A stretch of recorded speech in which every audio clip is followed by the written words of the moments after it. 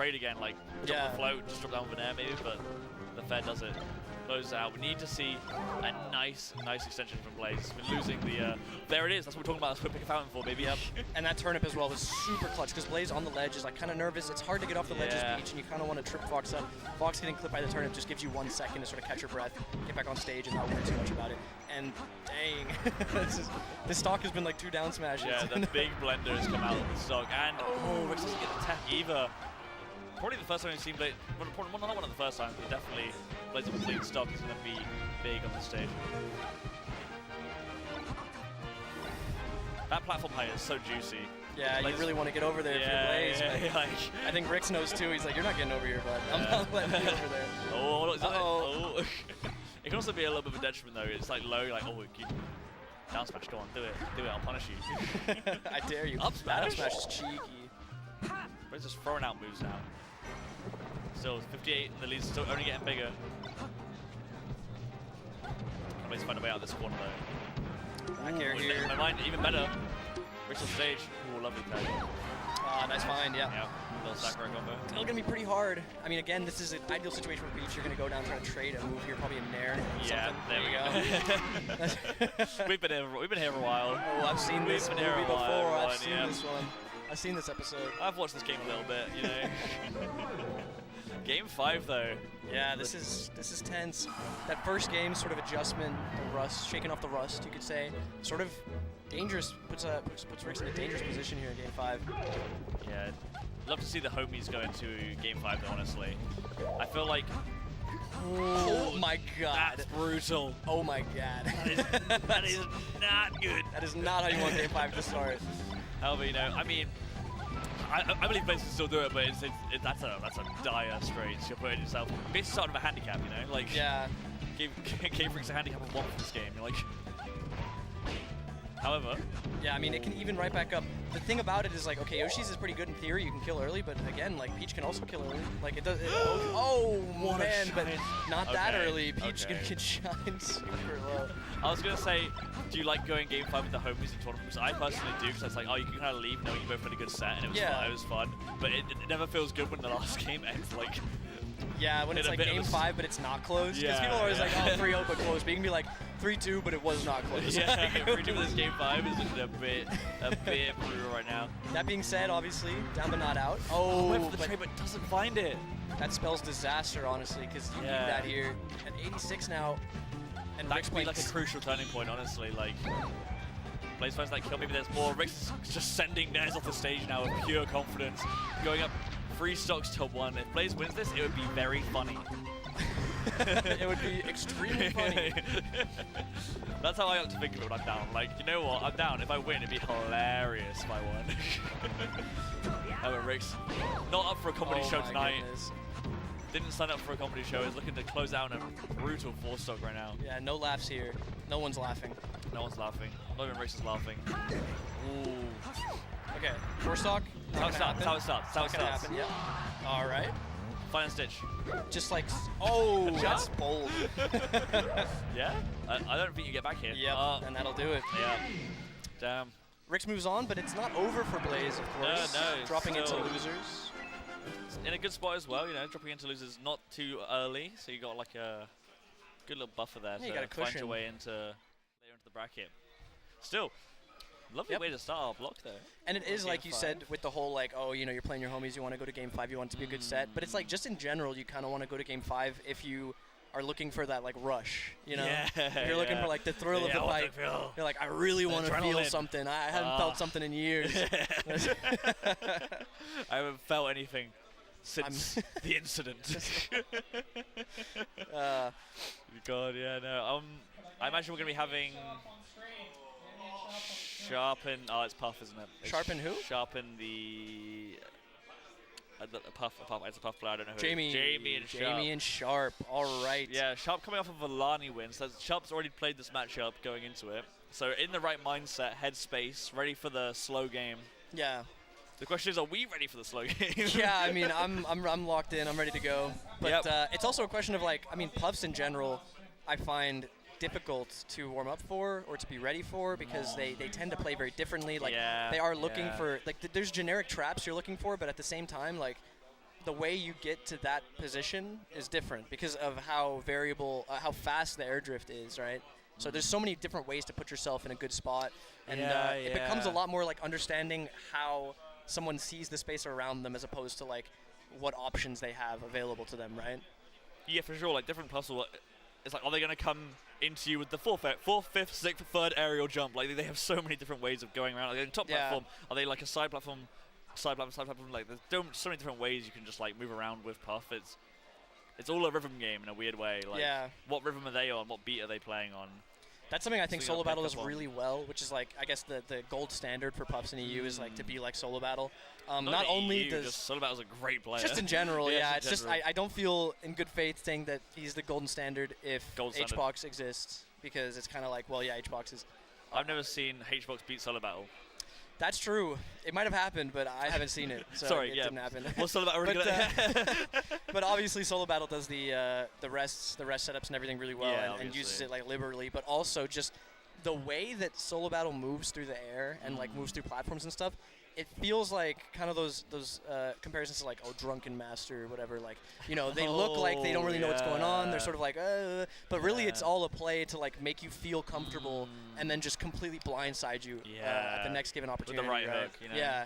So I think in general, like as much as I love to say Falco is like a mix-up character, it's like, yeah, you play Falco, you're gonna mix up on shield, you're gonna do all this. Puff is like quite a mix-up character if you play it that way, you know, if you choose to go down that path.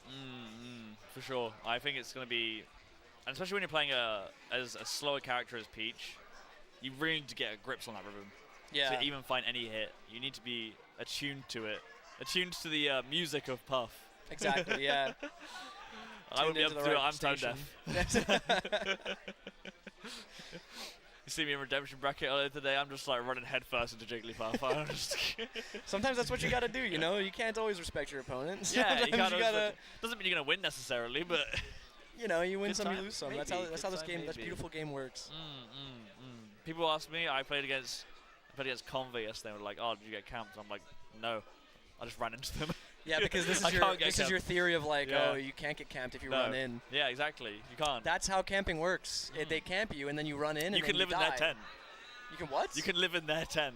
In their tent? Yeah, in their camping tent. They put up their tent, and you're like, I would like to be in the tent as well, actually. See, the problem is like that's effectively what camping is good at. It's forcing you to rush in and do something stupid. So. Yeah. But it's your fault for doing something stupid. You can rush in and do something good. No? If you're rushing in, it's telegraphed, which is not good. Like, that's 2-1 note. You know, if you're always doing laser nair, then it's like, oh yeah, well they're gonna read that. Like, you shouldn't encroach on the space. Make them feel uncomfortable in their tent, like a bear outside of it. Right. Put up a wall. Yeah. Like you've seen those videos where someone wakes up and there's like a horse outside their tent. Sure. Oh yeah. You gotta be the horse. You have to be the horse looking into the mesh. Sharp has to be the horse. All right, Sharp, walk in. It's horse time.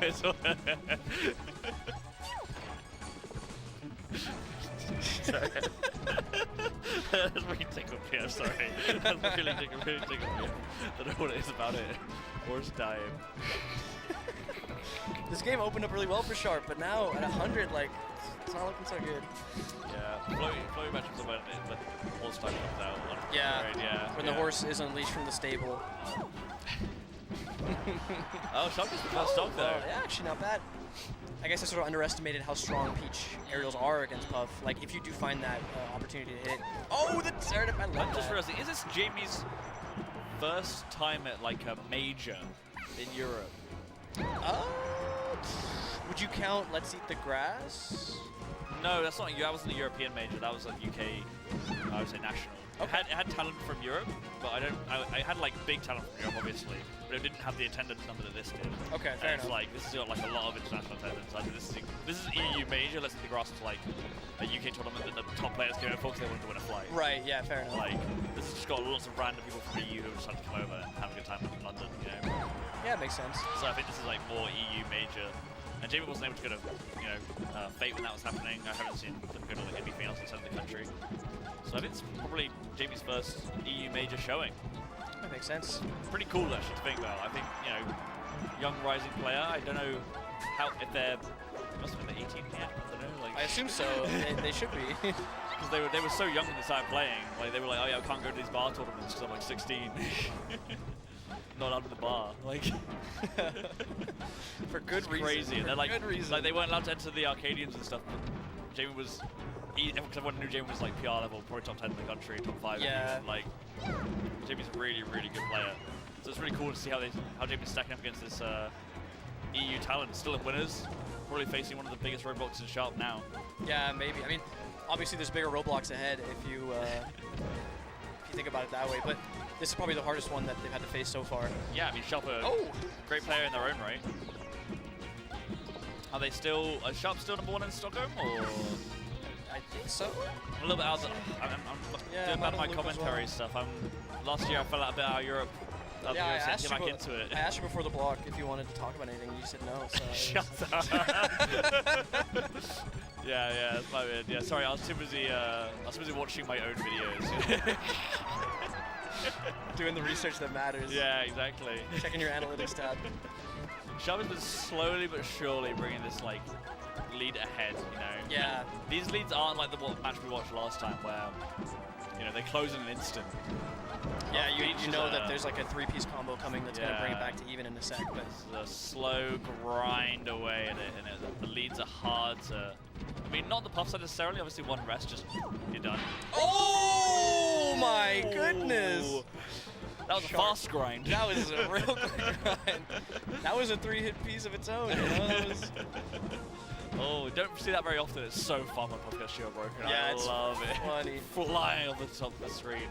Definitely the most exciting character to see get shield broken. Not because of like Puff, you know, people hating on Puff, but just because it's the only character that instantly dies. It's like, what the hell? Yeah, it's fun. I love it. It's like, it's such a reward. Everyone should explode when they get shield broken. It's true. Like, honestly, that would be so sick. It'd be hype. It doesn't happen often enough for it to matter. It'd make it way more scary when you see that little peanut shield. Like, exactly. I can't hold on to this. I'm gonna blow up. I want to see them knock off the top of the screen and literally explode into dust. Like, oh, okay. Sorry, that recovery from Sharp was amazing up until near the ledge, and then they kind of got flustered. But because they just spaced around everything there perfectly. Yeah, Sharp's an incredible player in general. Yeah. So Jamie's doing a great job showing them the level. Just gonna have to get used to it a bit. It looks like when we talk about the rhythm of the players, you know, Jamie has to be in tune to the music of Peach. Sharp's tune. Get used to it. Just as much as Sharp has to get used to Jamie. So Jamie keeps doing this thing off side plat like that. Okay, so you see that? Yes. It's always wave dash off the left, drift in, and then like aerial or double jump aerial or something. And it's like a bit too telegraphed, I guess. Let's see if they do it again. Yeah, that kind of thing. Similar, but not. That was like the first time they mixed it up in maybe like 4 goes. Yeah. So this is extremely close in this last yeah. here. Luckily, I think at this point Sharp is a little bit out of rest range, although that's really scary to get hit by every hit of drill there.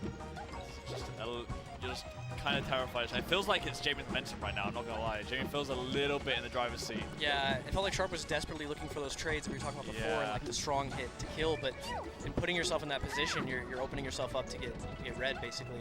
It feels like Sharp's coming to Jamie right now. Jamie's kind of got Sharp like, come on.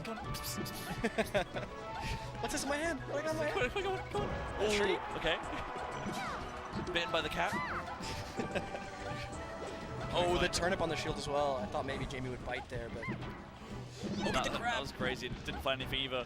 Does forward throw kill here? I mean, down smash isn't going to kill, but... If it said to the left, it would have. Yeah. But not quite. Got Jamie in the corner. Will we see...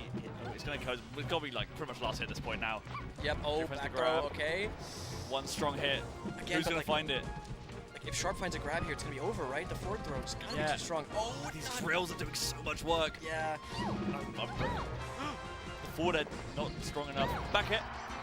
Not quite. I thought it was one strong hit, but I forgot how long Peach is. Look at this recovery from Sharp. Yeah, but at some point you got to commit to drifting in. You're going too far out. You won't be able to make it back. And Jamie just waiting for that. Yes, yeah. Picking up on basically what happened last time when Sharp was recovering like that and just saying, all right, yeah, drift out. Like, see how far you can get before you have to drift in, you know? That was a mad command from Jamie. Yeah. Getting that shield broken to the last stock and then grinding 2 stocks out of Sharp. Yeah, that was an uphill battle and a half. Maybe Jamie's caught onto the rhythm. Maybe the reason they're doing this wave dash off game is it's just working. It's the way they play against Peach. Ooh, yeah, maybe. Big damage, big damage. Take a nice 50 if you're sharp. Still. It's a little... It's gonna be calm. Yeah, just gotta take it one step at a time. Don't force anything. You see, as soon as you start forcing stuff, it kind of gets dangerous. Yeah. It's always tough. Because you want to hit him. Oh, you want to hit him so bad. I want to hit him so bad. I want to hit him so bad. When you tell them that you want to hit them, when you tell them that you want to hit them, then they stop you from hitting them. I'm following. Yeah? That's fighting games 101. Take notes, kids. Take notes. It's called neutral. Yeah, it's called neutral, baby. I'm full of insight. Whoa! That's a spice up. Get that every single stock, please. Every time stock is every time stock's like the reverse fair into fair. And? No, okay, well, we had our fun. Yeah, not our fun. Shay says no fun allowed. We're a top tier production here. Ooh. Sharp's just finding these like down smashes. It feels like up tilt. That's a crazy move to pull out here. I love up tilt. Peach's up tilt's so funny, and you never see it. It's just up smash is just kind of better, right? Yeah, exactly. I think. Landing kill? Not quite. Still. Or even just like float up air maybe is better than up tilt. Yeah, there's a lot of better options. It's so slow. Yeah. I think our head's invincible in though. Is it? I feel like it might be. Tell me if I'm chatting. You wouldn't know. No one will know. No one in the chat can correct me, because if someone knows that Peach's up tilt is vulnerable or not, spreading lies, spreading fake, I'm going to start just lying. Who's going to stop me? Oh, up tilt rest. Oh, well. It's not going to. What do we do here? Sharp's not going to be able to get much off of this. Yeah, right? Like 10% sure. Imagine Jamie S. Can you? Is there like a world where you can like SCI down smash and get a rest off of it? Is that like a thing I think that exists? If you like holding down while you're getting down smash, probably the worst idea. Not down, like SDI like up. Oh, SDI up. Like okay. SDI the first hit up and then rest them for it. Probably not, right? It's possible. Surely not. Ooh. Imagine they just drill there and rest. That'd be crazy. Still, Jimmy's finding these. It feels like the lead gets insurmountable. It feels like it's like, oh, Sharp's on a fresh stock. Oh, and Jamie's down a whole one. And it's just like, oh, how do you come back in this matchup? And Jamie seems to just always grind it back to even. Yeah. Every time. I'm not even sure how. It's magic. Once again, Sharp's just finding the lead. And then Jamie's gonna go to the last stock and realize that actually I shouldn't die, maybe. Maybe I should play some neutral. Yeah. It's also just a matter of like, oh, whoa, okay. That was really close to killing, actually. But yeah, it's like, okay, you're playing on a different stage, people have different game plans, maybe you need those first two stocks to feel out the game plan, then you kind of figure it out, and then you're able to play the game you want to play. Yeah, it feels like Jamie's just a slow starter. The music starts slow, and it crescendos in the second to the last stock. Whereas Sharp like crescendos early and it kind of comes down. Yeah, that's. I don't know what I'm talking about. I don't know what I'm about. I'm trying to make 1 second you're tone deaf, the next you're talking about orchestra music. I don't know what you're like. I'm making floaties sound beautiful. You're throwing haymakers at me. Yeah. The float match was a beautiful, mystical thing. And sometimes you understand it, sometimes you don't. Oh, I thought we were going to see another one for a second there. I think every time that down smash hits shield now, I'm gonna clutch my pearls. Where are your pearls? They're hidden. Ah, okay. Yeah. Around my neck. I can say. To clarify. Yeah. Is that better or worse? Better. That's where they're supposed to be. Actually. Yeah. I love when pearls are around the neck. You don't know Marge Simpson pearl necklace? You don't know this? Yeah. It's iconic. Oh, damn it. I'm waiting for Sharp to just hit some monster down smash again. How much money would I have to pay to do a Marge Simpson impression right now? Pay me? Yeah. I think... I don't want to watch this impression. My throat's already kind of dying. If I do it, it might just be the thing that like pushes me over the edge. I can't have more Cubs again today because I'm sure my throat's will be dead from the Marge impression. I'm just trying to get you out of here so I can do solo block. Like, do the Marge impression. Do it as loud as you can. Yeah, get this guy out here. I don't want to talk about crescendos anymore, man. This guy's talking about music during Melee. was about to say Melee's like jazz or something. Oh no. Is that what I've been saying this whole time? I've been playing to the stereotype. It's all about, oh, it's all jazz. Jeez, it's all tennis. It always comes back around. It's all tennis. Jazz and tennis. It's like ping pong. It's just like ping pong. It's like ping pong, the animation. Ping pong is like tennis, but on the table. Yeah. That's why they call it table tennis. Yeah. And and Shop's kind of like Peko. Like, yeah. Like, and Jamie's like Jamie's like the dragon guy. Is that what they call it? The Chinese player? Oh no, the dragon. Oh, the other Japanese guy, the enemy of yeah, that one. But unironically, I know, it actually has devolved into this. I don't want to talk about this. Because what's more interesting is that Jamie went back to Yoshi's. Yeah, actually, that is kind of crazy. Jamie went back onto Sharp's counter pick after losing. Clearly, to be fair, it didn't feel bad. Or maybe just Jamie is a zoomer and doesn't like the longer games. He's like, yeah, actually, just go little stage, please. I don't want to grind it out. Actually, I want to hit you. Yeah. I want it to be a nice bare knuckle brawl between our. Because it kind of is. It's actually just like we're trading jabs. It's floating matchups. Pretty much, yeah. Big punches. Feeler jabs until you get the uppercut. Yeah. Little Mac. I don't know why I said little Mac. I mean boxing. There's a line. You can draw a line there. Okay. Brain rot. I think my brain's actually fried. I don't know what's going on. Just start listing boxers for the rest of the set. Oh, what a tech chase rest. It is going to end with a kill, I think. Right? Mike Tyson. Yep. Mike Tyson. You ran out of boxers already? I ran out of boxers already. Floyd Mayweather. Floyd Mayweather, yeah. Muhammad Ali. Jake Paul. Just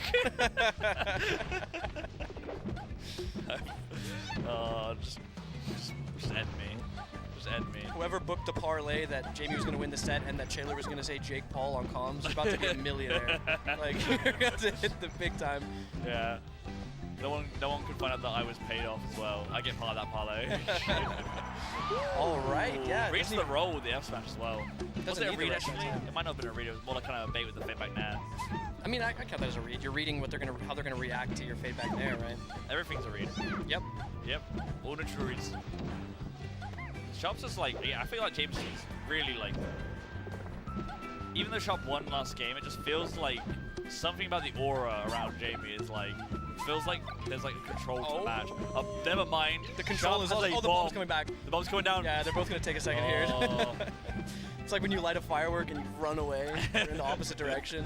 Like, it's a really dangerous game of hot potato. Yeah. Thrown up in the air. Ooh! Oh god!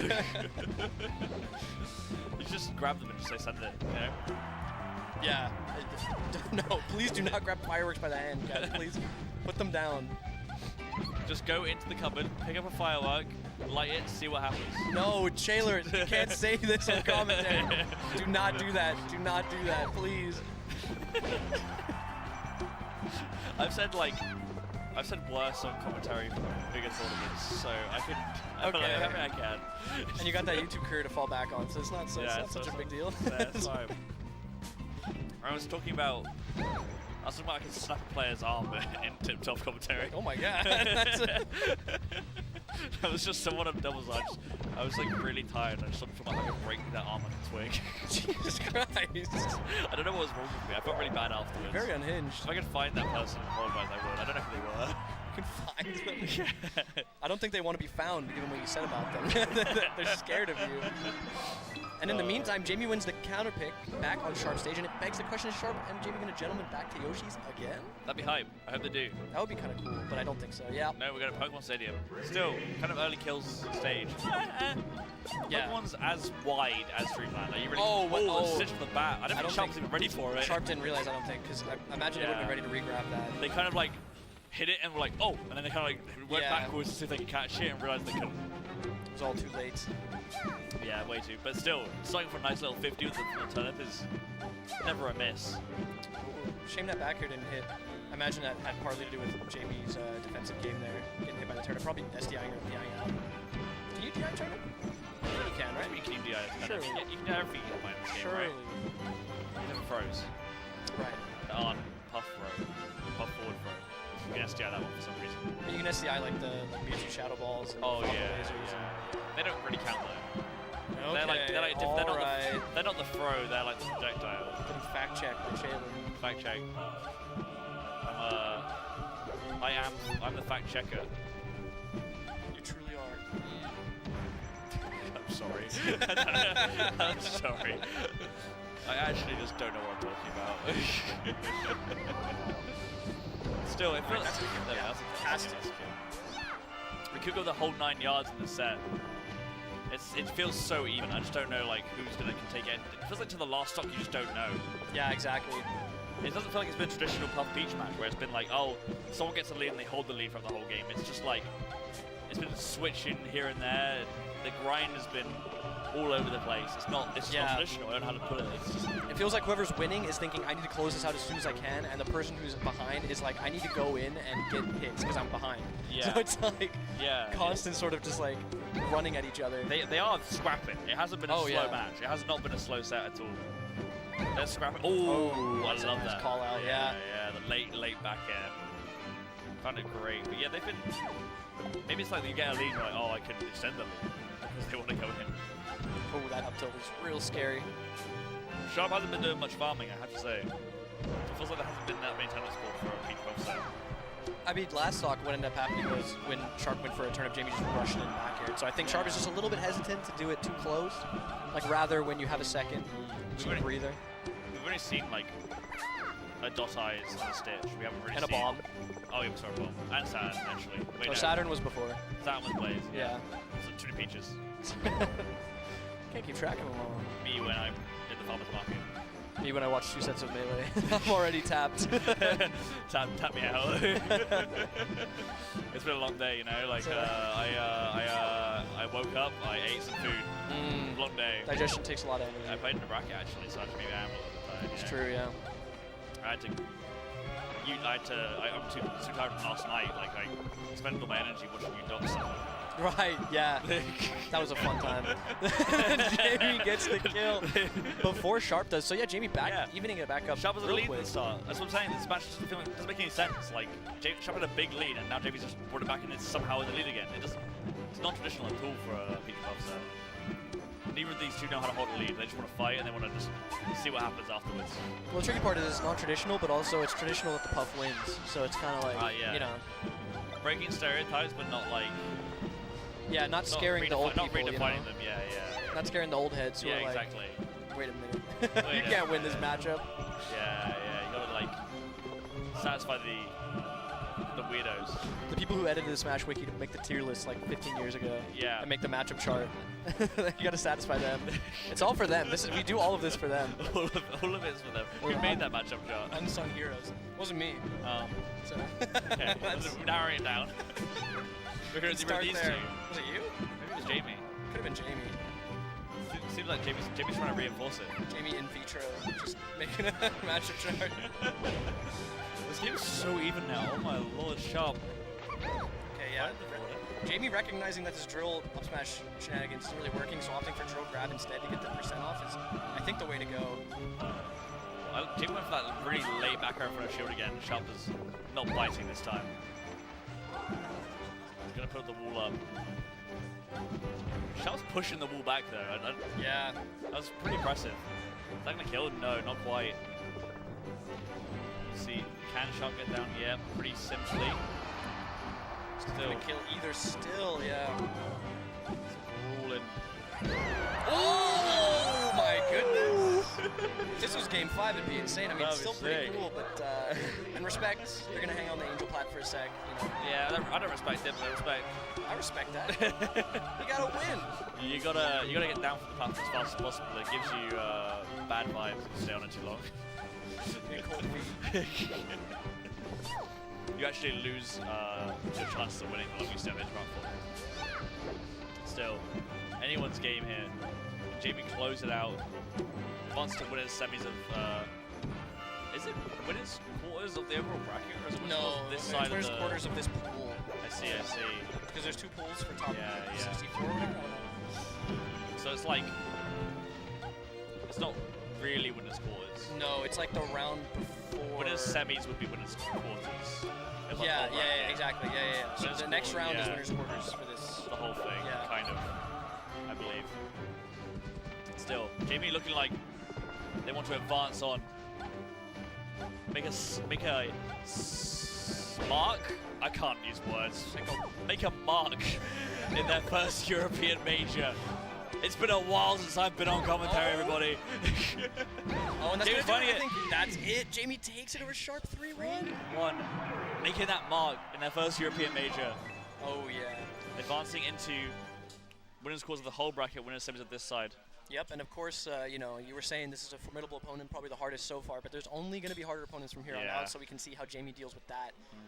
But till then, Sharp is also not out, just like Blaze, goes down to losers.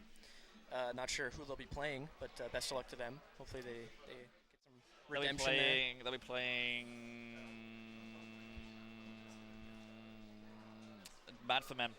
Oh, yeah? Yeah, I have no idea. No, Mad for Men was in the other pool because they beat me. So no, it looks like loser of Z. I just like went for it. Clemens. Yes, so Sharp is going to play Clemens, and Jamie's going to have to play Triff, which, to be honest, there are worse draws. Yeah, to be fair, another Peach Puff set. It's not too bad. I mean, it's not great because it's Triff. It's not Peach, it's Triff. But yeah, it's but Triff also hates Puff. Like with a passion. Yeah, but that's like we used to traumatized by solo battle. We used to see Triff pull out the Fox even for solo battle. So I wonder if it's if he's struggling there against Jamie, maybe the Fox comes out. Maybe Triff Fox. Maybe. You never know. You never know. No, it's literally traumatized by solo battle. It's actually it's poor hard life being Triff. As we all were. I don't know if you know the Syndicate story of like solo battle coming in, getting seated super low because nobody knew who solo battle was, and then just like running all the way to I think losers finals. That was Sechi? Yeah, the one, Sechi Prof won that tournament because, yeah. That was crazy. That gave me PTSD. That gave me like trauma that I had to process. Because it was like, who is this guy that you never see that? You never see some guy seated like 100 something, just like. Well, you didn't back then for sure. You do a bit more nowadays. Yeah, I think times have changed. People are getting good real fast. I'm trying to move this because my hair keeps popping out of the middle, and it's really. I think it's charming. Thank you. You gotta join the hat metagame. This is the hat metagame is where it's at for commentary. Okay. That makes sense. Minimal effort. Yeah, but you do see that more nowadays. We see like J-Mook. We've seen just like random people who aren't ranked at all, like just hop on. Okay, like, I think calling J-Mook a random is a little like when he started doing well, he was not a random. I didn't know him. He was already like kind of random to me. That's random to you. I didn't know who it was. Who are you exactly? There's definitely been more as well that I'm trying to think of. People just debuting on rankings at like absurdly high. Yeah. Like nowadays. Yeah. It's like it's not cool to like debut at like 5 on a ranking now. It just happens. It just like, that's how it is. Like, yeah. If you get number 20 in your first PR season, that's like a shameful thing. That's like bro. Come on. What are you doing? Should have step it up. Should have been in the Slippy Mines. Yeah, exactly. Longer. It's just so much easier to it's not so much easier to get better. There's just so many more resources to get better, so it's a bit less like daunting to find people to play and to find like moments to play. You can play during your lunch break at work. You know, you can play. Yeah, if you have a nice little remote job. Yeah, when your significant other's like yelling at you for not paying attention to them, you can play like a quick unranked game in the middle of that. Kick one out. Yeah. Like, why aren't you doing the dishes? And you're like, I just started. I'm searching. I'm searching. I found the searching. game, and then when you finish it, you can press start again, and they won't have to know. Exactly. Yeah, and it's a guaranteed way to make sure your relationship lasts a long time. And the thing is, you actually can't pause the game on Unranked. You can't. You genuinely can't. So it's not a lie to say that. Like, it's totally fine. Yeah, and this is in the school of like advice you shouldn't listen to, by the way. No, you should. You should. No. Yeah, you should. I'm gonna play devil's advocate for the correct side and say no. No, I think you should. Okay. I think you're offering good advice here. I think you should always ignore the people who are important in your life and play video games instead. And improve at a skill that might get you £10 at a weekly each week. Yeah, £10 at a weekly is generous. That is generous. That is generous, but it might get you that. First of all, you gotta win, and second of all, maybe you move to a city that's bigger and you get 20. Maybe That'd be crazy. I mean, our locals don't have prize. And what's the price for that? A couple damage relationships. A couple damage relationships. Just a generation of trauma. Yeah, it doesn't. No, because our locals don't have prize pool. Neither do mine. Oh, there you go. Neither See? mine. Yeah. Chatting shit. Yeah. I just don't think. I just stopped offering it. I was like, venue's expensive nowadays. It's a hard life out here getting a venue. I mean, we don't pay. We don't charge anything at all. For our locals. For my team's locals. We run them. We're very cool like that. I would start charging an entry fee. We can't. Pay yourself. We literally can't. Why? You're not allowed. The rules of the venue. Oh. Yeah. Under the table. Like we don't. It's not under the table. You should do so the venue is a non-profit. Yeah. So the venue cannot make money, and also we cannot have like prizes or like compensation for being there. So we get the venue for free, and we just have to accept the fact that there's no prize pool. But I think, like, it's something that people don't appreciate, that lower level players don't necessarily care that there's not a prize pool. They're not there to win money. They're there to play the game. Especially for a weekly. Yeah. They don't give a crap. They just want to come play. Exactly. But also, it does add a little bit of like a je ne sais quoi, like a I was going to say je ne sais quoi, but I don't know what that means. It means I don't know what. There are French people here. Does that actually mean I don't know what? It means like I don't know what, yeah. Yeah, it does add, it adds something to it because like you're going to somewhere every week and you're paying money to go. So it kind of makes you want to like get a bit better. It kind of encourages that like competitive nature to people sometimes. I know some people don't even care about that at all and they'd rather just not pay, but it does like something about these things like add to the vibe of like the general thing. Everyone's just each week and no one's trying to improve. It can become a bit stale. Yeah, but the thing obviously for me it's is still like fun to like interact and hang out with people.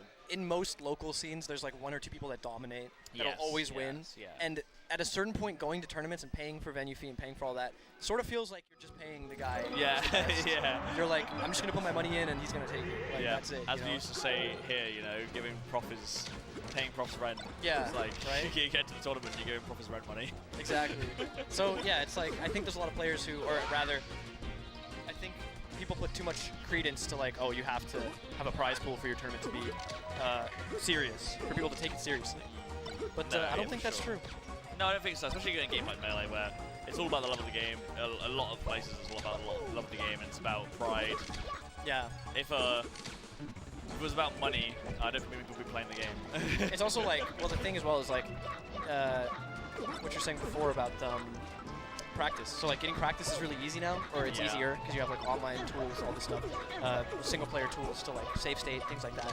But what you can't find easily is real life tournament practice, right? Like the experience of playing a close set physically next to the person you have to play, keeping composure, managing energy, managing stamina over the day, dealing with like bad matchups or mind blocks, people that are better than you or who always have your number, and that kind of practice is like very valuable. And I think that's what most people go to those tournaments for, right? You're not going for the money, you're going for the opportunity to like practice this very specific type of playing Melee, you know? Yeah, but adding money into it also does make it have that. I think maybe I like gambling.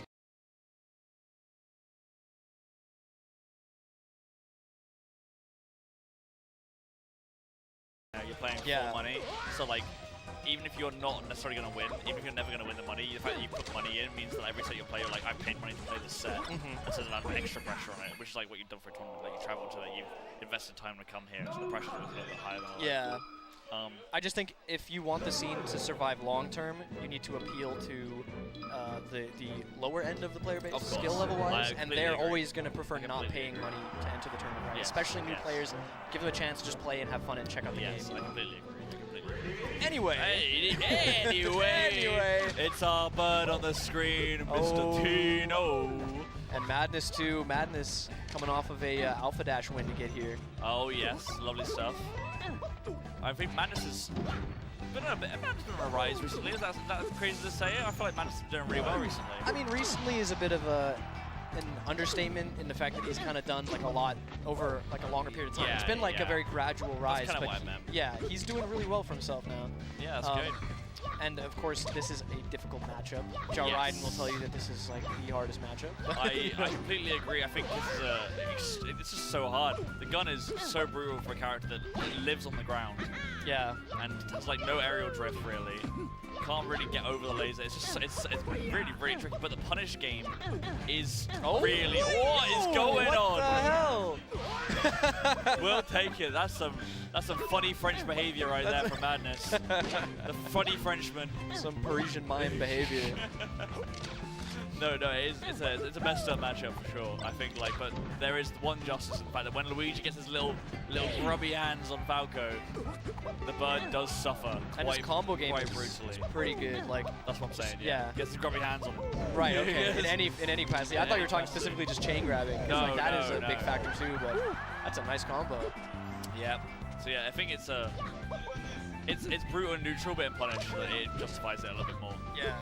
So Tino's gonna be airtight in that neutral game, making sure you're winning a lot more neutral exchanges. And at Zup, right, Tino lost to Jalraiden. So I wonder how much kind of knowledge sharing is happening between the Luigis in Europe and like how to beat very specific Falcos, because this is one of those problem matchups. That is a crazy conversion to find. Yeah, that is not one you see too often as well. Like the DI on the throws, I'm not sure how much mix-up there is with the Luigi one, but it is always behind. You're always behind unless you get hit. Yeah. There isn't really a change in that, I think. Like if you get up thrown by Luigi, you're either going to go straight up or behind. Yeah, and if you go straight up, you're getting hit by a move, guaranteed. Yeah. If behind, it's pretty tricky to get hit. Yeah, it depends, right? FD should get re-wrapped. Yeah, but we're not on FD, are we? Exactly. Are we? You got a point, And suddenly we're already at last stock here. Can Madness close out, take game 1 over Tino? Yup. This is going to be... We're going to close it out. Oh, nice from Tino, recognizing that Madness is not going for the traditional, at least from what I've seen from Jalraiden, this like jump, slow fall off back air. He goes for this jab thing to push himself off on the ledge every time. So if doing Madness on top platform. Sorry, I just got to So if you commit to doing that jab thing every time, then Tino can go for the early recovery up to stage, and you've already kind of committed to doing this jab. You're locked in. I see. Top platform is very dangerous right now. Tino can find a cheesy kill. That would have been it, but even now at 109 in the edgeguard situation, it's not going to kill just yet, but it's not looking good. It's going to be really hard for Madness to get back here. This edgeguard. The misfire coming up, but it's bad misfire. Really bad, yeah. Oh. That's a shame. Tino finding it in himself, somehow finding that game. I thought Madness had that for sure. Madness thought so too. You see the shrug and the smile. He's got to shake that one off. But Yoshi's is also an interesting pick for the first stage. I mean, in general, it's kind of like you're going to die kind of early as Luigi. You're going to have less space. Falco can pressure you a lot. But at least you negate lasers, and you also hit like a truck. So there's like a little bit of there's merit to it, right? Yeah, you don't you hit the Shy Guys and die sometimes on the recovery. But yeah, going to FD is the logical thing. I don't know if I see Madness has the chain grab in the arsenal. Definitely, you have to. It's quite a tricky train grab though. It's not an easy one. It's definitely not free. It's definitely got a lot of nuance to it. One of the harder ones. The thing is, because for me at least, from my perspective. Oh my God! What? Tino knew the invisible ceiling was coming and reacted perfectly. How did he know? And it was still in action when the F smash hit, because Madness just went straight to the bottom left of the screen. Yeah, it's just like Shadow Realm angle off the side. Really cool stuff from Tino. But yeah, so from my perspective, because everybody cares about my perspective, obviously, the chain grab on Luigi on Falco, it feels like it's easier than some other chain grabs only because you have the up or the back angle. There's no DI mix-up left to right. There's only one way and up. So like, in terms of how many options you have to cover, there's less, right? Yeah. So in theory, easier, but again, I don't think any chain grab is as easy as people give it credit to, because you do need to execute in the end, you know? The stage in general is just good for Luigi because it's just flat and no platforms. So you can just fight on the ground. But the problem is, like, one of the things Luigi struggles with in this matchup a lot is dealing with lasers. That was really nice find. And with no platforms to escape from, you're going to be looking at walls of lasers a lot of the time. Didn't go for the chain grab, just went for the up throw smash. Oh, wow, power shield F smash, okay. So you get the short, make sure to be caught by Madness there. Finding the F tilt, can find the edge guard. There's that back air. Oh, nice from Tino though. Madness wanted to get attack to send off stage, obviously, but he was a little bit in front of it. Spot dodging the up B. Oh my God! Tino, you madman! But yeah, that's a good mix-up for Madness to do the down B there. You kind of have to make a choice. I can't believe they didn't die. I actually can't believe they didn't die. That was crazy. Tino died there? What happened? That was bad. What the hell? So just gonna get up. Nice patience from Tino, but it's not quite time to down tilt yet, bud. Two Falcon mains on the cast, just see Tino do anything. We're like, oh my God! sorry. I'm pretty sure he did edge cancel fair down, and that's worth getting hype over. He didn't just do like shine down. Oh! How did you air dodge onto the stage there, Tino, you absolute psychopath? That's what I'm saying. You know what? And he's not ready for that one. He's not ready for that one. Yeah, it was ready earlier, not now. That's what I mean. You don't want to get coined off stage, right? That up B, the boing comes out, the coin comes out, and you're done. You're cooked. This has actually been the funny green man game for real. Luigi's such a funny character. He's definitely going Yahoo right now. Oh, there it is. All right. 190. It's funny because the last down tilt was at like 110, and they made it all the way to 190 before getting hit by another one. Still. Zero's playing these shield push situations beautifully. These nairs are so attractive. But he's got to be careful, right? Overcommitting there. Steals the legend. Wow. Yeah, that's unfortunate. That's rough. Yeah, that's pretty. I mean, sad. it's great if you're Tino. That's amazing for Tino. Yeah. You're loving life. You're happy. You're joyful. Living large. You got your whimsy back in your step. But yeah, I think so. I'm feeling the whimsy. Taking us back to Yoshi's an interesting. There were the beginnings of maybe counterplay for Madness in Tino overcommitting a little bit sometimes because like that's your worst enemy. Oh, okay, and follow.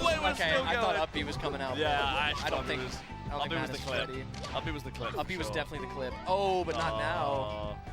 Madness listening to us. Yeah, don't listen to us, Madness. Focus up. Come on. Lock in.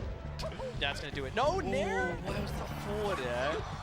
Still, might close it out, not getting spiked. Madness is dropping these crucial moments. They're gonna, Tino's just gonna eat them up. And counter a player like Tino, like Tino's been getting so good recently. They had an amazing performance at Don't Park on the Grass as well. Like, this is not the kind of player you can be missing these things against. And the tech as well. Neither of these players want to die, and there it is. Finally, with the forward air, closes it out. Better late than never, but 100 is pretty late, and yep, that's also not good. If I do say so myself. Also not good. Insightful commentary. That wasn't good. That's not good either. Yeah, that's I don't like bad. this situation. Yeah, not a huge fan. Bad situation. Not good for Luigi right now. Getting hit sucks. So in Melee, you don't want to get comboed. Yeah, that's kind of like one of the factors. That is a true thing. Yeah, I don't like getting comboed personally myself either. A true thing? You mean a fact? Oh, that is good for Tino though. That is a good one for Tino. You did take that that is a good thing. That's a good thing. Yeah. Bad for Madness though. Pretty bad. We need like an indicator with like a smiley face or like a frowny face whenever anything happens on screen. So you know what emotion to feel. You ever those shops that have like the smiley face like scale, how the like service was today? Yeah. I think you should bring one for a tournament sometime. After the set, you should be like, how was the set to your opponent? They just like solemnly press the sad face. No, one of my deepest, darkest secrets is every time I see one of those, if I if I have the chance, I press the lowest option on it. I always press like the really sad face. Yeah, I also love making service workers' lives harder. No, but it's I honestly wonder how much it matters, like where it actually goes. Yeah, I feel like it just goes into the ether, and then that's it. You know? Yeah. Did Tino just SD, by the way, while we were talking about random? It's possible. Faces? I think he got coined. Oh, get boinged and coined, and down smash to boot.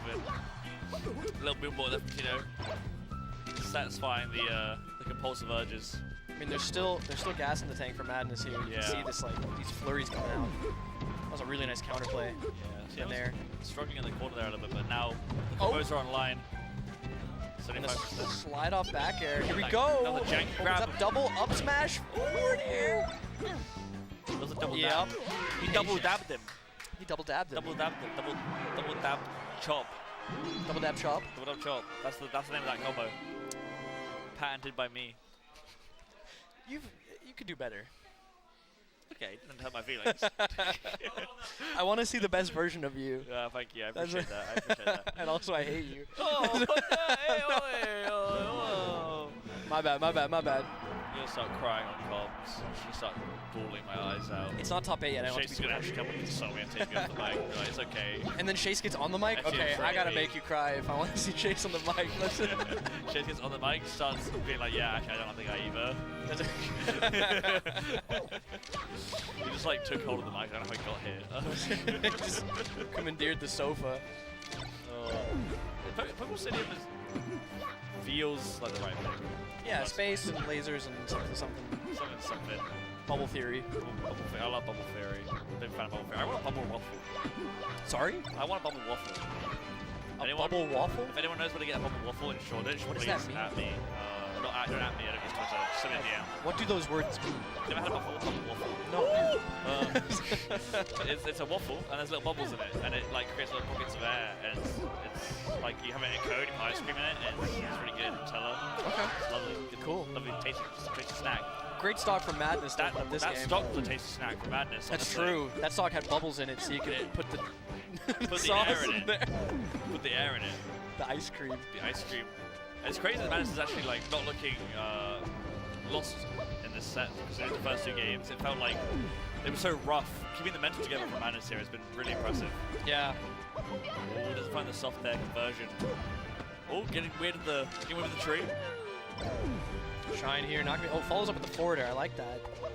Yeah, that's maybe try and kill the top. We're going down there, are we, Tino? We're getting messy in the tree. That down tilt spiking is actually going to kill, isn't it? I feel like Tino was trying not to laugh there. I think I heard you when you said that. It's just funny. But when I said that, he should have laughed. All right, finds it. Huge. Oh no! Yeah. Okay, God, so that was very clearly a jump down there, and he went for the misinput. Oh yeah, you're right. Yeah, that makes sense. I thought it was actually going cycle with it, just like try to catch the point down. Madness finds the jump. Not letting this game get out of control. Surprising lack of Tinos from the crowd, honestly. Yeah, actually, to be fair. Fairly quiet. I think the crowd has faith. Nice find. And yeah, you're not making it back from this. You have no jump there, pal. Maybe that's a disrespect from the crowd. If you don't hear any Tinos, it means they have faith in Tinos to win. Maybe, yeah. They don't need to be giving us some Tinos. Madness just flailing in the air, like. It was unfortunate, 3 options and none of them were right. Like, you end up, Tino just ends up dodging each of them. Going down the down B, Tino finds the punish on it though. All right, here we go. Get that grab. He was ready for that one. Just a little bit slow on that platform. What's the air on that platform? It's such a weird character. Yeah, he just does this weird stuff, like keeps popping back up on the plat after the aerial. Yeah. Forward smash forward. Oh, it seemed like he was right. Tino was roll. Busting out the 2005 tactics. Rock's coming up. Uh-oh, here comes Rocks. Pit fight. We're going down there. If you're Madness, do you just want to stay in the pit, get gambling? Do you want Madness doing some crazy tech, bouncing fireballs off the wall. Down to, yeah. And that'll do it. I mean, you got to go for the Hail Mary up B there. You got not much choice left, Yeah, it might not even work. I'll be able to tech off the wall. True, yeah, that would have been more of a flex. Like, don't dodge it, take it, and just tech off the wall. That'd be crazy. That'd be cool. Very happy with himself. Yeah, very good showing. And once again, Madness not out of the tournament just yet, moving down to losers. But it was a great set. It was a great set. It was a good set. We're talking about it. He says yes, it was a good set as well. Yeah, he agrees. Madness agrees. It was a good set. Very fun to watch. Very fun to watch. Tino is definitely in the groove. For yeah. Sure. Looking forward to seeing more of Tino later on today. So yeah, Tino's going to go on to face Rix. Oh, that should be a good set. And looks like Madness is going to drop down and play FM. Oh, FM doing a little losers run. Yeah, beat FM Stranger. beating Stranger. That's good. That's a good win. That is pretty good. Stranger, obviously, years of experience dealing with Puff in the north with GG. And update about people we saw on stream earlier. Yes. Blaze out of the tournament, 3-0'd by Villani. And then Sharp Puff is playing Clements right now, I think, somewhere in the venue. Oh, I see. I don't know if we can see them, but scanning. Don't see Sharp. I don't see them either. I don't see Sharp anywhere around here. Well, maybe they're hiding. Maybe they don't want to be seen. Sometimes people hide for mysterious reasons. People hide from themselves. This is really... People hide in the depths of their soul. Sometimes people are there, present, but they're hiding. Their true self. Think about that. Think about that when you're... Think about the waffles and how they hide those bubbles in them, and that's kind of like people in a lot of ways. I really want one of those waffles, man. I thought you were going to say something like, please stop bringing up the waffles. Please stop bringing up because I'm hungry. Aw. I didn't eat enough for lunch. There should be notes. I don't know if Chase is listening right now. Notes for the next stream that you do.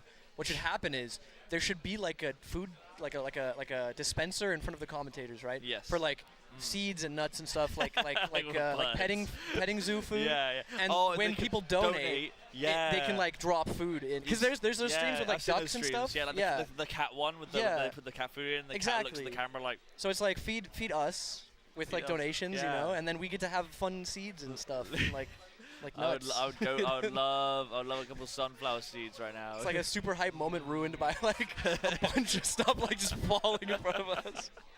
That'd be so good. Oh, I would love that. What to the players? Even better. Oh yeah, true. You can like jump it in their lap on their players. Shoot it into their face it's like a gun. Like there should be more high pressure air, like a t-shirt cannon with like a sandwich in there, and they just launch it at you. It's just launching seeds into their face. Like, you can choose which player you're shooting at, so the chat's like donating to like. Oh no, that's a really bad idea. That's a really bad idea. Like, there's enough people that are universally disliked that would just get absolutely dogged. Maybe don't be universally disliked. Ever think about that? Damn, that's true, guys. If you ever thought about the fact that people don't like you, just try better to be likable, maybe. Yeah.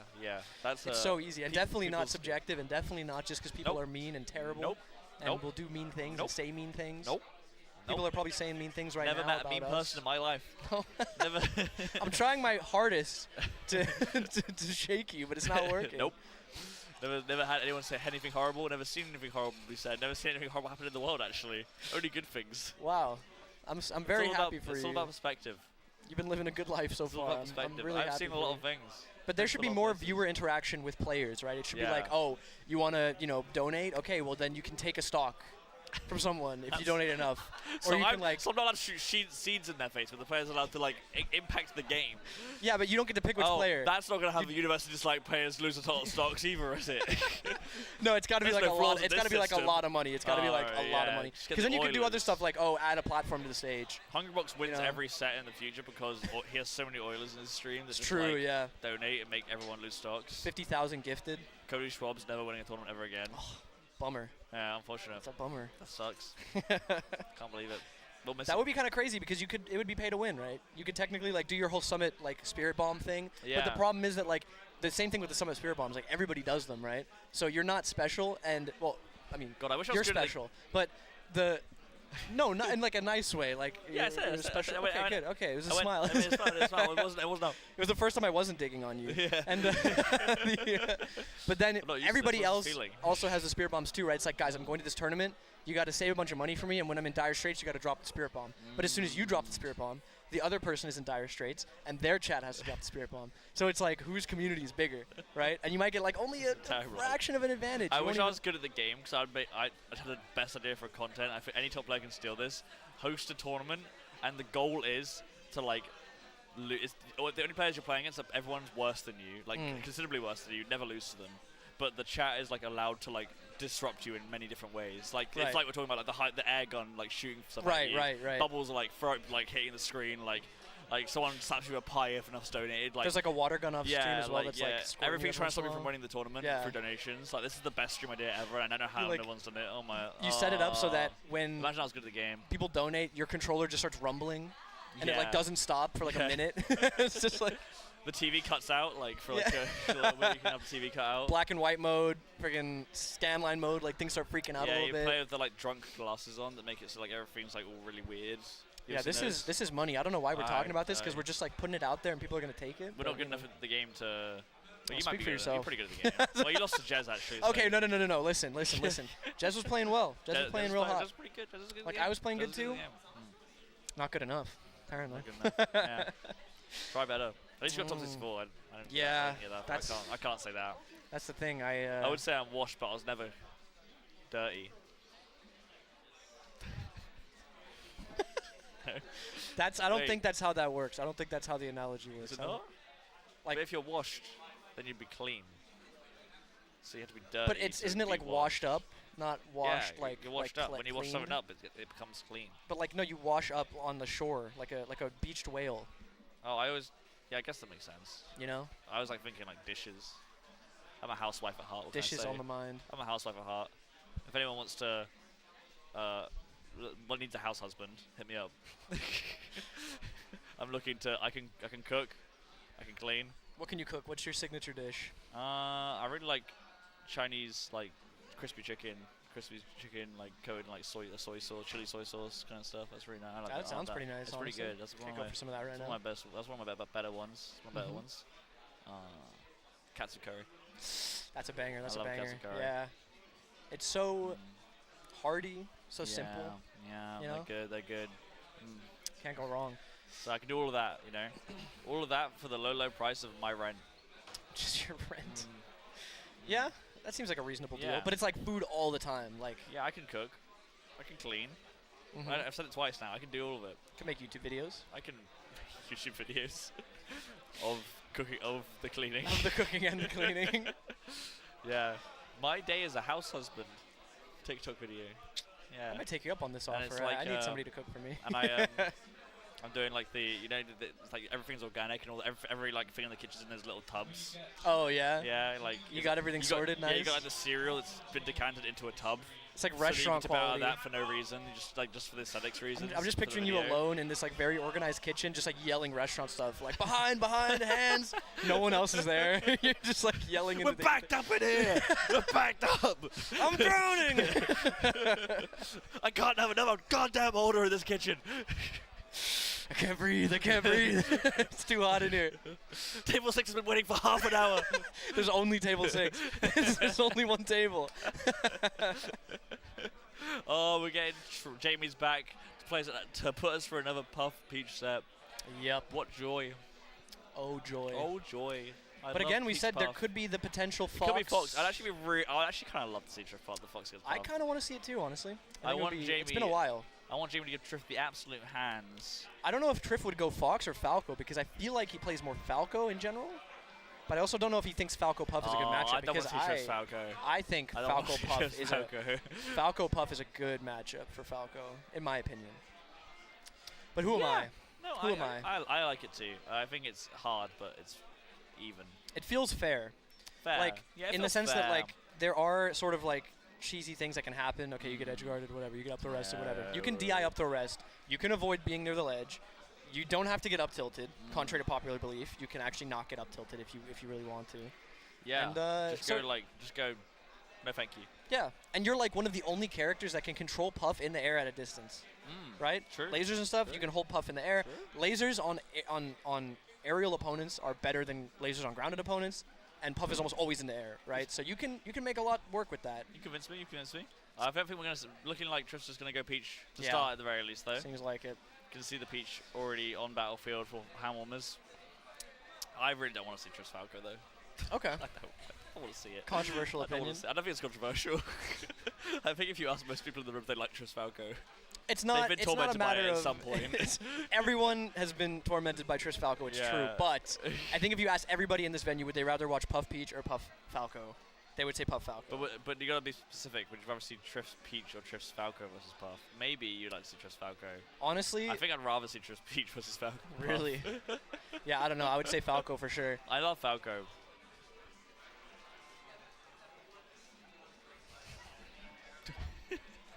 We all love Falco here, guys. This is the Falco hour. I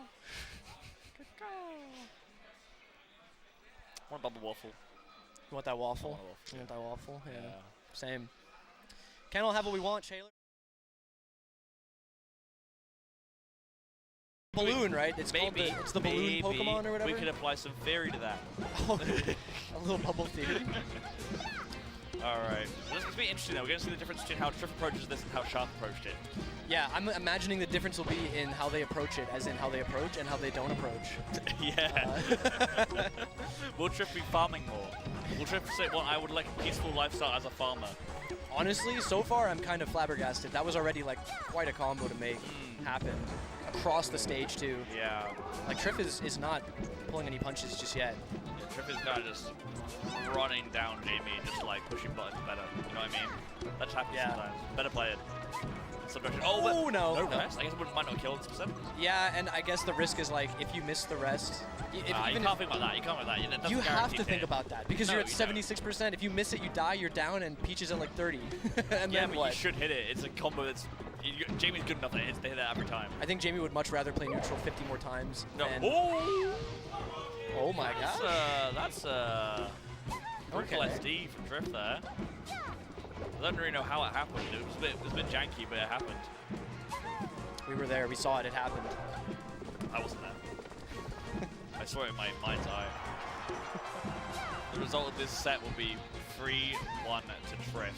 Oh, wow. Okay. You're giving Jamie a game? the result of this set will be 3-1 to Triff.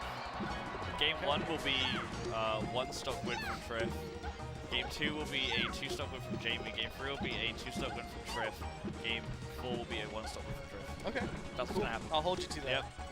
If I'm right, Chase is rigged the hold bracket. I have a parlay on everything, and I'm rich after this tournament. You got the script because you're writing a video about it, right? Yeah. Yep. I'm writing another bad video, as you'd say.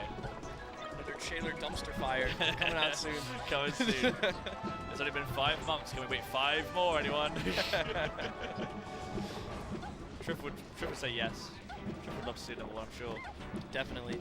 It looks like Jamie's playing this way more patiently than they did the Shark. For sure. Like, this has been a long, that was a long last, like, stock they were holding there for. Yeah. And then we got 20% off of it. So was it better? Like, is it a better approach if you're not getting much and you took all that damage and only got 20%?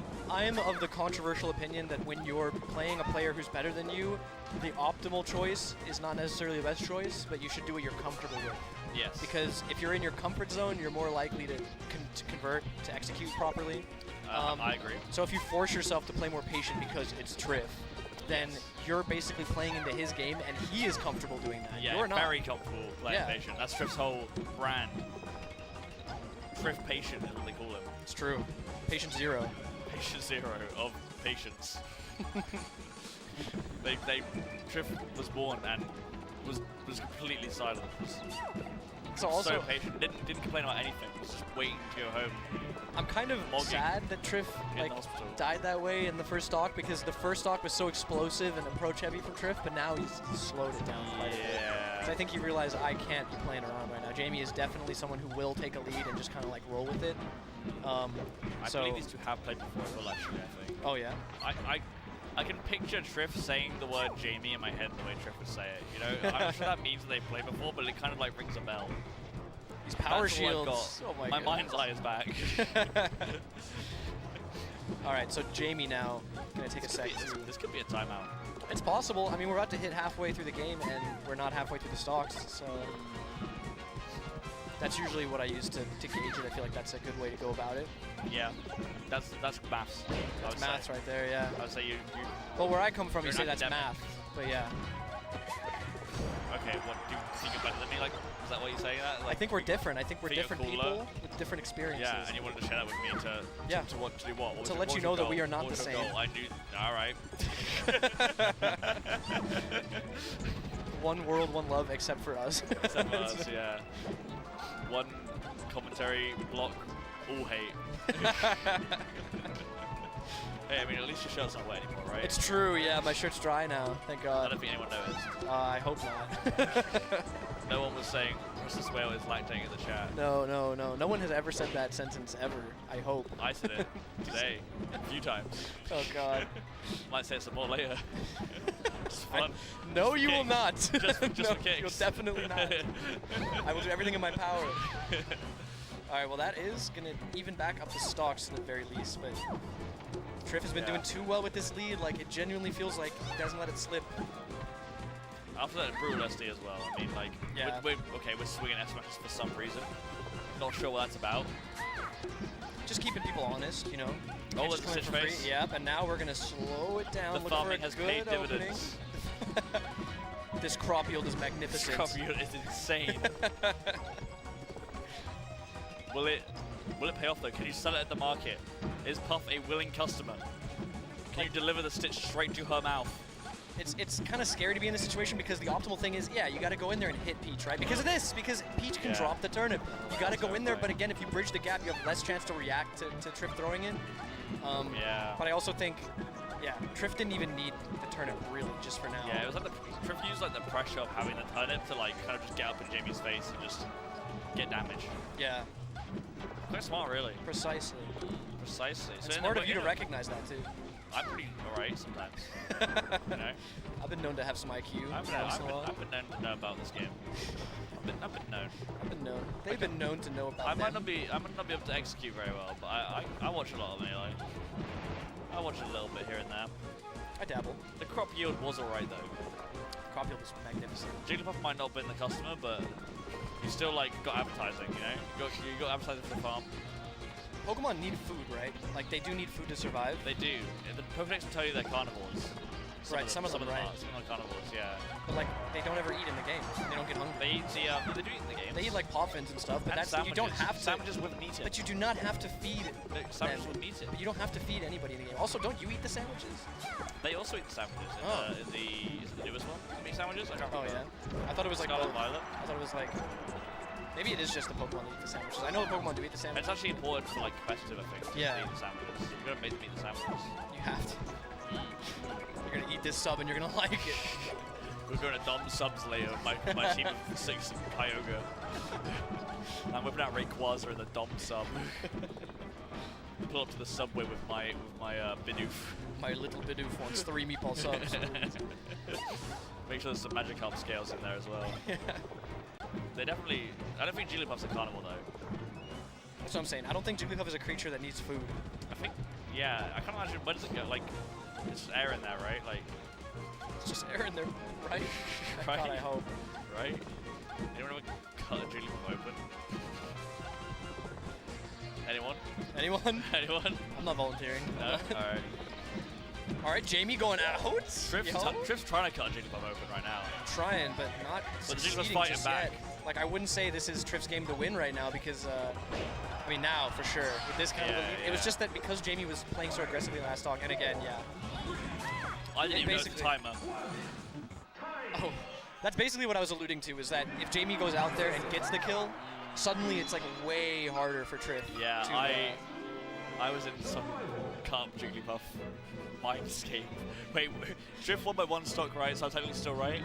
No, I said it was a 1 stock win. I didn't say it was he won on 1 stock. Okay, it was a 1 stock on a technicality, win. He was 1 stock up when he won. On a technicality, all right, we're still in it, baby. The parlay's looking good. $3 trillion coming right up. The house is on this one. Please, my kids need to eat. My Pokemon need their meatball subs. Please, the Bidoof is hungry and he craves meat. Do you reckon Peach? Does Peach need to eat? Yes. You sure? Yeah. She's not real yet. What? You gotta be kidding me. This is news to me. It's not looking so good for your bet right now. Looks like Triff is taking an early lead. But Jamie wins these. Yeah, I think so. Yeah, I think so. You have to know so. I do know so, but I don't. No, you said you think so. Well, you can't take it back. If I said he's definitely going to win this, I know it's 100% guaranteed. I'm not going to bother commentating, am I? Jeez, you said it so fast as well. You're flustered. You're flustered. I'm flustered. I just scared. talk fast when I'm excited. Do I intimidate you? No. Are you scared of me? Not even an iota of intimidation comes from you. I don't feel a slight bit. God. Alright, 1 strong backer here, and Jamie gets the lead that so desperately needs to win this game. Yeah, that 1 strong backer is going to make a lot of difference in the stream. Like, if we're already a minute and a half in. I like the Max philosophy of games like this, that we're like, it doesn't really matter until we get to like the last bit of the game. Everything else is like, you pay attention to it, obviously, we gotta call out the like habitual stuff that's happening. But that's like saying the structure of a house doesn't matter until the last brick that you lay down. It's like, no, the bottom floor is like holding up the other floor. Do the audience care about the structure of the house until the last brick laid? Vote now. Vote now on your phones. Usually it's like, any frame data lovers in the chat, can you drop some info? It's like, any construction workers in the chat, can you drop some info? Anyway. How important is the foundation for a house? Yeah. Can anybody tell me? And would Jigglypuff be the last brick, per se? Could we build it, if we were to, perchance, let's say hypothetically we built a house out of Jigglypuffs, could the wolf blow it down? Could the big bad wolf blow it down? Definitely. Blow it down? Definitely. Yeah, probably. Jigglypuff weighs like less than air. This is actually a dead even game, huh? Seems like it. It's going timeout again. This is the set, folks. Strap in. Just know it. This is like a long dopamine release set, okay? Yeah. We're having a good time. We're having a fun time while we wait for the dopamine hit, which will be the last moments. Trust the me. last moments will hit crazy. Trust. They always do. This is like a gambler's logic. Like, guys. It's true. It's true. These sets are always like. It's like timeout sets always look back on like fondly because you only remember the timeout part. And it's always sick. I don't remember much of things these days. I don't remember much Grandpa. of anything. See you back at the home, Granddad. Come on. Is that Zelda? You weren't meant to. Come on, it's been time. You're not meant to be out this long. I remember when I played this game. I don't know who let you have the microphone, but it's time to go back. How did you get down the stairs, Grandpa? How did you get to the Red Bull Gaming It's time for your soup. I drank 3 Red Bulls earlier. Okay, we might need to check your pulse later. Strap you down. Oh, what a tag! Yeah, that was I don't know if nice, it's necessary, but still isn't enough to even it back dead up. even. It's literally this whole game so far has been like 5% width. Yeah. Is that the right way to say it? 5% margin. Yeah, margin I think is a more intellectual way to say it. Yeah. You know me, Shayla, known for my intellectual abilities. You've been known to say things. We're just retreading old ground now. This is big. It's actually a big moment in the set. We're 4 minutes in and a stock has been taken. Yeah, but that's not going to be it either. This first stock's really important. Yeah. Because again, they've been playing so patient. What's to stop them from doing this for the rest of the game after they take the first stock, right? And then those little nickels and dimes are going to be really, really big and important. Really, really big. Triff is at the penny counting machine right now. He's dumped all his hard-earned coins in there. He's been farming so hard. He's only seen one stitch. Not much crop yield for Triff for these 4 minutes. Sometimes when you like till the ground, you find pennies and stuff. Yeah, and it just adds up, and you can Triff's make like a burger. Find all the ancient coins that are worth like millions to the ground. There it is! The crop yield! The ancient coin! But he burnt ancient coins. They were fake. They weren't real ancient coins. Yeah. They were like toys that you get out of Argos. He tried to like blow the dust off of it, like the dirt off of it, and it just disintegrated. Yeah. Oh, this is so sad. It's a bummer, man. That would have been a big lead as well. Recatch it. I mean, he has the lead, not anymore, but he had the lead for a second. Still a margin of like 10%. He'll get a hold this first stock. Is that going to kill? It's not going to kill, but it does give Triff the lead once more. Oh, this is basically what the game boils down to. It's like who has the lead at any given moment. Yeah. Just like, because again, maybe no stock will be taken. Although more than a 10% lead though for Triff this time. Yeah. It's actually a bit. It's reached. This is one of the biggest leads I've seen so far. It's crazy. Someone's got to get the stock eventually, right? It's gonna come. Surely. The tension is rising. There's going to be a hit that will kill a character on the screen. There it is! There it is, yeah. Jamie head in Unfortunate, hands. falling off the platform, forced to tech. Jamie head in hands. Now Triff can just not approach. Oh wait, is that gonna kill? No, you need that to kill. Still? Oh wow, Triff barely dodged that forward air. Can Triff just get anything, extra yeah, no, okay. Still dead even. So I'm sorry to say, but it looks like your prediction is going to be wrong. The 2 stock. Yeah, okay. Even in any capacity you try to spin it, it's not happening. No, I can spin it. Trust me, we'll get there. We'll cross that bridge when we get there. Jamie's gonna win this game first, and then I'll spin it. Yeah. Okay.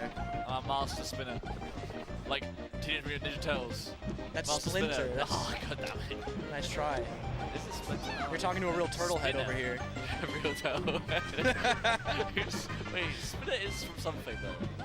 Am I crazy? No, I'm not going to say it. Alright. Skinner is from The Simpsons. Principal Skinner, maybe that's what you're thinking about?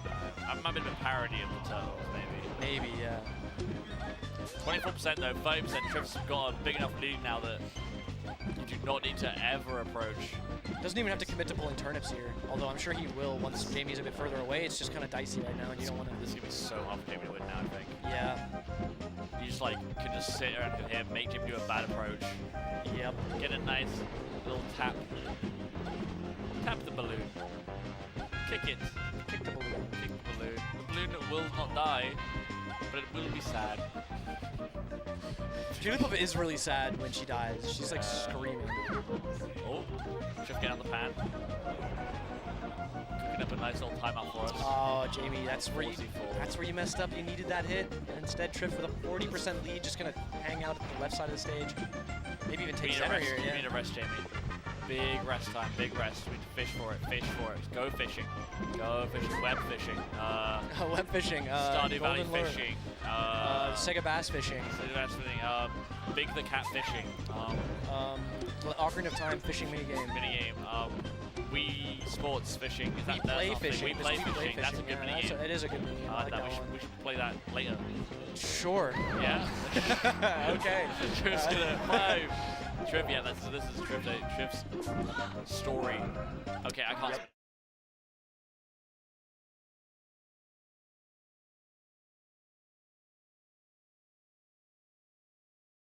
Yep. Right. So like I was kind of right, but no. Unfortunately not. If you said that, I would have taken the headset off and left. I wish I could have said it now. I'll leave, it's fine, I'll leave. I know when I'm not wanted. Look, I'm sad, alright, I just lost the house. Right, yeah. That parlay, you put the kids on it. I put the kids on it. Jerry's gone. Oh, little Jerry. I'll never forget him. Never forget. We're going to FD now, trying to change up the pace a little bit, maybe a bit of a more approach-heavy game with the... That was crazy. Already, yeah, letting it rip. Because, like, without the platforms, it sort of will boil down. Oh, and there you go. That's the lead you need, baby. The first rest of this set. And now it is time to put up the tent, Jamie. Don't let Triff become the horse. The problem is, again, like, this stage is much harder to camp on because, or to play patiently on, I should say, sorry. Because there's no platforms, so eventually you're running out of jumps, you have to come down and, you know, so on and so forth. You've heard this whole song and dance before. Yeah, exactly. Still, Triff not phased with that rest. Running for a big low percent on Jamie. Kind of got a lot of momentum as well. It still feels like Jamie's just struggling to find the hits. I don't know if Triff's got an amazing read on Jamie's timings. It kind of feels like that way. Ooh. It's definitely spooky. I thought another up tilt was coming. Not the up tilt. Hey, alright. That's against a rest. Why you said not the up tilt as if that's wrong, like? No, like, oh, not the up tilt. Oh god. Not the up tilt. Oh, Triff be walking? Triff is having fun in the corner. Yeah. Having fun in the corner. Nobody knows like a moonwalk. Nobody at this party knows like a moonwalk. I think people who moonwalk make it very apparent at parties that they know how to moonwalk. I'm always, like, you always seen people moonwalking and stuff. You mean like physically moonwalking as a person? As a person. Not in the game of special melee? Yes. Okay. People who know how to moonwalk take every opportunity to show you that they know how to moonwalk. That is true. I like hitting a little moonwalk every now and then. I think I can still do it. I don't know if I can do it anymore. I used to do it fairly well. You can do it, but the fire's gone from your eyes. It's like there's no passion behind the moonwalk anymore. Ever since the incident, I can't do it. You mean when Michael Jackson died? No. Different incident. Different incident. Specific to me and moonwalking. and oh, what I call my kid again? Jerry? Jerry, me and Jerry. He's not your kid anymore. Lost him. Jamie's still holding the lead though. I might still be right on the score. I don't know about that. 3-1. I said 3-1. I know, but I don't think you're going to be right. I'm just interested in this game. You think? Thoughts? I think Jamie's going to try and force it too much and it's going to fall. I think Triff is too patient and too good at being patient to let someone sort of run over him if they've been playing patient the whole set. You know? Yeah. Because he's already sort of understood Jamie's drifts and there you go. Yeah, okay, alright. Ledge mix-ups. Okay, so you might be right. You might be right. Wouldn't be the first time. Unfortunately, no, it wouldn't. You are correct. I'm terrible when I'm right. I'm such a mean guy. I know. So Triff's just, I mean, Triff's earned it, right? Put all this work into farming and like, you know, and it's really just come out, it's... I like that. Back airing the turnip to like pop it back up so you can grab it out of the air. It's cute. Try to do it again, I think. I'm trying to grab it there. The dot eyes? Just a little bit of damage. Oh, and another one just for... Slapped him and then brought the hand back for the double hit. Those turnips. But James just getting a little bit desperate now. Looks like James just really trying to swing for stuff. Yeah. This match is just so brutal. I can't imagine playing it. What a catch, but it's not gonna kill. I have so much respect for these players, honestly. I can't imagine doing this. Like, it's just such a slog.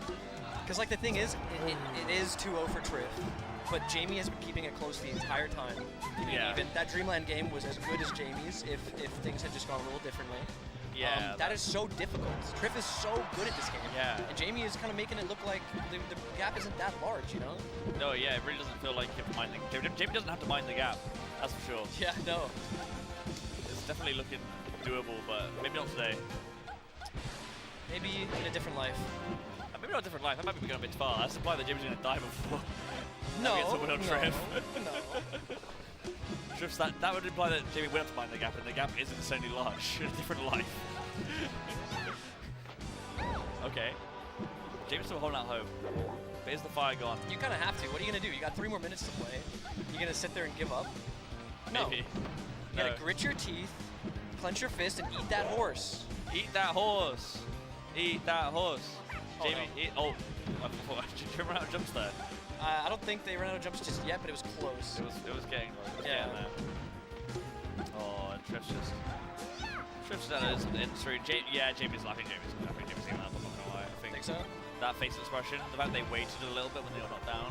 They waited a little bit. They were like, yeah, look at that mouth moving. You see that? They were like, moving kind of like, I can't believe it. Like, people can't even have a brief rest anymore without you being like, no, the facial. Look at that. They gave up. Look at the facial expression. Jamie's done. Jamie's over it. I still believe. I think Jamie's over it. I think we can. The parlay is lost. The kids are gone. That's big. Is it? Rest? He's not even happy about it. You got 2 minutes 40 to find a rest. Jamie's not even happy about it. Jamie's not happy about it. How they can find a rest. Still living. Rolls eyes at the grab, getting grabbed. That's one thing that the body language is not good, is what I'm saying. The mental game is kind of gone. But that's also one thing that I was gonna say that's one thing that Sharp didn't do, that Triff did do a lot in this set, is get the grab, pummel, and then forward throw. So like tacking as much damage as you can, kill throw. There weren't many grabs to be fair. Yeah. It was pretty grabless. The Sharp set especially I think was very grabless. Yeah. But this one was a little more grab heavy. There were more grabs, if I can say so. Anyway, I guess that's the end of our block. Yeah, so Triff moves on to top 8. First person, I think, to secure a top 8 spot, at least in this side of the bracket. I think so. Was that top 8? That was top 8 qualifier. All right, cool. We've got more to come. Yep. Tino and Rex are going to be playing later. Maybe right now, actually, but... we have to hand it off. Yeah, so this has been people. it for us. Thank you so much for watching. Stay tuned. Yep. We're going to be back in a sec for more. Again, like Taylor said, Rex versus Tino coming up. You don't want to miss that. It's going to be great. So good. And anything you want to say? Nothing I want to say. Stick around for more Let's Start the Fire. It's been a great tournament so far, and we'll see you soon. Hello, I am joined by... Restless Whale. I have a little game for you to play, Restless Whale. Of course you do. On this phone here, I have some hairlines of some top Melee players, and I want you to try and identify who we got based on the hairline. How top are we talking? Are we talking like EU top or like world top? You should know the players. Okay. I know for a fact that you know everyone that I've got here. Okay, so hairline number 1. Sure. HBox. It's pretty instant. And you are correct. That was HBox. It was a little curl that did it for me, you know? He's just got that iconic curl. All right, you ready for hairline number 2? Yeah, hit me. Oh, that's Jmook, obviously. You're getting these so quick. He gets lined up real nice. So you're watching like the player cams over the Melee sometimes, right? Always. I'm looking directly at the hair every time. Okay, we may be a little bump in difficulty here. Okay. We got hairline number 3. That's Mango? Ding, ding, ding, that is. That's like Mango, short hair Mango. The GOAT himself, yeah, he's a bit of an old... All right, here we go. And player number 4. That's Prof. That's my guy Prof, dude. That has to be. That is. Look at him. He's so happy. He's so happy. All right, we've got one more. Whose hairline is this? Ooh. That's Plup. Final answer? Yeah. It's got to be, right? Unfortunately, my friend, this is the hairline of one Zaid Spark, whatever his last name is. I would say, honestly, if you get your hairline compared to, or just haircut compared to Plup, it's like, it's a good thing. That's like a compliment, right? That's got to be. Well, you did pretty well, Etienne. Thank you very much. And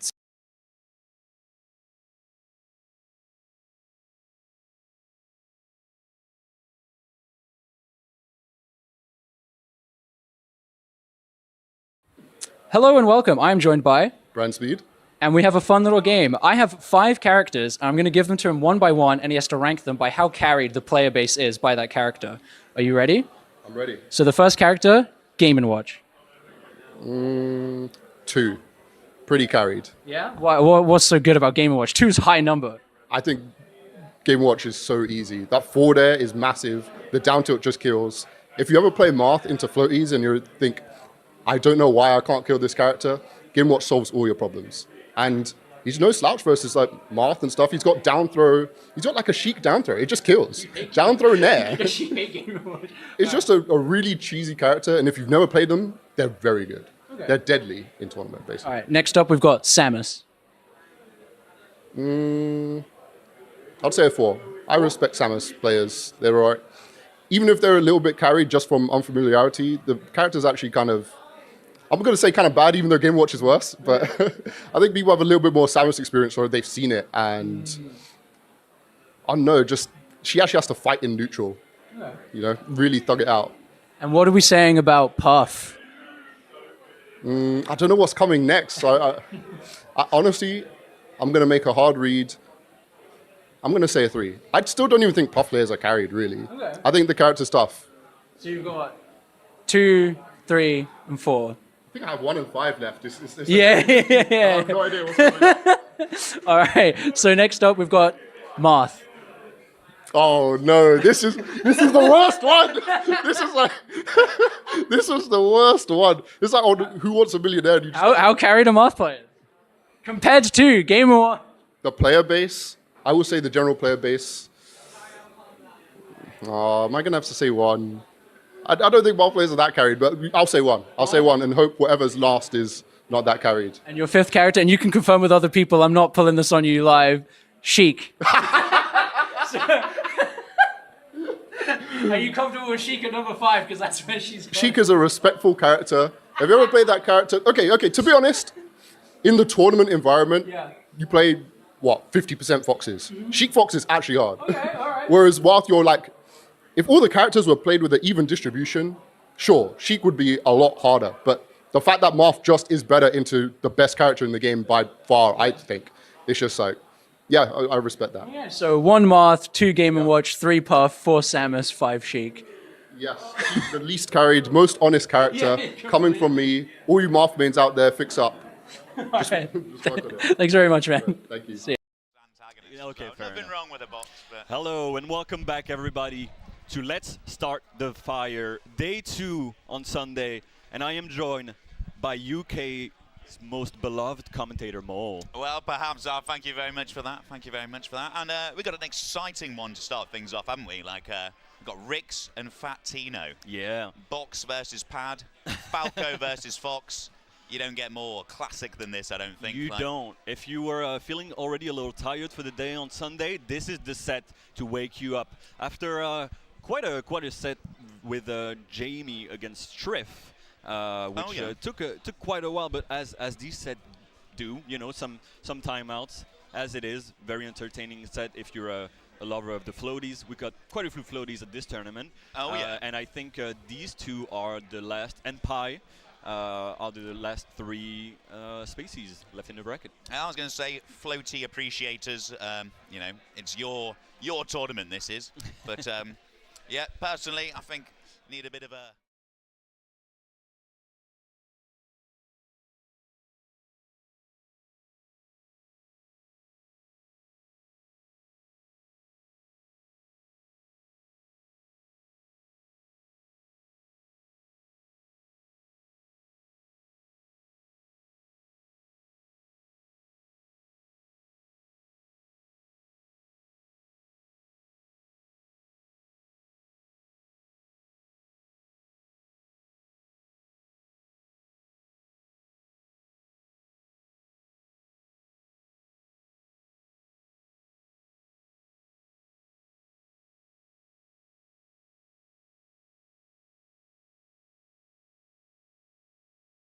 Straight into things, so very nice. Riggs going to top plat immediately.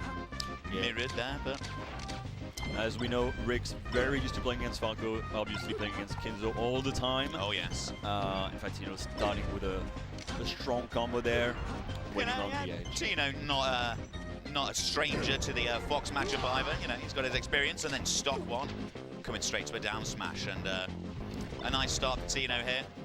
Again, I'm a Pad lover, a Falco lover, a Brit lover, so all the bias is in Tino's corner at the minute. But, you know, I like Rix as well. You know, Rix, brilliant player, lovely person as well, so no bad things to say, but and getting straight one back as well. Yeah, don't worry. I'll be on Rix's side. I'll be holding the side for Rix. As Tino was playing a pretty evasive, but now he's going for a straight forward smash on the shield, shielding to get an attack. Up smash out of shield as well. Interesting. It's nice to see. You know, it doesn't have to be Fox up smashing all the time. Falco's got a decent one as well. Yeah. And are we going to see that? Oh, lovely stuff from Tino there, catching out the Firefox. Yeah, that's a really good thing. Rolling them out. When Falco's like commit to covering like one option from Fox recovering, that's when you know like they know the matchup. When they don't try to cover everything with lasers because you feel like you can do it, but Fox has so many options coming back that like sometimes covering a good one with a dare is the perfect way to do so. As Rix is getting back control, the big up smash, but Dreamland's not quite gonna do it. Not quite. It is though. It's gonna the horizontal aspect there coming into play. Falco obviously not got quite the range of Fox on that recovery, but again, all right. Rix, platform tech Jason here, catching him. Oh, and that should be it. Ooh, I think that must have been a jump taken somewhere there. Exactly, yeah. Covered the jump and caught Tino off guard, although Tino is doing his own platform tech chase, finding the up tilt, DI in, and getting the down air. Yeah, back and forth stuff here. So, yeah, for the floaty lovers, you know, I bet they can appreciate a bit of Fox Falco as well. You know, what's not to love about this? What is not to love? I mean, I'm sure there's a lot of people who have some resentment against Fox, but when you're watching, you know, it's all stars. It's all stars. You can only appreciate what's happening on the screen. Absolutely. These two players here, this is for top 8 winner's side, we remind you. As Rix is covering DA, it's just not committing too much. Tino makes it back to the center. Is he going to tech chase with the up tilt? Yes. Now. Save Tino. Oh, and that should be it. Oh no! Going to be out on the reversal. Oh, no, and he too far backwards. Oh, Rix looking disappointed about that one. I mean, it was in the palm of his hand. Yes. But then Tino just snuck back and made the edge guard. So. Yeah, it was a great coverage by Rix to cover the double laser and with a back air from above, and then he just had to hold, and he was like, you know what, I'm gonna be a little cheeky, and in fact, was not so quick, my friend. Yeah, still got some gas in the tank. Yeah, Rix shaking his head there, but then a little nod afterwards, saying, you know, it was his game. It was his game. Rix should have had it, but you know, Tino just snuck that one, and Tino just looking focused at the moment. I mean, it is Melee. It's 2025 Melee. If something goes wrong, you are the one making the mistake. You understand. The game hasn't changed in 25 years, you know, apart from switching from Palantir to ESD a few years ago. And apart from that, if you're making a mistake, and the caliber of these players understand that anything they're doing wrong is their fault. That's the understanding. Now, as we go on FD, Rix wanting to do a little bit of a chain grabbing, a little bit of tech chasing, and that's leaving the chain grab, but didn't need to chain grab that one. That was just a bit of a. You know, Falco, he's known to fall pretty fast, you know, so if you make a little mistake, hold him down by accident, he plummets quite quickly to his doom. But, you know, we've seen it back and forth going. Falco's combo game, obviously, pretty impressive here as well. Yeah, for sure. Once he gets it there, then he can follow DI with the shine, and then there's some stuff to get out, you know, a little bit of the best DI to get out of it, but still quite a strong punish game for both of these characters on this map. As Tino tries to cover the edge, but Rix getting back on there quite nicely. He's got a bit of a leeway, which is really nice playing against Fox, where you want a bit of buffer, one stock ahead. As Tino closes it out and is back to an even game. Yeah, not taking too much damage there. Obviously, 30-40 is around where like everything just starts knocking Falco down, but obviously Shine much earlier, but ending it a little bit early with an F smash there. Catching him with the lasers. Oh, tiny bit late on the down smash, and he gets another go immediately.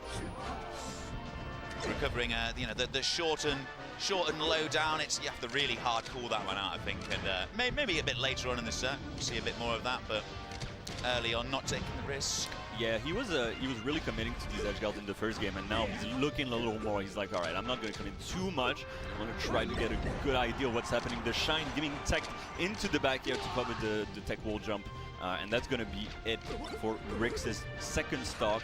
Good grab, recognizing the shield. Fat Tino being a little not being quite sure of what Rix was going to go for. Up smash to finish it off. Yeah. Could it be a closer game? No, it could not really. The invincibility not coming in too much there. Ooh, spot dodge shine. You love to see it. About and then catching the jump. Just just immediately deleted stock there. But oh, and the shine starting again. So grabbing it up, smash it look like then. Yeah, I mean, you can see like how much counterplay you have against Falco as Rix goes for a pretty nifty combo, but you can really smash the Eidos theirs, and then so...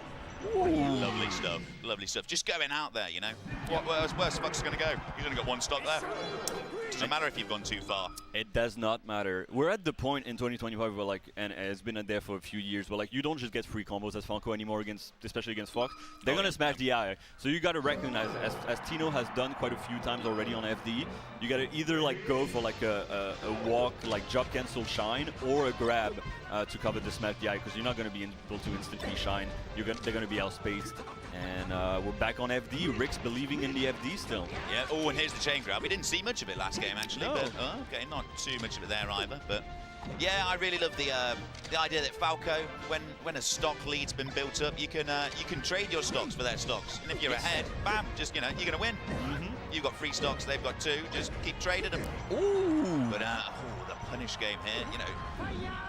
I'm actually, I was a bit Tino biased, but I wouldn't mind seeing Rix, pulling one out here at least. Like, let's see a nice little chain grab combo. Yeah, we need to get fans. We need to get one on the board for Rix. I mean, Rix coming all the way from Germany, all the way to London for this tournament. He's right at the gates of top 8, getting the mix-up on the DI with the dash attack, the up smash, not quite gonna do it.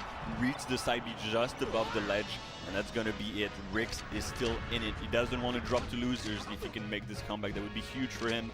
As Tino beat Madness before this to move on to the winners finals of this pool. If you don't know, it's a 2-pool system, bracket pools to get into top 8. Oh, and there we go. Very good reactions there from Tino, realizing just the vertical angle chosen and not enough drift to make it back to stage there. Ledge, yeah. Not covered there by Rix, but it can be a bit risky sometimes to cover that. You know, you have to be I don't know, I don't see enough of the old ramen noodles, as they used to call it. The instant, just wave dashing back to ledge, like instant kill. Oh, I've got that as well, but sometimes you just got to cover it. Yeah, no, they're starting to really adapt to each other. I don't know how much they've been playing this weekend together, but you can see that they're adapting to their recovery patterns here. Tino getting his down air, really smash the eye, going for a down smash just to do a little something, not being sure what he could do after. Fox in the corner, got that grab. This is going to be it. There it is, just covering the angle. And Rix, suddenly, it feels like we've been about 10 minutes in or something. Well, less than 10 minutes. It's just been a bit of a really quick set. Don't end right now. Oh, no. Oh, no, that lovely. Should be it. Oh, no! My God. I mean, just as I'm saying it, you should be trading your stocks. Sometimes that can happen, so maybe that's why people fear it. And the crowd's loving it. Yeah, it's on full on, and it's Rix's chance to pull it back. He's got a little bit of a second chance to make it in this set. At Tino really recognizing that Rix really wants to shield right now, getting a lot of grabs, some lasers flying in. Maybe he's gonna go for a bit of an overshoot. With that there, ooh, nice monkey on the up air. Getting out of that one, but this one, a little bit of the Tino chant came out as Tino SD'd, but that one is going to be it. Tino, a very quick 3-0 there. Yeah, I did not expect that. I did not expect that. After the first game, though, that was quite a massive swing, wasn't it, really? Like, yes. It started off like, I just thought it was all Rix, and then suddenly Tino just picked it up. And covering it there, but... we'll see. It's not the end of Rix yet. That was winners' quarters, so still one more chance. Let's look at what Rix has to go against. Who Rix has to go against in losers. Who's the loser of AD. That was AD. It is Fuzzy. Oh, Fuzzy. Okay. Fuzzy won 3-1 against Sharp. Oh, okay. Oh my God! Right, look at that, Fuzzy. You think he's retired, and you never know. No, he's coming to California. He's going to California. He won the doubles. Well, they actually came second to I4 and Fek, but unfortunately they could not make it to Genesis. So it was Knuckles and Fuzziness that made it. So brilliant stuff there. It's very unfortunate that I4 and Fek couldn't make it to Genesis. As I4 said, I think on Twitter, a bit too easy. Well, I think she said it in French, but she said a little bit too, a bit cheeky on our part. Well, they made it look easy. I tell you that now. Yeah. If you didn't watch that, go back and watch it. Yes, if you like please. doubles, if you don't like doubles, go and watch it. It'll make you like doubles. That will. For watching sure. those two play. But yes, so and especially like Fuzzy and Knuckles, like it's like, I don't know if it's the first time they've teamed, but I think like, it is, yeah. Yeah, and so like it's a very impressive result. I mean, both of them very good at doubles, of course. Oh yeah. So it makes sense that they went so far. It is, once you get to I4 and Fefek, though, that's a whole other level. That is a whole other level. Yeah, I think Rix with his regular teammate Kinzo here, who I'm not too sure why they're not here. Maybe they just couldn't make it, or yeah, I mean, Kinzo's been taking a little bit more. Maybe, you know, it's the start of the year, so like I'm going to take a little bit of a breather. I'm going to, you know, focus on other things. You know, the end of the year was also quite stacked in terms of Melee tournament. You know, 2025 maybe starting off slow. I'm sure we'll see him again very soon. I don't know if he's signed up to Somnio. I know Somnio is happening a little later this month. Oh, yes, on the 24th, 25th, 25th, I want to say. Yeah, 25th, I think it is. That's the Saturday in Eindhoven. In Eindhoven. Are you going? Yeah. I'm not going to be able to make it, unfortunately, either. But, you know, I'd have loved to have gone, but... no, that couldn't come to fruition. But who was coming up next? Do we know who's coming up next? So let us see. So I think we are covering only pool 1 on this stream, if I am not mistaken. Oh, okay. So we should be having. So we just had Fatino against Rix. Yeah. There's Vellani against Madness playing in the corner right over there. I don't know, but it's a long set, right? Because Madness had to play FM. He won against FM. Now he's got another puff. He's got Vellani. And I think if he wins against Vellani, he's into top 8. But if he wins, it's not top 8 yet. If he wins against Vellani, he's got Jamie. So he's got the puff gauntlet, basically. Yes, that is a tough puff to beat, definitely. A tough puff. Jamie doing really well this tournament as well. Making it all the way... as far as he has done. Yeah. And so I think we might get Fuzzy against Rix. I would assume because Fatino's in top 8. Okay, Great time for Fatino in winners. I mean, we know how good he is. He also had a good performance at ZAP earlier last year, which was a great tournament also. And honestly, this tournament, I don't know about you, but it's been going great. Yeah, it's been going great. There's been a few upsets as well. I was hoping to see Frenzy at some point, but unfortunately... The poster boy of the UK. Yeah, our #1 player lost to one of their regular play partners in Pi. And it was one of the best pop-ups you'll ever see in your life. I've never seen quite so much emotion in a pop-up, actually. That's lovely. And it wasn't even winning the tournament, but to beat Frenzy on such a big stage, you could see how much it meant to him. And of course. Yeah, because Pi has beat Frenzy before, but it's been a few months since he has gotten a chance to beat Frenzy. So beating him again, it must be big for him. And I see we have Mr. Fuzziness rocking up to the stage. Oh, yes. And so I'm not sure who Fuzzy's going to play. I'm guessing it's Fox. I think so, yeah. I've been seeing a lot of Fox from Fuzzy recently. But he has a lot of characters, around his belt. Has with more than 15 years of play. So he's good with a lot of characters. Rix, of he's course, been around. Yeah. So a Fox Ditto could be coming up here, but I don't know who else Fuzzy would play really in this matchup. So I expect to see it. Who else is best to beat Fox other than Fox? No, exactly. You know, Fox has the tools. Yes. To beat everyone, including himself. So it's always very funny when Fox players are like, "Oh, Fox is so annoying." It's like you're doing it to yourself, man. You're doing it to yourself. Exactly. You know, it's the other side of the coin, my man. Hypocrites indeed. But it's lovely to have a Falco player along. Yeah. We're a dying breed, unfortunately. Dying breed. But you can see Tino, you could see how much counterplay Tino had to do against Fox.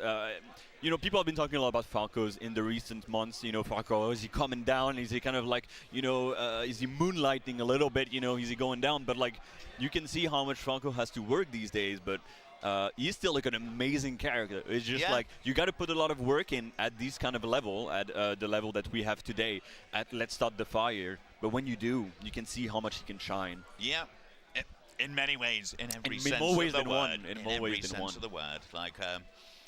But yes, so Tino, definitely one of our favourite Falcos. Frenzy not making it, but I think Rix was just about. But Fuzzy getting the hand warmers in on the setup, staying fresh, and the coat's come off. Actually, kept the coat on. All of doubles, taking it off this time. So maybe we'll see a bit more. I don't know.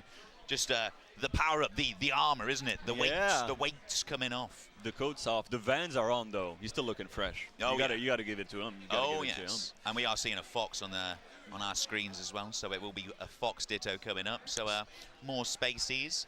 So, you know, we talked about it being such a floaty bracket, but then 2 spacey dittos right in one after the other.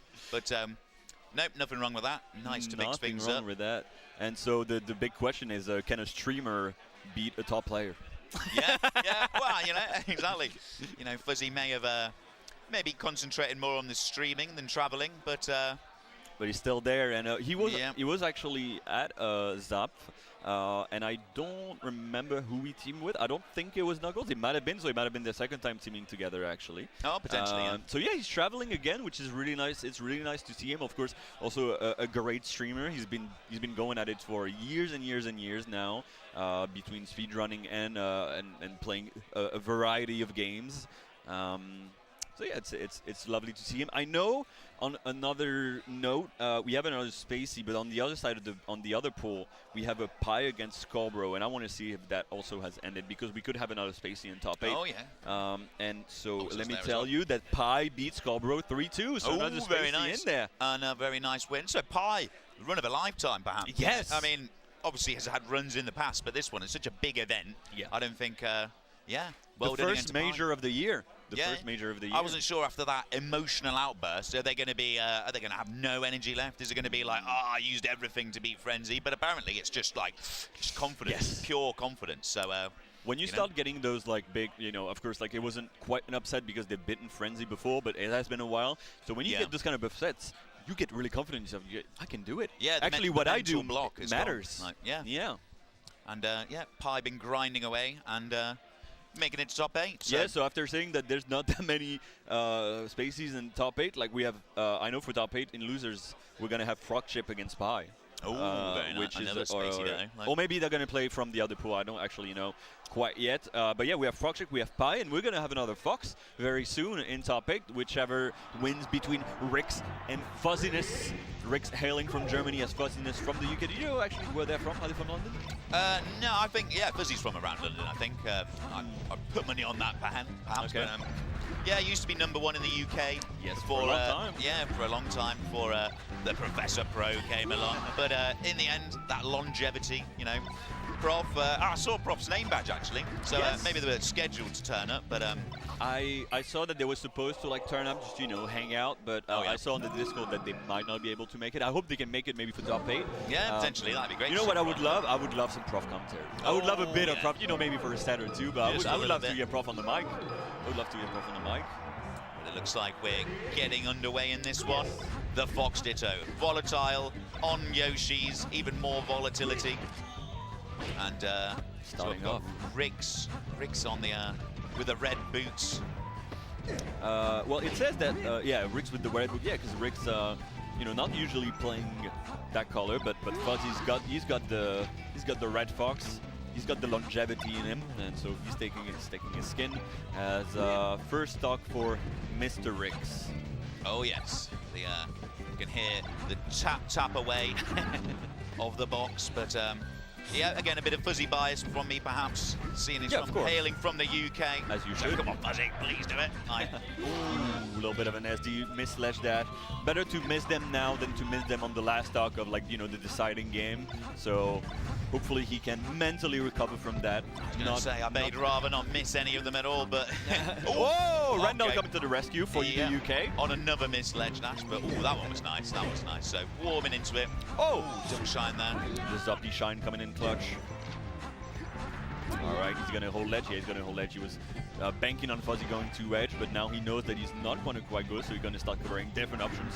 Potentially not quite going for the edge, as Fuzzy's being pretty aggressive. These two are going at it. Yeah, they're really going for it here, and it could be a 4-stock in this first game, but come on, Fuzzy, let's get one on the board, and then we'll take it from there.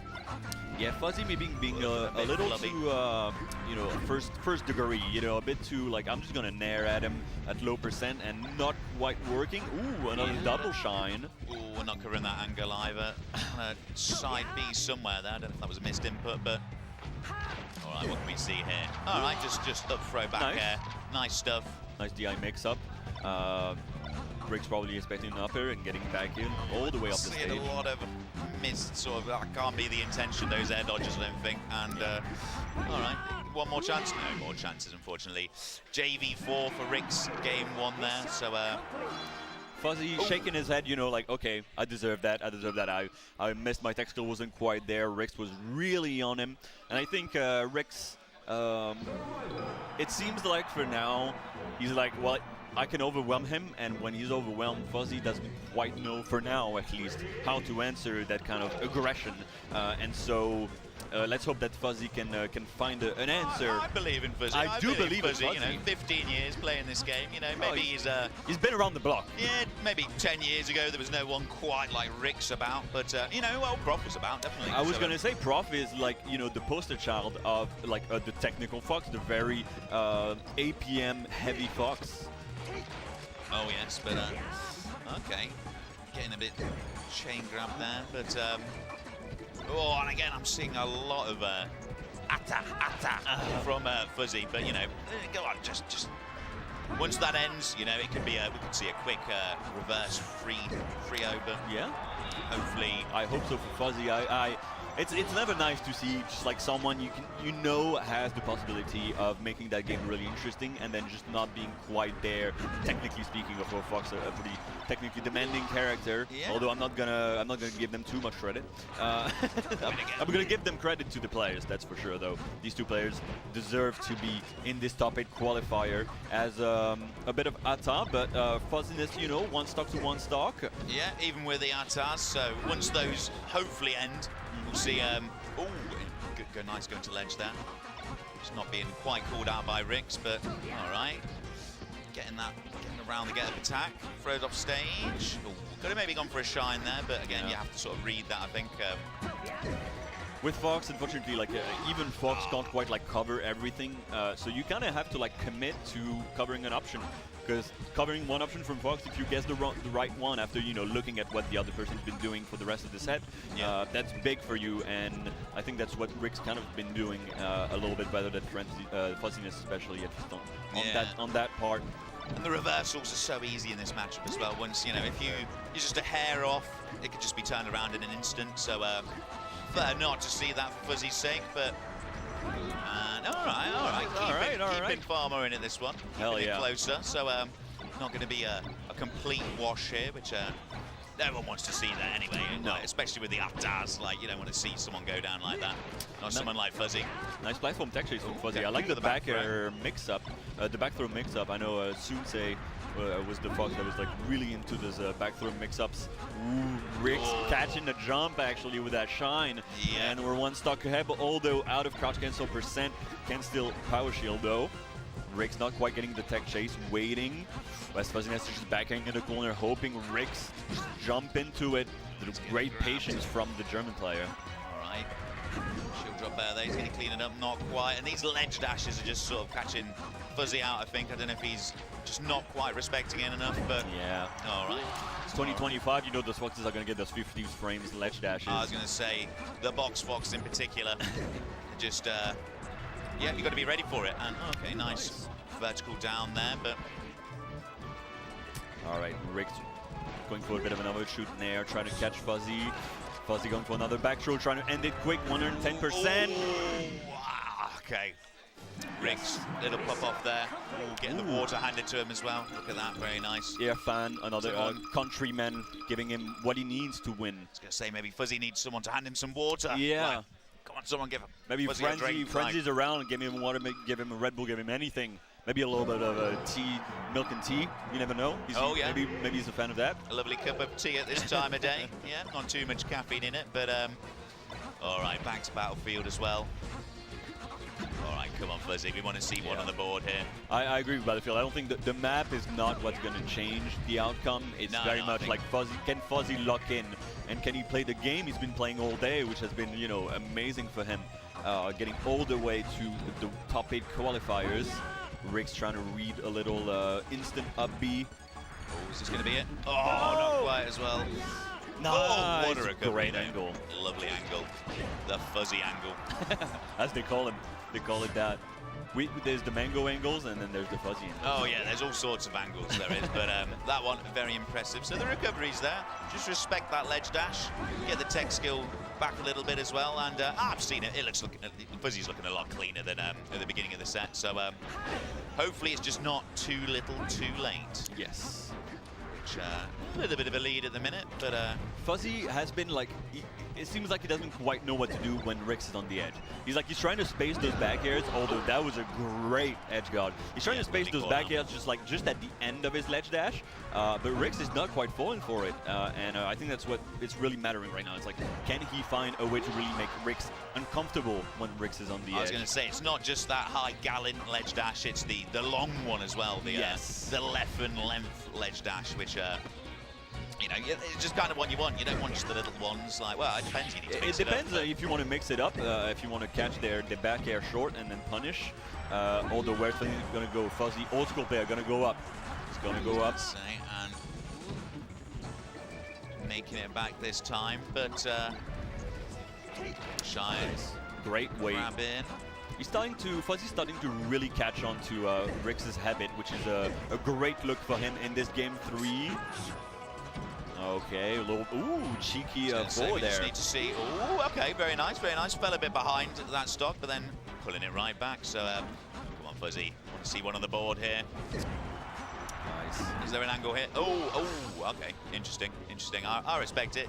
The fast fall at the end there, just trying to sneak to the ledge, but I think snapping to ledge there, that's a difficult angle from that sort of... It is difficult. And Fuzzy, he's right back into it. He doesn't want to let this affect him. Great crouch cancel. Not quite getting the dash, unfortunately, after that side B. And the Rix is already on him. A nice shine. He's going to get it back here. Yes. Missing the Armada shine there, though. And... they're no! both missing it. Oh, my God. Neither of them should be going for that one, apparently. Yeah. But, you know, again, as I said, a hair off, and the whole situation reverses there. Yeah, this is what you love about those Fox Dittos, is like any situation can really turn it around. He's keeping it with those back airs, trying to catch Rix, but Rix already back on stage, finding his way back. And tech chases from Fuzzy are not quite as clean as Rix, although he's been winning neutral quite a bit, and I think that's what's been keeping him in the game. Like, he's got some good mix-ups on his approaches. As Rix is looking a little confused as what he's supposed to do. Fuzzy finding a nice nair, okay. Is he gonna, but Rix always finding a way to make it back on stage, really. Yeah, lovely short in there as well, mixing it up. But Fuzzy, come on, this should be it. Should be it. All right. So a little bit of life in Fuzzy yet. We don't want to see the Frio. No. But again, Rix would love to see the Frio. Just get this over and done with. But making it back. That's an R-Tar you don't mind, but. Yeah, in the same way as the Rix against Fatino, we don't want to see a 3-0. We want to see one on the board. He's going to get that shine.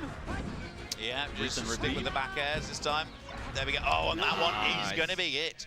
Very nice. Oh, the scores there. Updating slightly wrong. But Fuzzy currently 2-1 down to Rix. That was the way around. Yeah, no matter what the overlay said there. But Fuzzy on the board. Yeah, that's what we wanted to see. UK. And, you know, maybe the download's complete, the tech skills up again. You know, not going for the Armada shines as much, just sticking to the ledge, keeping it easy. Back airs, then it's that dash attack shine to finish it off there. So, yeah, clean up the flow charts a little bit, and or go for ones that you're more familiar with. Yes. And, yeah. Nice. Ooh, I like how Fuzzy is mixing it up when Rix is on the ledge now. It's really netting him something. Very nice. Yeah. Just the back airs, Don't bother going for it. Ooh, Rix looking at his music, maybe you know, some Beyonce. I was going to say he needs a new tune for this one. But all right. I think we've got a set on our hands all of a sudden. Like, I was worried for a minute there. It was going to be a quick 3-0, but no, all of a sudden Fuzzy has life. Yeah, high angle.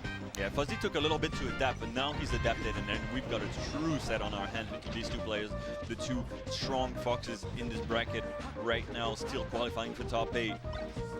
As Rix is a great control of the stage, not quite getting the dash back on that up smash. He's trying to reaction tech chase, so strong in Fox. Not quite punishing the up smash on shield there, Fuzzy, but that's all right. That'll hopefully come with time as well. Hopefully he needs to win this one to get a bit more time in the tournament, though. Okay. Really called that one out. Yeah. And Fuzzy's really starting to get a good read on like those the movement on Rix, like really staying on him. The same way Rix was staying on Fuzzy for the first half of the set, let's say. Rolling him around him there, couldn't have been what he wanted, but all right, back to sort of neutral there, and a bit of an out-out from Rix as well. And calling him out there, oh, and the shine, just to say, you know, I've got you there. I've got you there. Just adding a little bit of injury to an already doomed stock.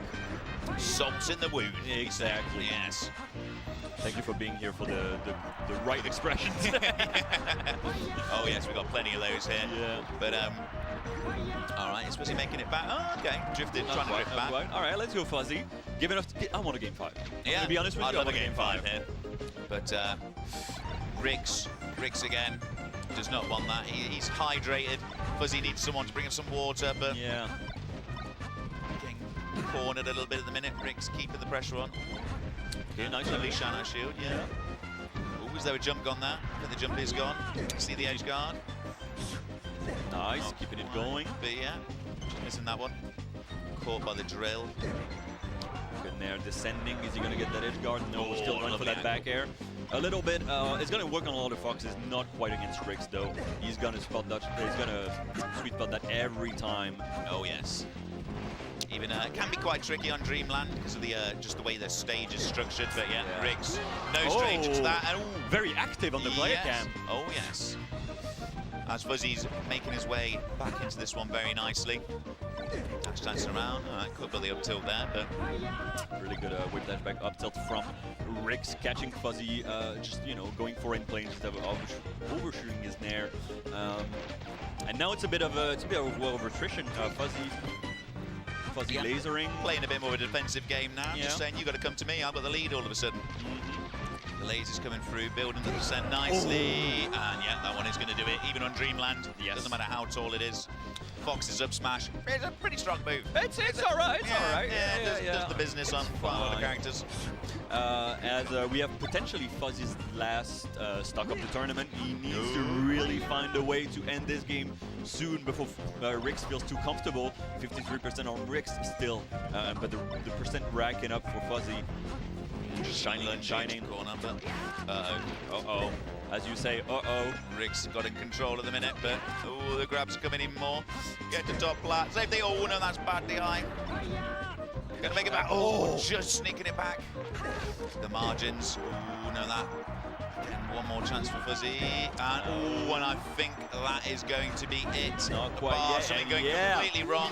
And Rix cleaning that one up. Very nicely done. Very nicely done, leaning back there. You can see the stress, evaporating from him. Oh, yes, yeah. But, I mean... Smiling together. Yeah, a good sign from him, I think, is that, like even when he was down one stock, you could see how active he was on the player cam, smiling a bit. He wasn't down on himself. He was like, I can do this. No, you can't get down on yourself, unfortunately. Once you're in your own head, you've solved a problem for your opponent then. Yeah, exactly. You're defeating yourself, rather than then needing to do it. So... And I think some opponents especially are really good at looking how you're looking, even outside the game. You know how HBox was really good at kind of observing his opening and being like, if they're down, if they're tilted, then I'm going to start playing in a way that's going to make them even more hate themselves, basically. Oh, yes, yeah, the side-by-side sort of meta of things. We've got sort of two different screens that's here. True. Players are a little bit apart, so the body language reads aren't going to come into it as much. That's true. Fuzzy can leave with his head held high. A very good performance this tournament. And we'll be going to, as we said, California. Here we come, baby. Here we come. So, Genesis for Fuzzy. I don't know when was the last time Fuzzy was in the US, actually. It must have been a while for him. No, it probably has been a while. Yeah. But, he's going to be making it back. And Knuckles was in the US for Don't Park on the Grass, because I think he was helping with TOing. He also participated in singles and got a great win on, what was the Fox player? He got a great win on Scherzo. Ooh, okay. Yeah. Scherzo. I remember beating Prof back in the day at one of the fates. And all the chants coming along with him. Oh, yes. Took it well. Took it well, yeah. We can be a bit belligerent here in the UK. As you should. I do love that. I do love that part of the UK, because I think in France we kind of have the same. France and the UK in that part, they're both loud countries, Yeah. They like expressing themselves. Yeah, we've got the football culture. We're just used to yelling at people, and maybe Melee's we're a bit more indoors than in the football stadiums, but nonetheless we love the shouting. But we've got our last set coming up before the break at the minute, and you know what? You might think the break will be coming quite soon, but by the looks of the players that have just turned up, I think it might be quite a long one, this one. But you never know. We never know. So we've got Jamie and Villani coming up. So that must have meant that Madness got beaten by Villani. Okay, yeah. So I think Madness getting 13th, which is still very respectable. I think he was the 20th, so a very respectable placement. As Jamie's been having a great tournament. Yes. An amazing tournament. Losing sorry, to Luigi fans, but... Yeah. But you still got Jariding, because Jariding is in top 8 winners. Oh, yes. Yeah, you've got your main man, Jariding. Yeah, you got the father, Jariding, and the son, Madness. Oh, yeah. And, I'm seeing the handshakes just happened there. So are we getting straight into this? I think we are. Jamie, Villani. Yeah, already started. They're like, we don't want to take any more time left from... we got to get this started. We got to get this on the road. I mean, hand warmers from a Puff Ditto, that's just something disgraceful to see, unfortunately. You got to... Maybe you want to work on your platform take chase rest, who knows? Oh, yeah. And, already a lot of percent coming in from Jamie on Villani. So you might think that it's already 2-1. Unfortunately, it is 0-0 for the moment. No, I was going to say, yeah. Could you imagine, like, if we're gonna have a time to talk, Simon? You know, we're gonna go on a bit of a tangent. But could you imagine if, like, for like those Puff Dittos or for the Peach Dittos, you like played a little bit of it on stream, and then the last games you played them on stream? Oh like, yeah. You just freeze it and just all right, now you go on stream. Over. It's 2-2. You can go on stream. Yeah, obviously, I always think, you know, in Peach Dittos, Puff Peach, or the slower matchups, you know, the last stock, there's always a lot of hype. It's just maybe some of these earlier interactions, they're just feeling each other out, you know. Yeah. You know, but you gotta go respect the players. Like, they're the one playing for like 8 minutes straight. Yeah. Exactly. Oftentimes going for timeouts. Although these two, you know, not even just a minute in, and a little stock taken for Jamie there. I don't know when those two played for the last time. Of course, Jamie from the UK, Villani from Denmark. So I don't know when was the last time these two interacted with each other in the game. No, neither do I. But you know, it could go. You know, I'm not sure. Puff Dittos, they just seem. It's about mental fortitude. It's getting a bit later in the day here. You know, it's not going to be about like those. You know, like I suppose there are a lot of micro situations, but generally just in the longer sets, like the floatier, the downloading, is just a lot more to it, a lot more mental attrition required to win these ones. And in the cruise yesterday, we were playing against the UK, and so we had a Puff Ditto. Oh yeah. And I think so we have Melusi, who's a great German-French Puff player. And I think that what was lacking for them, especially, was like what you want as in the Puff Ditto. It seems like is you really want to see the shield habits when they get on the ground, because those like tomahawk grabs can actually lead to quite a bit, like more than you would think. And so. Like they were, for example, she was back airing just a lot on Jamie's shield and like not getting much off of it. Whereas you're gonna see just right there, Villani going for a tomahawk. You're gonna see a lot of that, because I think that's kind of like that's what you're fighting for, basically.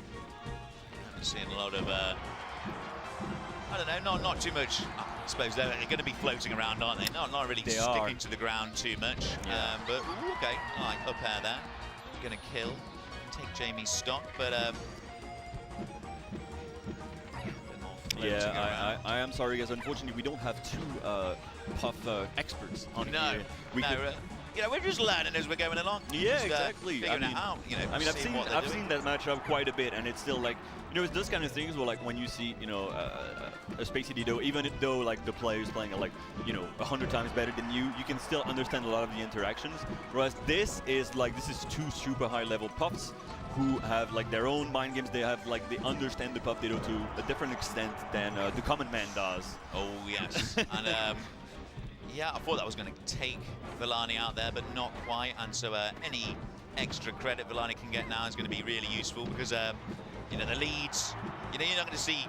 I don't think there's going to be any rests really in this. Yeah, I mean, you never know. You never know. But yeah, because it leads to those like, you know, waterfall crazy. Yeah. I mean, that can really speed the games up a little bit. But obviously, it can look a bit ridiculous every now and then when I guess happens, if you've got like a stock or two ahead, then you can go for a rest and really, like, you know, keep it going. Because if you're behind and you start resting, then you're usually it's not good for you. Yeah, and Jamie finally getting that one, but 186% Villani dying up there. That can't be good. We're on time, right? Like, you know, half the game gone and already 2 stocks taken for each character. We cannot do a timeout, because of course a lot of these games tend to go to timeout. This is just the nature of the Ditto. It is indeed. But you know, we saw, I think there was both players on 3 stocks between Jamie and Triff when the timeout happened last time, which that shows a lot of patience there for only 1 stock taken from one or the other. But and so yeah, an explosive puff deader, you might say.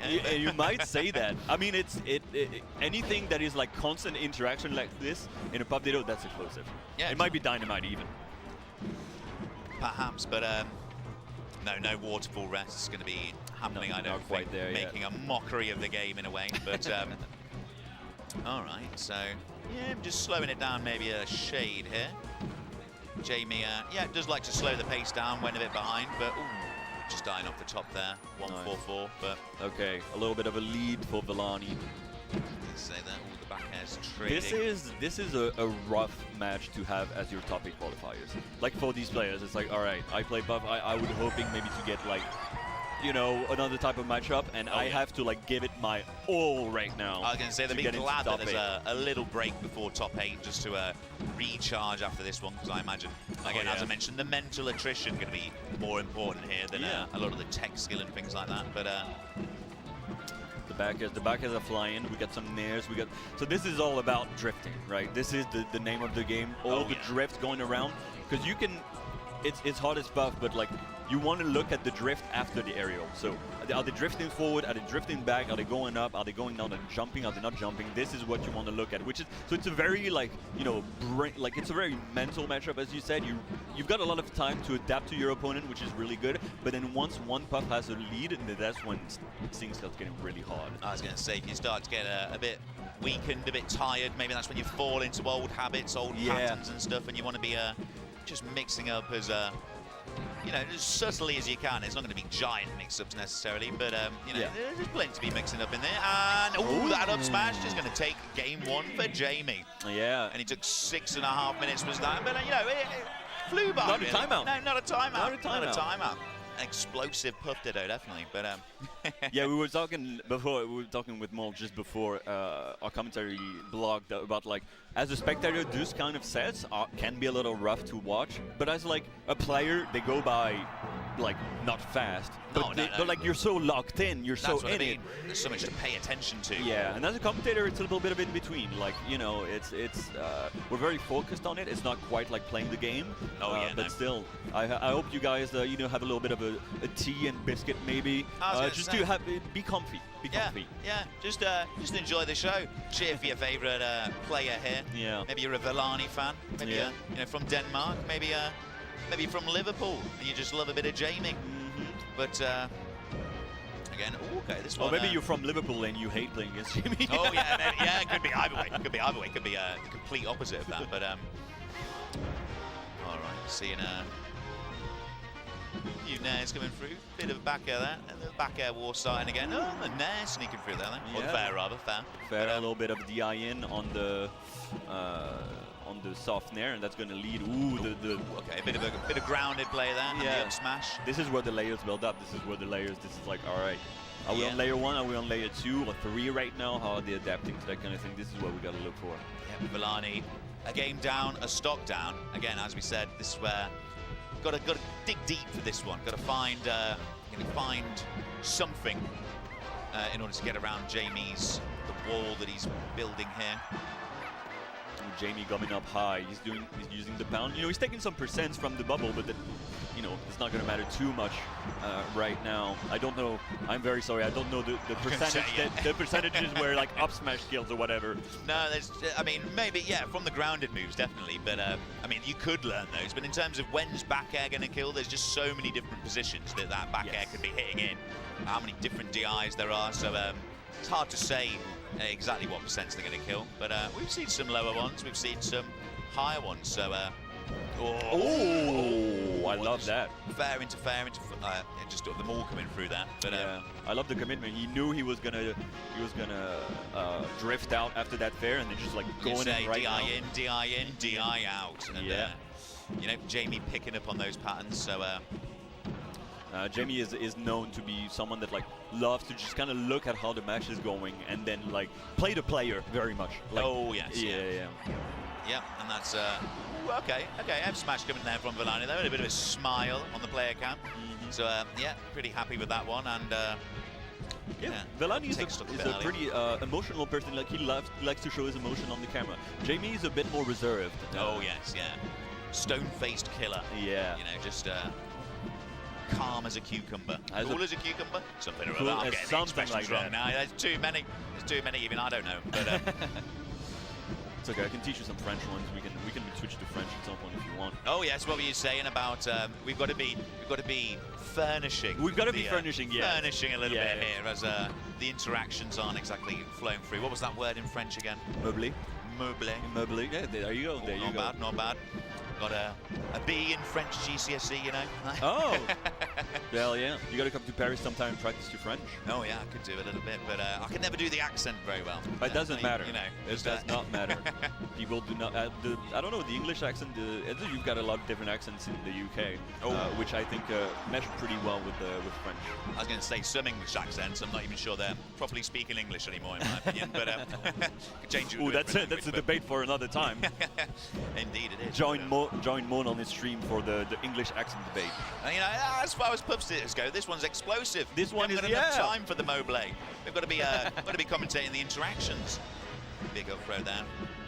But yeah, we saw that earlier kill from Villani, but Jamie just got this lead back. But nice. Who knows? There's still plenty to be done. Okay. Good fair right above his head, catching his jump.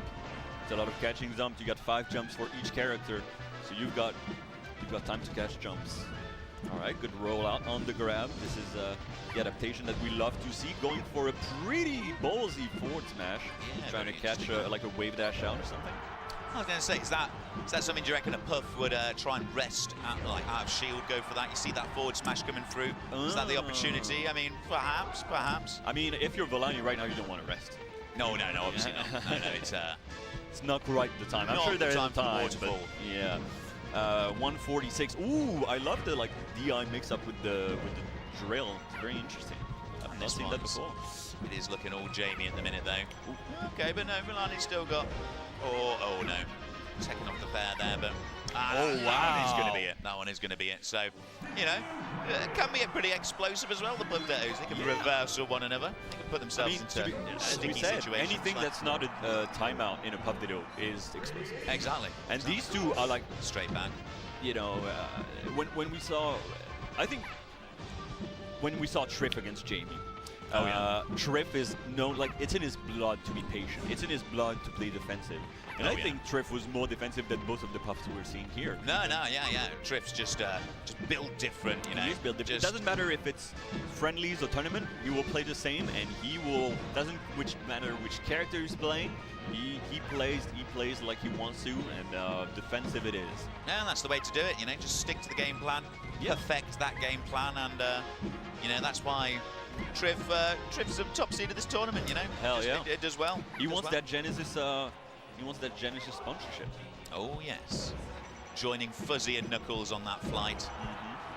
Ooh, okay, nice DI on the back in the limousine from the hotel, as we're saying. I think that's when they get the 5-star hotel. Oh yes. Do a bit of gambling in Las Vegas, who knows? Oh yeah, a few chips for them as well, maybe. But we do not promote gambling. No, we do not. We do not. But although, if you're going to gamble on an up smash, something like that, you know, could be punished. But calling Jamie out very nicely there.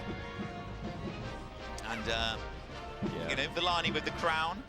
I like trying to grab the edge here, trying to go for a cheeky back air after grabbing the edge. Not quite going to work out, but I like the idea. Jamie trying to get back into this game, because even one stock is quite an advantage in this matchup, as we've said time and time. I was going to say, every percent counts here. It's not like there's going to be any cheap kills. Nope. You got to work for your kills. You got to work hard for it all. Yeah, an SDS buff is a rare sight, to say the least. Oh yeah, they do happen, but in the pub there, I'm glad we haven't seen any so far this set. Is Jamie going to be able to shark this one? Not quite, but the jumps are running out, and there we go. Jamie managed to re-ground himself there, because obviously Puff's jumps, they decrease in height, don't they, as you go along. So yeah, Villani sort of on the terrible later jumps, and Jamie's just got the big ones, plenty of them as well. Yeah, it's a big thing in this when you're playing against Puff. It doesn't matter which character you're playing, but counting the jumps.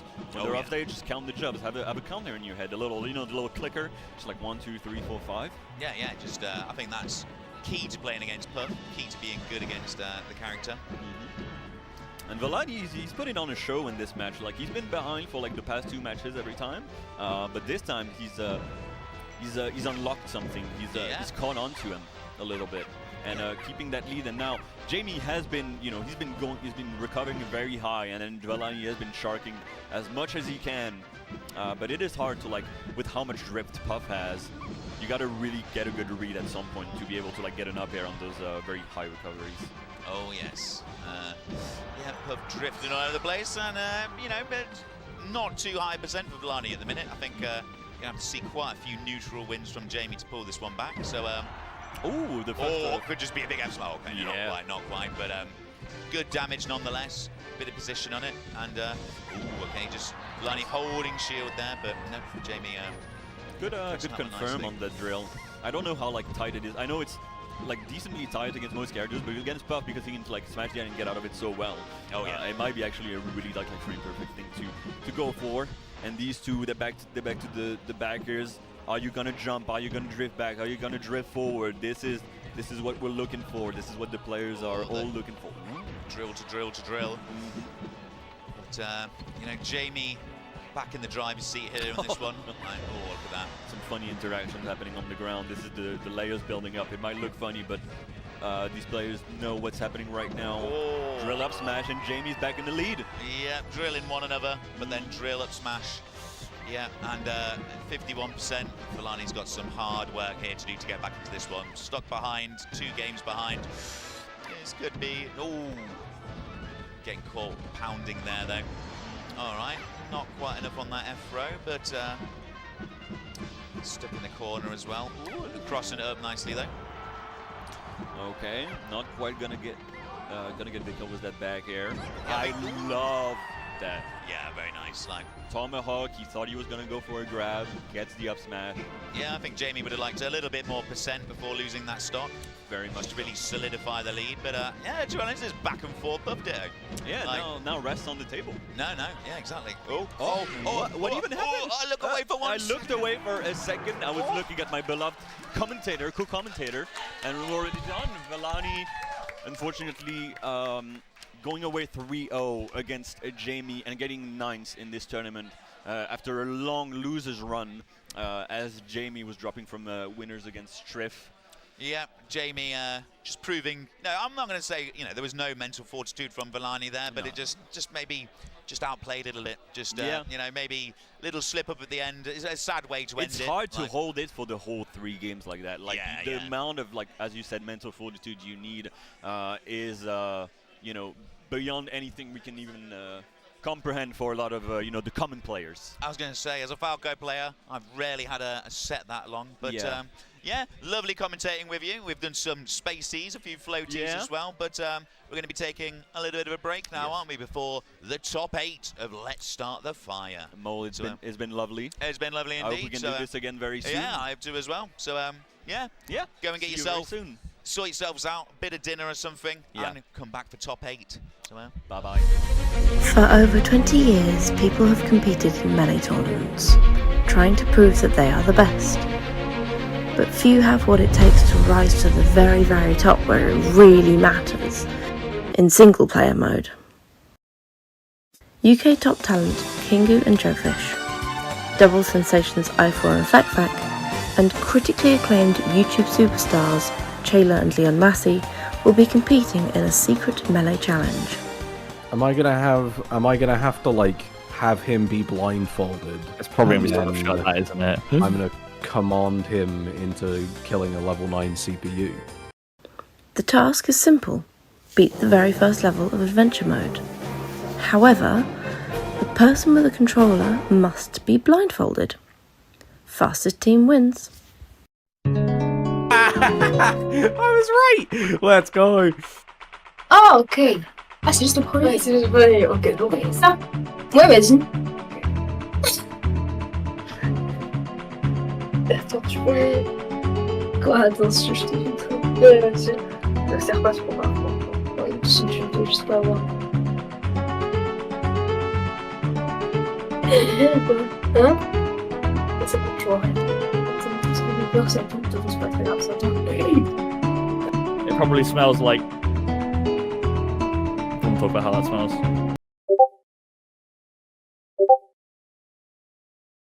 Easy. Oh. Okay. Alright, so I need to get the menu. Okay, press B. Press A. Press B again.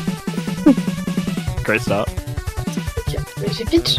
Non, non, t'as pitch. T'as mis tout. Attends, est-ce que ça.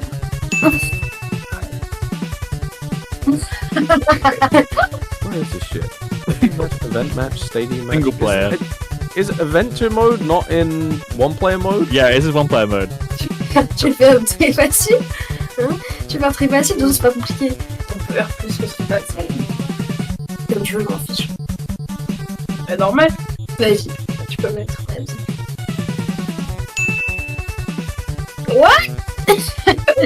Because I can change now the level of the mode. J'ai pitch de quelle couleur voilà, vert. Stop, voilà. C'est bon. C'est bon. Voilà, tu peux aller sur Start. Vas-y, flotte. Voilà, avance, avance. Vas-y, attention. C'est trop bien. Arrête de bouger sans que je te dise. Yeah, okay, click on... press A. Yeah. Regular match, event match, online played, stadium training. There is no adventure mode. Yoshi? Ouais. Vas-y, deux smash. Comme en double. Vas-y, de toute façon, vous êtes pas tuer sur le premier. Ah ouais? De toute façon, tu peux mettre et tu peux... Voilà. Enfin, vas-y, va un peu à droite, deux smash. À droite? Deux smash de... flotte. C'est un peu en fait. Est-ce que tu peux deux smash sans... sur le stage? Non, il était... T'inquiète, c'est bon, c'est bon. Va à gauche. À gauche. Deux smash.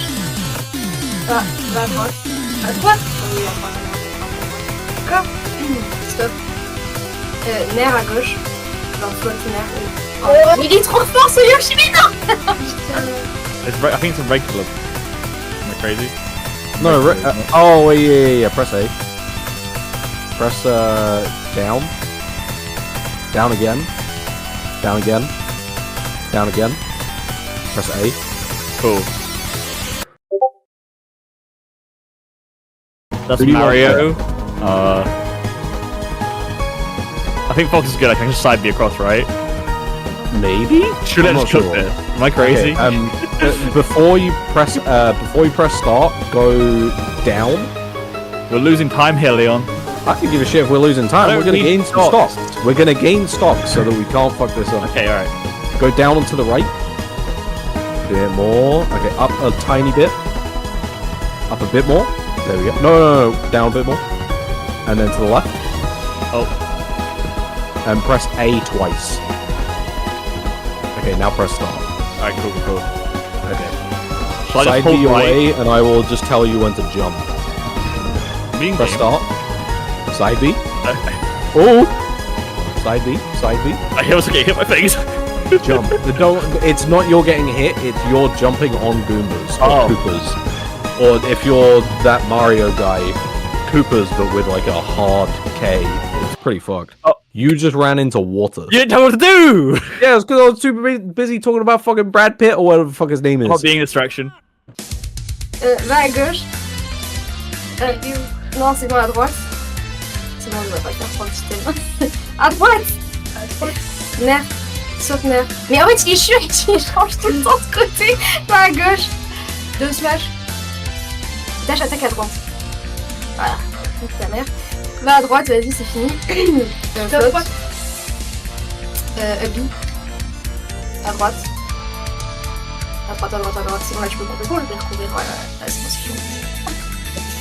Let's go!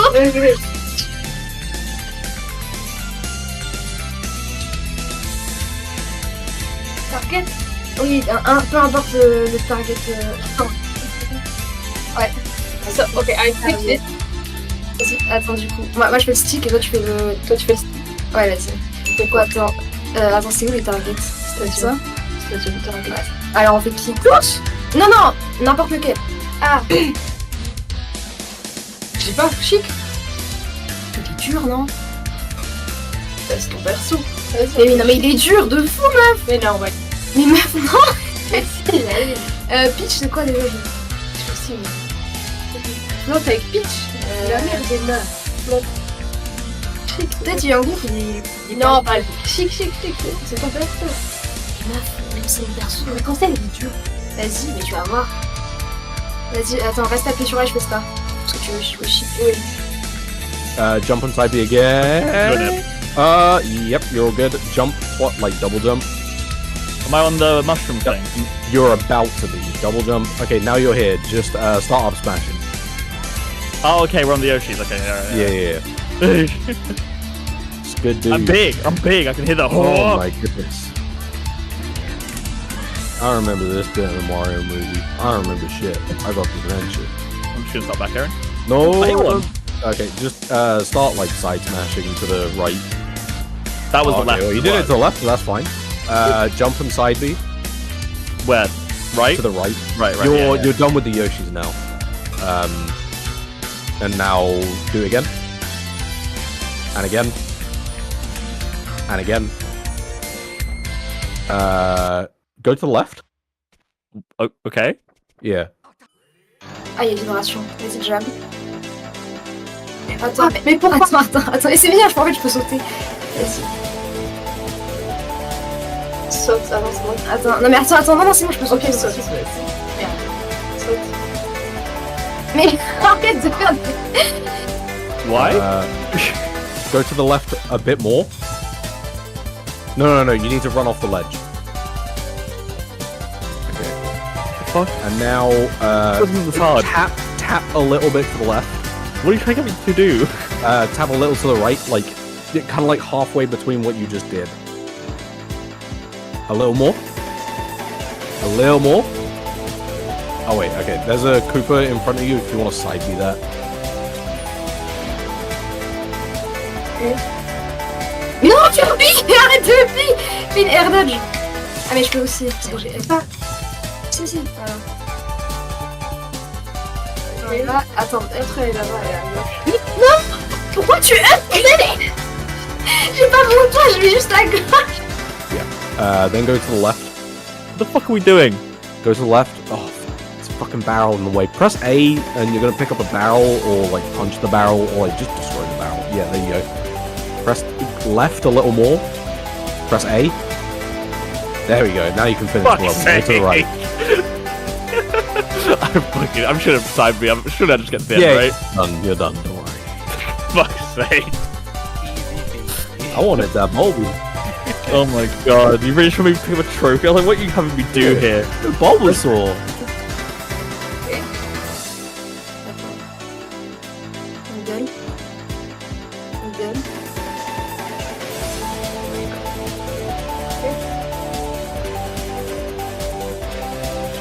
Arrête de s'il te plaît. Arrête de jouer à bip. Voilà. Là par contre tu peux le bip. Voilà. Jab. Je descends. Ah voilà, c'est bon. On a fait un bon record. Non, il n'y a pas de record.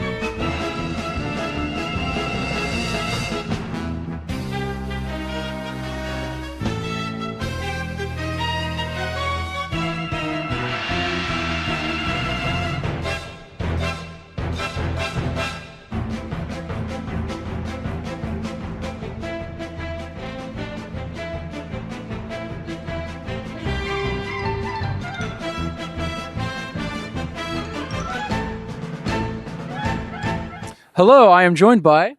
Frenzy. And the word on the street is this guy is pretty tall. How tall are you? 7'9". 7'9". Okay. Well, I have a list of things, and I'm going to tell them to you, and you're going to tell me if you're taller or if the thing is taller. So first up, we have renowned actor Jeff Goldblum. Who's taller, you or Jeff Goldblum? Well, me easy. That's correct. Jeff Goldblum is 6'4". Next up, another... No, we were going to do another actor, but instead, I'm still going to mention it. The famous rapper 2 Chainz. Are you... Isn't that the Sheik player?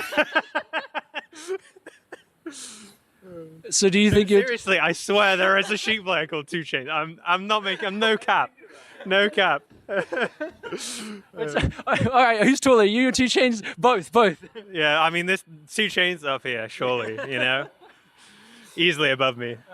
Okay. Next up, this is where, those were the easy ones, right? And you are taller, by the way. So, but now we're getting a little more complicated. Are you taller than a moose? A moose? Yeah. The animal. Like... No, it's not a player. Not a player.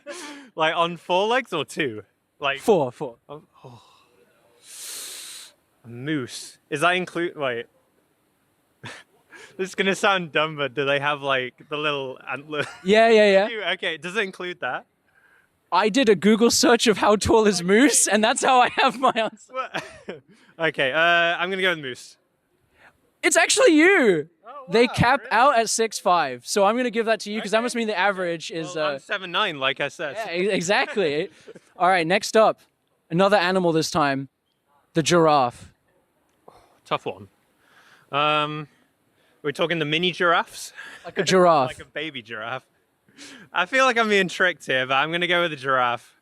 Well, I was thinking of baby giraffes, which are on average around 4 foot tall, so you're definitely taller than that. Yeah. And I have one more.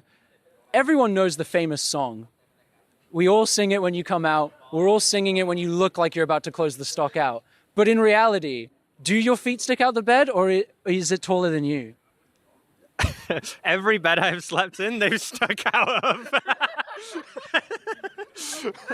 True answer. My bed at home, I specifically bought, and they still stick out of it. So, yeah, it's true. Fantastic. So, you are taller than Jeff Goldblum, 2 Chainz, moose, baby giraffes, and in fact, your feet do stick out the bed. My own bed, literally.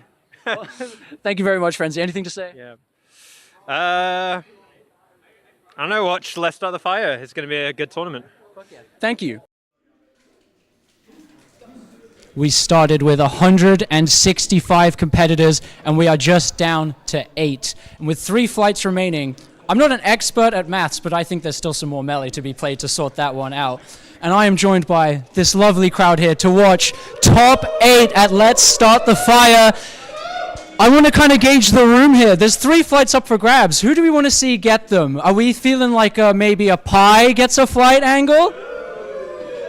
What about Frog Chip? Some more favorites? How about a Tina? Do we have any love for Rix in this room? A moderate amount of love for Rix. Who else is in top 8? Fuck, I don't even know anymore, man. If Kingu got those flights, how are we feeling? And there's Jamie?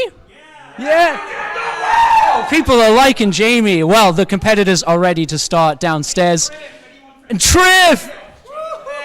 There's a Triff fan out there, and he is watching the stream. He is ready for the top 8. The commentators are going to take you through it. Have fun, everyone. Hello, everybody. Welcome back for Top 8 of Let's Start the Fire. I'm joined by Shayla. How's it going? And I'm Restless Whale. We're going to be guiding you through the beginning of Top 8, the first half.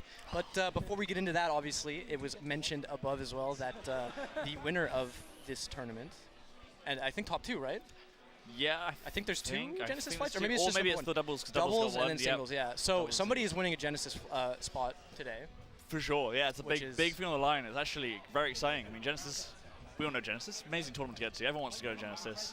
It's maybe not the city that the Genesis held in, but everyone wants to go to Genesis. But some people want to go to Genesis more, which is those people who made it to top 8. Because they clearly had that like, really burning desire to be They really want to top 8. It's a very interesting top 8 as well. We've got very interesting turnout. I mean, notably absent Frenzy. Yep. For top 8, very couple upsets, yeah, just across the board. Good run from Pi. Yeah, very. We'll see Pi later, but yeah, we'll talk about Pi and Frogship later for sure. But they're talking of the town today. Yeah. Two up-and-comers just like making a name for themselves at probably the best tournament to do that. Yeah, if you start could, off the year strong as well. Exactly. New year, new them. I know your guys' PR season ends soonish. Yeah, I think it's being extended. I don't know if it's being extended or not because attendance has been a bit weird. Right. Year, okay. Yeah, because for us it ended like last. So this is technically, I would assume, the first tournament of the new PR season for us. Okay. In the Netherlands. Yeah. Shout out to all my Netherlands homies out there. Yeah. But and I imagine other countries as well. Usually it's the PR season is like dictated by the year. So this is maybe a big showing for some people to prove that they're made of sterner stuff than they were last year. I know people have been talking about it for sure, especially in the UK.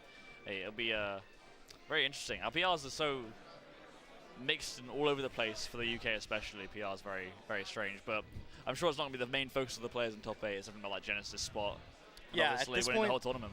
At this point, you're not playing the matchup most of the time. Yeah. You got your eye on the prize, hopefully, if you're in this top 8. And maybe some people are just doing it, because they got this far and they're, willing to give it a shot, and not so much that they like thought that they would get there or win the whole thing to begin with.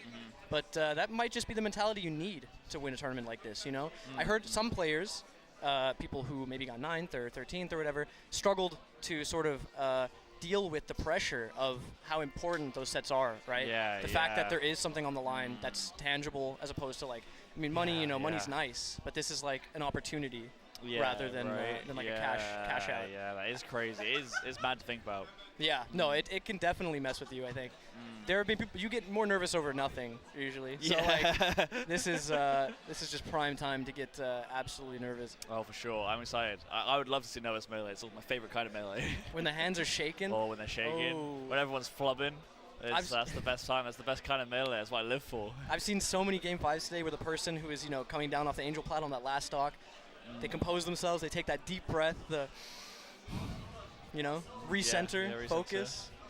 They come off and then immediately start doing absolute whack stuff. Yeah, that's what I did. That was pretty much exactly that. I won a set because someone was doing that as well earlier today. Oh, yeah? Yeah, people just jumping off, start freaking out because it's last stock, and I'm like, yes, please. That's what separates the men from the boys. Yeah, you need to feel that pressure. It's a big part of competing. Everyone says mental and physical, 50%, 50-50, Yeah. I think it is true. Mental is so big with competition in general.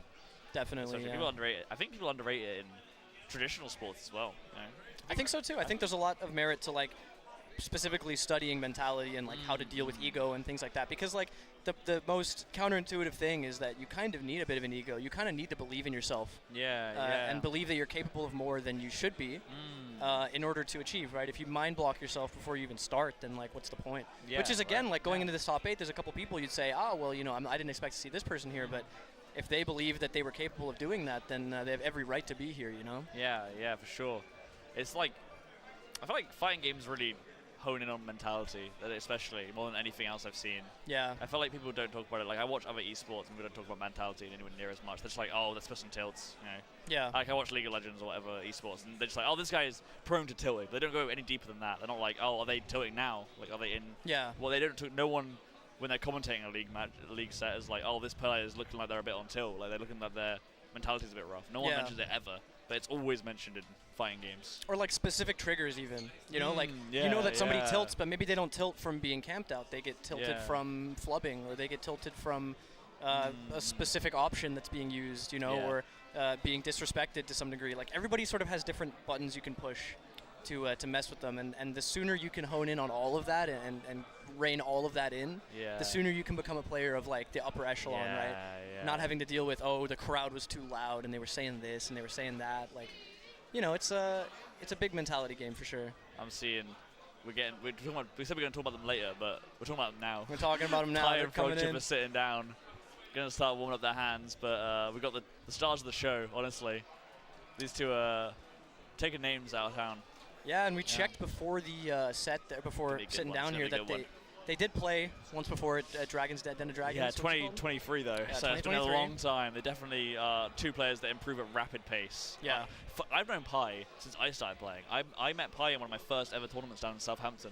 Like, oh, wow. Really, like we were even back then. It was great. Literally, my early days of my Melee career, I thought of Pi as someone like I would look forward to play because we were even and it was really fun to play. It was really fun to play. It's like not been someone who's like skyrocketed up to the top, but like very recently has seen a lot of really steady, good improvement. And it's been really cool to see. I really like to see watching him improve because I was there. I could be there if I had put much effort as Pi has in, but I have not. Well, it's but it's really cool. It shows that you can like be playing for this game as long as you can. You still have the greatest moments to come. Like exactly. It's never too late to get good at the game. No matter how high your highs are now, there's always potential for like greater peaks. It's really cool. Pi's been playing for a long time. And still getting better.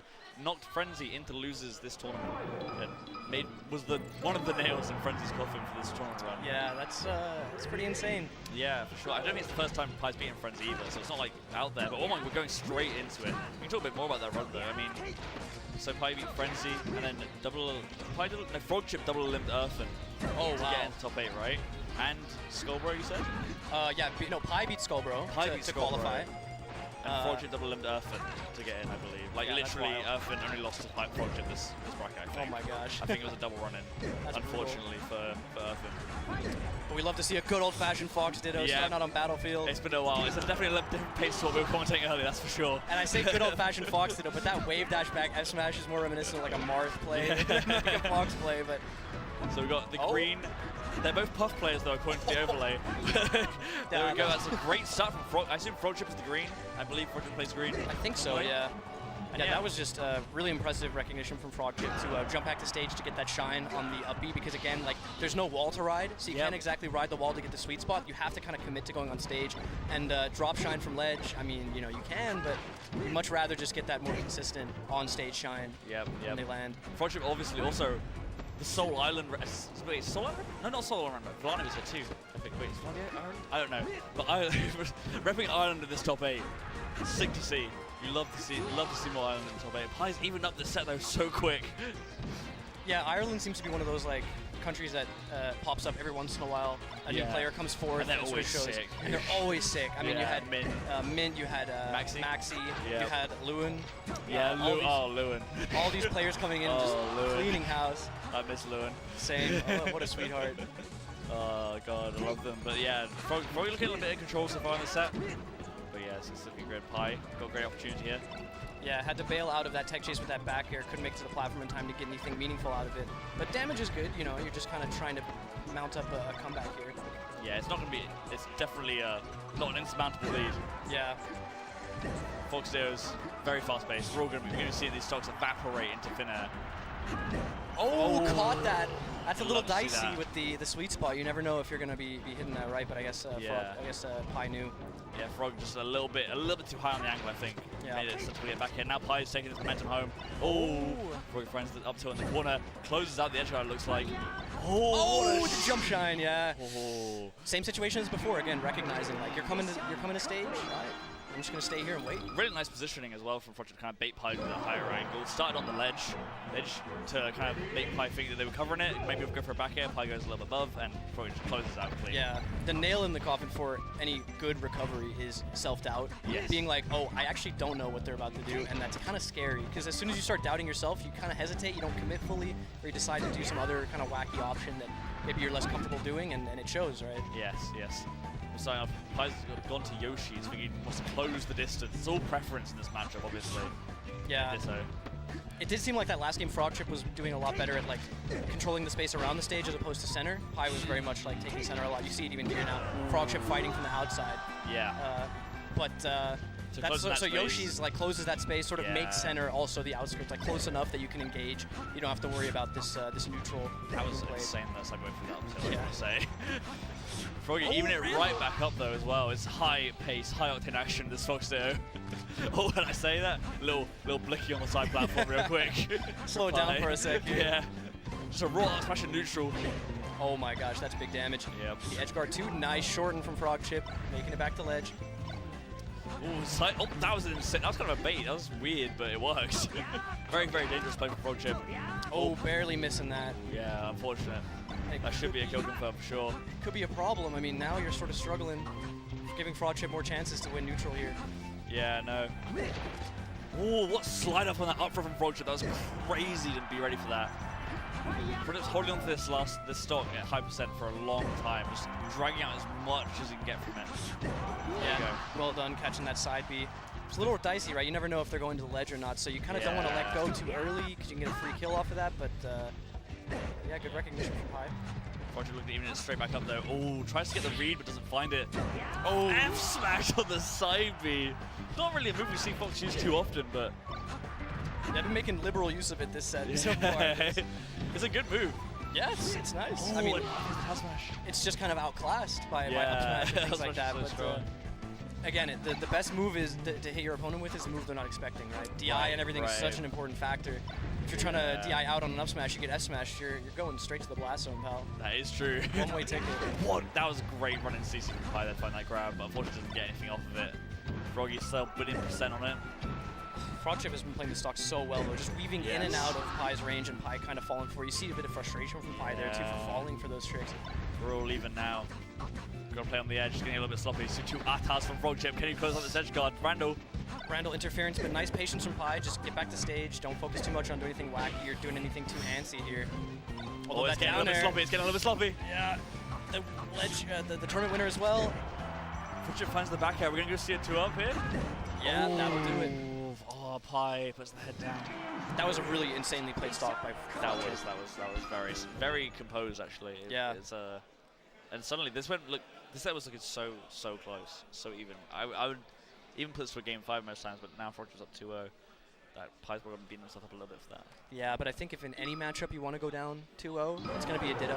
Yeah. Reverse 3-0 potential is much greater because there's not necessarily a stage that's like, oh, this is going to strongly favor you. Yes. Because again, like maybe you're comfortable. Yeah. You know, you're more comfortable on a stage than someone else's, and that's a good start for Pi. I mean, that's what you want to see. We'll take those. But yeah, so maybe Frogchip is more comfortable on a certain stage, but doesn't know that Pi is also very comfortable with that, given the fact that, from what we can gather, they haven't played that often either. So I'm sure they're also sort of questioning, like, where does this person's strength lie, you know? Yeah, you got to figure it all out as you go. It's all about adaptation at this level. Oh, lovely angle there from Frogchip as well. Pi clips with the nair, but doesn't find the shine that's sent off. Just getting behind. A bit too late. Lovely little down tilt there. Forward air. I like their forward airs here. They've been doing that a lot on the side plat to try and catch like a DI in, potentially get like a strong hit off of it. Yeah. There you go. Pi closes on the stock, but not much of a lead. Could easily be gone soon. But again, maybe even for that whole DI out on the fair thing, maybe that's the conditioning, right? Going forward, maybe some other move is going to kill earlier because they DI'd out. Yes. Yeah. Okay, Pi. Trying to drop in that punish, that seemed pretty important. That could be a crucial moment. Goes for the down. That was a crazy grab from Frogchip. Grabbing the down tilt. Oh no! Unfortunate. It's okay, it's all even now. But both SD twice. Surely you think about Pi. You just paid it back. It was a homie stock just later. Yeah, you just gotta remember, like, you gotta try not to remember the fact that Frogchip did come back from this situation last game because it's so dangerous. Oh, the Randall interference again! And now it's Pi's turn. Yep. Ooh, Randall blessing Pi this game. Let's see if Frogchip can dig deep and find what he got on that last game. Pi getting out of the bottom touch. This is a big moment. Doesn't find that smash, finds the regrab. Single hit up air isn't going to connect. Oh, too early on the jab as well. I like the jab idea. They drop kind of below ledge, you get a chance to shine, but yeah, not if you're too early on it. Yeah, no. It's a hard hit. It's a hard move to hit in that situation. The trade's going to be important, but okay, Froggy doesn't all right. it. Frogchip not ready. Pi on the board. Pi on the board. It could be, like we were talking about, reverse frame potential is high. What's going to be Frogchip's counter pick? It is FD. I think Frogchip really having... What does FD say to you in a Ditto? I feel like it's weird. When I think about Ditto counter pick, it often feels like I could beat you in the neutral game, and I'm stronger than neutral game, and I'm very confident in my punish. That's kind of what it says. See, for me, it's kind of the opposite. When somebody takes me to FD, I figure they're trying to level the playing field punish-wise. They're like, maybe you're out-punishing me here in a lot of cases. Oh, yeah, true, so let's make it so punish is maybe a little bit easier, but neutral is a little bit harder. You know? So if I find my opening, I'm going to be able to take it as far as you've been taking your openings up to this point. Yeah. And we'll see if you manage to win that, you know? Yeah. You also need to be very confident, though, that your neutral is stronger. Yeah. If it isn't, it's all she wrote. Ooh, okay. Nice find. That dash attack was kind of wild to go for in the corner, but it paid off. Yeah, you got to be careful around there. Fox has a lot of tools to deal with you if you dash that fast. Ooh, Pi's life flashing before his eyes. Get the jab reset. Finds the tech chase as well. Froggy's keeping it going. Pi wants to jump out, but still. This FD combo's gone on for a while. Lovely short. Perfect time to shorten there. Doesn't get the turnaround. Froggy trying to put some sauce on it. I felt that up smash in my heart, and that one's going to do it a bit too late for this stock. I think 89%, especially because you have these grab. You got these grab confirms, you got dash attack confirms. Like, you got to be really careful, or just there you go. Get the tech in place. Get in place. Yeah, both these two players' turret chases have been pretty on point. And there we go. Pi finds the grab. This could just be a stock right here. F smash, and like you said earlier. Oh, doesn't find the edge guard, unfortunately, but still. Pi's got a bit of momentum. Might be able to fill it the stock. I like that dash attack. And though, yeah, messes up. I don't think tournament winner was the idea there. And still, that definitely was not the idea. Yeah. That was trying to hit the angle of all angles. It's still really, really solid looking Pi, but now it's Frogchip's turn, as it is on FD. Goes for the back throw, but doesn't find the tech chase. Maybe a little bit sloppy there from Frogchip. Now it's Pi. Ooh, okay. Alright. So you get this neutral opening. Frogchip fishing foot. How did you end up on the ledge there, Frogchip? I have no idea. Okay. Even at 110%, it's neutrals. Not much different other than the CC option from Frogchip. Oh, the was getting a bit sloppy out here. We're just swinging. Shadow boxing past each other, and Frogchip finds the killing blow. With only 30% as well, but if Pi gets a grab here, or even just a no! Not like this. The tech though. Okay, that tech was crucial. This is Pi's last chance. Tournament stock. Still safe though. Back on trades. How is Pi still in this? I have no idea how he lived that. Frogchip spacing around that shine grab was insane. You have to compose yourself with your Pi. Somehow you've lived this. You need to think about winning though. Not just that you lived. Because the down tilt doesn't win it. Yep, and this up air here is going to do it. That's it. And Frogchip takes this set 3-1, will advance to losers quarters. If that was lost stock, that last situation was absolutely insane. Yeah, that was still Frogchip brings Ireland further into top 8 of this bracket, looking for that chance to spot. Frogchip chance going on. Yeah, you'll love to see it. Love to see it. There is actually a fun fact. You think the players normally in a tournament this size would have to deal with the crowd being quite rowdy, but because of the venue, the way it's laid out, you've got actually the viewing. Most of the stream showing the crowd right now might look a little bit empty. Everyone's upstairs. Everyone's upstairs watching the stream. It does kind of make it not the stream, the live feed. It does kind of make it look like it's like a local. Yeah, no one. There's 195 people. Like this is actually they're all upstairs in three parts of the venue, and because viewing's a bit awkward down here, you got the pillars behind us. You might not be able to see. People's upstairs watching it. The best way to set up. You saw Max when Max did it earlier. That was what the crowd is. Unfortunately, not here, but still good viewing opportunity. And yeah, just seeing Frogchip's highlights here. I think it just means we get to be more intimate, you know, with the players, with each other. We can, it's this is like for the cool guys. Hang out downstairs. Yeah, downstairs. Yeah, it's kind of you got a little bit of a crowd still, so you still got the crowd effect, but it's nowhere near as rowdy as it might be with the rest of them. Yeah. But yeah, no, it kind of gives the little personal vibe to it, I guess. Everyone can focus up as much as they need to. The crowd might not affect anyone's mentality if you're subject to tilting because of the crowd. Or the pressure might not feel quite as intense if the crowd's not there.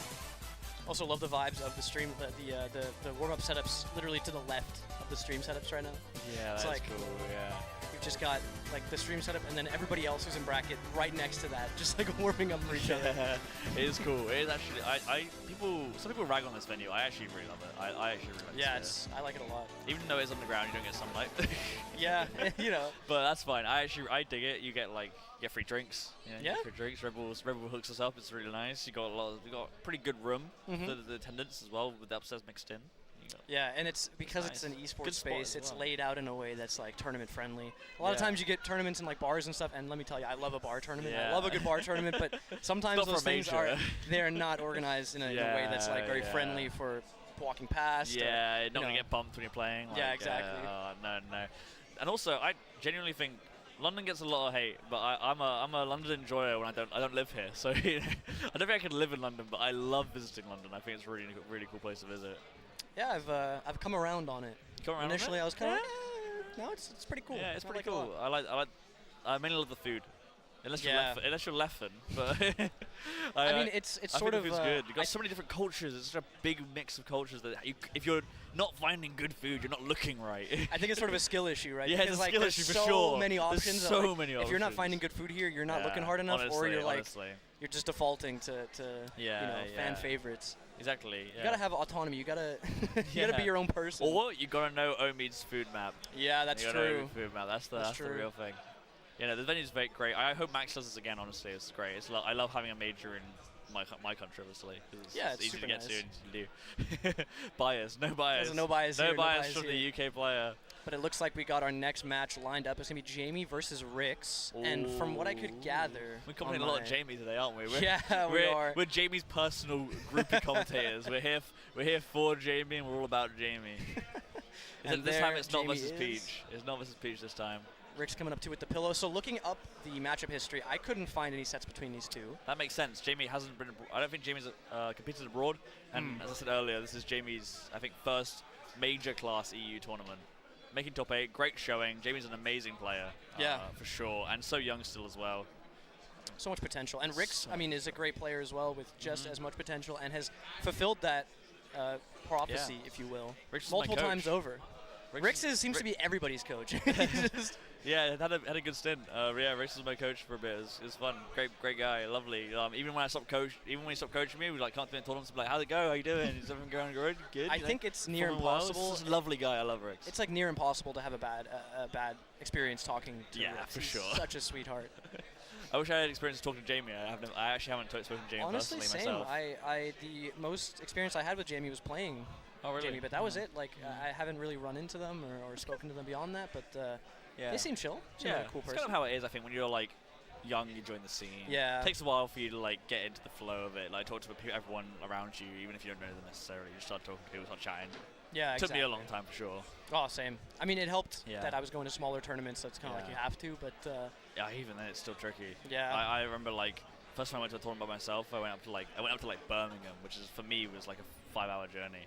And I nearly quit there on the spot. Like, didn't know anyone, I lost. Like, immediately just bad vibes all around. Yeah, no, not because of the tournament. No, it's not socially awkward. Yeah, I was like 18, 19, like, I'm not very social, but the scene's brought me out of my shell, and it happens to everyone. It's so fun to watch. Like, the guy who's running this tournament was the most awkward person ever when you met him. It was just like an online annoyance. Everyone was like, this guy's got such an ego online. He shows up and he's like this little meek little kid. He's like, oh. And now he's like this, like, he's running the tournament. He's networked his way into Genesis tickets. Yeah, he's sick. Max's growth is actually so good to watch. It's actually an encapsulation of what Melee does to people and like helps them find that shell. Become a great, but like it's so cool. And it's a good lesson in like putting in as much as you take. Yeah. Like if you are asking the scene for support or for help or everything, it's always good to keep in mind that like you can pay that back. You know, it doesn't even necessarily have to be a massive tournament with an insane prize or anything like that. Just any way you can contribute will help, because at the root of it, we are grassroots. We are sort of relying on each other for all this stuff, and every little bit of help is appreciated, and nobody is better than anyone else for helping more or less. It's any amount of help is very appreciated. Just to give an update on for the people watching at home, we're doing a little CRT change. There might have been a bit of lag on the other one. That might have been the case. The good thing is that it was on Frogchips TV, so there's no Johns. So yeah, no Johns. There's no Johns. Maybe a report from Frogchip being like the TV's a bit whack, so maybe change it. But who knows? Still kind of cool that if that is the case, it's pretty hype. To be fair, Frogchip wins because I was like, by the way, that TV bit whack. Might want to change that. The training weights come off. Yeah, it's like just like sure I won like 3-1, but like the TV. Yeah, I'd see that gone. Thank you very much. So yeah, now unfortunately, Jamie had an unfortunate advantage, disadvantage right now. Doesn't have a TV to play on. Yeah, it seems a bit unfair. I mean, Rix could start the set now and secure that first game. Yeah. But he's just hanging out, he's shaking his head as well. He wants to sleep. Tired Rix. Poor little baby Rix, little sleepy guy. There'll be plenty of time to sleep at Genesis. Yeah, exactly. Think about that, Rix. There'll be time to sleep at Genesis. Yeah, think about that. Yeah, not you here. Sleep here? Come sleep across us. Yeah, lay down across. Yeah. No. Yeah, a bit tall actually. Might not fit on the sofa. All right, we'll get another TV.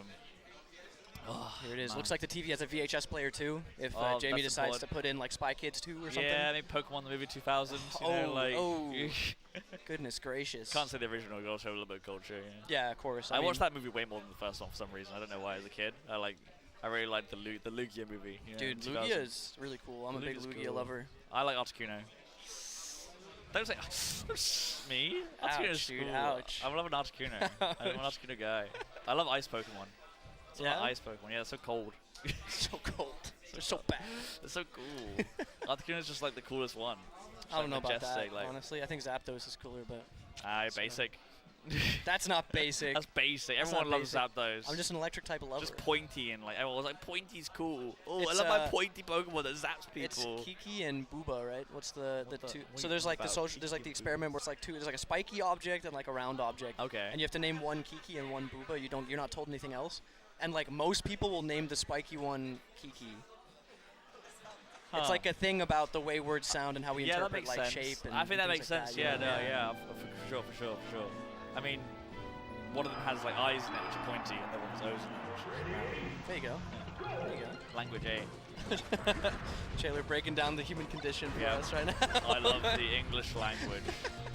Symbols, etc. Yeah, I love when we can just say things, we just pretend that they mean something. Yeah, you can make stuff up if you really language want to. Language is vibe-based, if you think about it. It's all, especially like English, no matter other languages, but we just say stuff like English and just pretend it's I think that's every language, actually. Yeah, makes sense. Pretty sure. Yeah, you just say stuff and you're like, yeah, this means this now.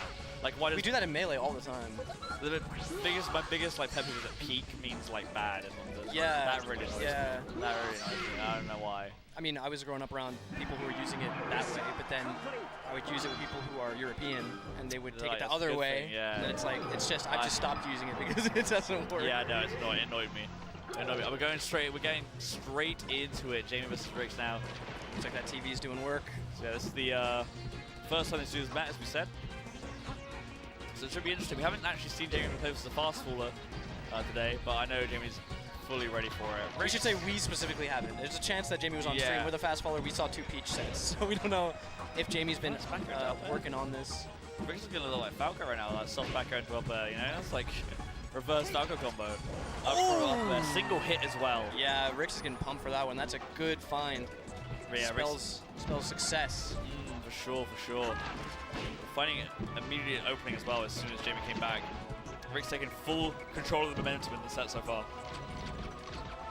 And staying patient with it too. I mean, sometimes you just want to rush headstrong into Puff thinking like, you think you're controlling that space, but not really.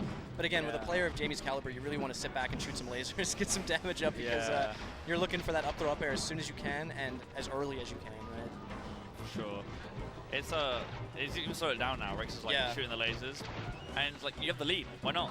But also, part of it is you want to stop shooting lasers around when up throw up air works, because if you go over, it's not going to connect anymore, right? So you have to be a little bit careful not to just be spamming mindlessly. Yeah, is Rix over now? I feel like it's like around the 60s and 70s up front, isn't it? Yeah, I think now he's got to stop, obviously. He has. Yeah. Not because he died, but it probably helps.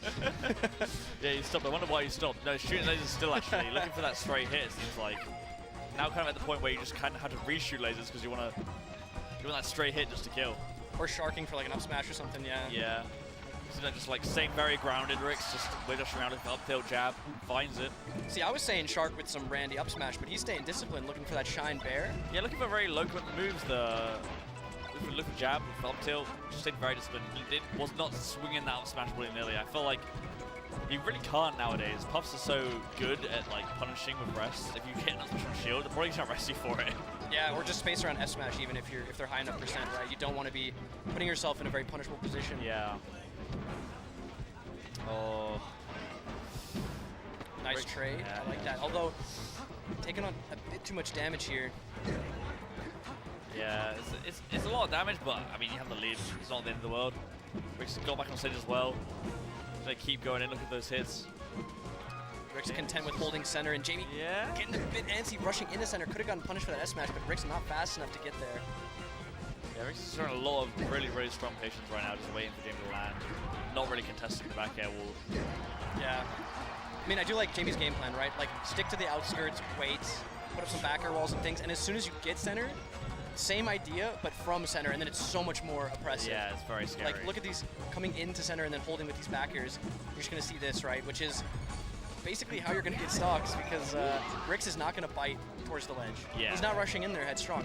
He's demonstrated that up to this point. Like, he is not going to get antsy. Yeah, and there we go. Just wait. Ooh, okay, didn't get a single hit this time. And Jamie manages to SDI out. Yeah, nice weight. Yeah, Rix is just showing really, really good discipline in this matchup so far.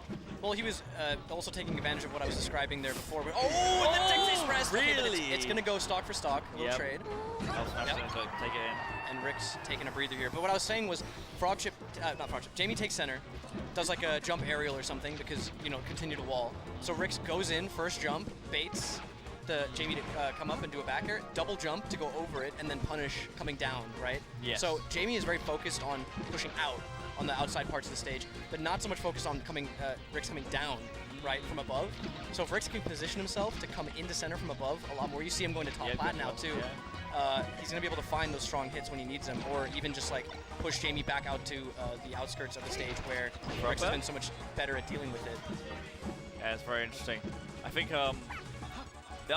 getting that touch chase rest is really important for Jamie in terms of the mental game as well. I feel like putting that pressure on Rix, showing that like you really can't mess up against me, I will punish you. But the up front bet gets the SDI. Jamie keeping it alive still, even though has barely managed to take on any damage in the stock. Still keeping it alive. Rix has been extremely disciplined for lasers. Most of this damage was like been lasers. Yeah, exactly. Kind of have to. And it's sort of what I was saying before. Oh, that backer should kill. Oh, not quite. Not quite. One more chance. I think Jamie has to get something going here because Rix is not going to let him back again. It's going to be really hard to find this for Jamie. Without getting counter hit, you're going to be fishing for a grab up tilt, something that's going to give you that big, juicy opening. Trying to find the jump with up air. Yep, and this time Jamie contesting with up air for Rix coming down, noticing that Rix is taking advantage of that top plat and the space above. Could be a bit too late though. Gets the CC on that nair, not going to kill yet. Somehow Jamie is still in this game, not approaching recklessly, neither is Rix. They're both know how important this first game is. Goes in with a pound though. Flubbing, everyone's a bit nervous. The nair's soft as well, it doesn't even kill. Jamie at 146.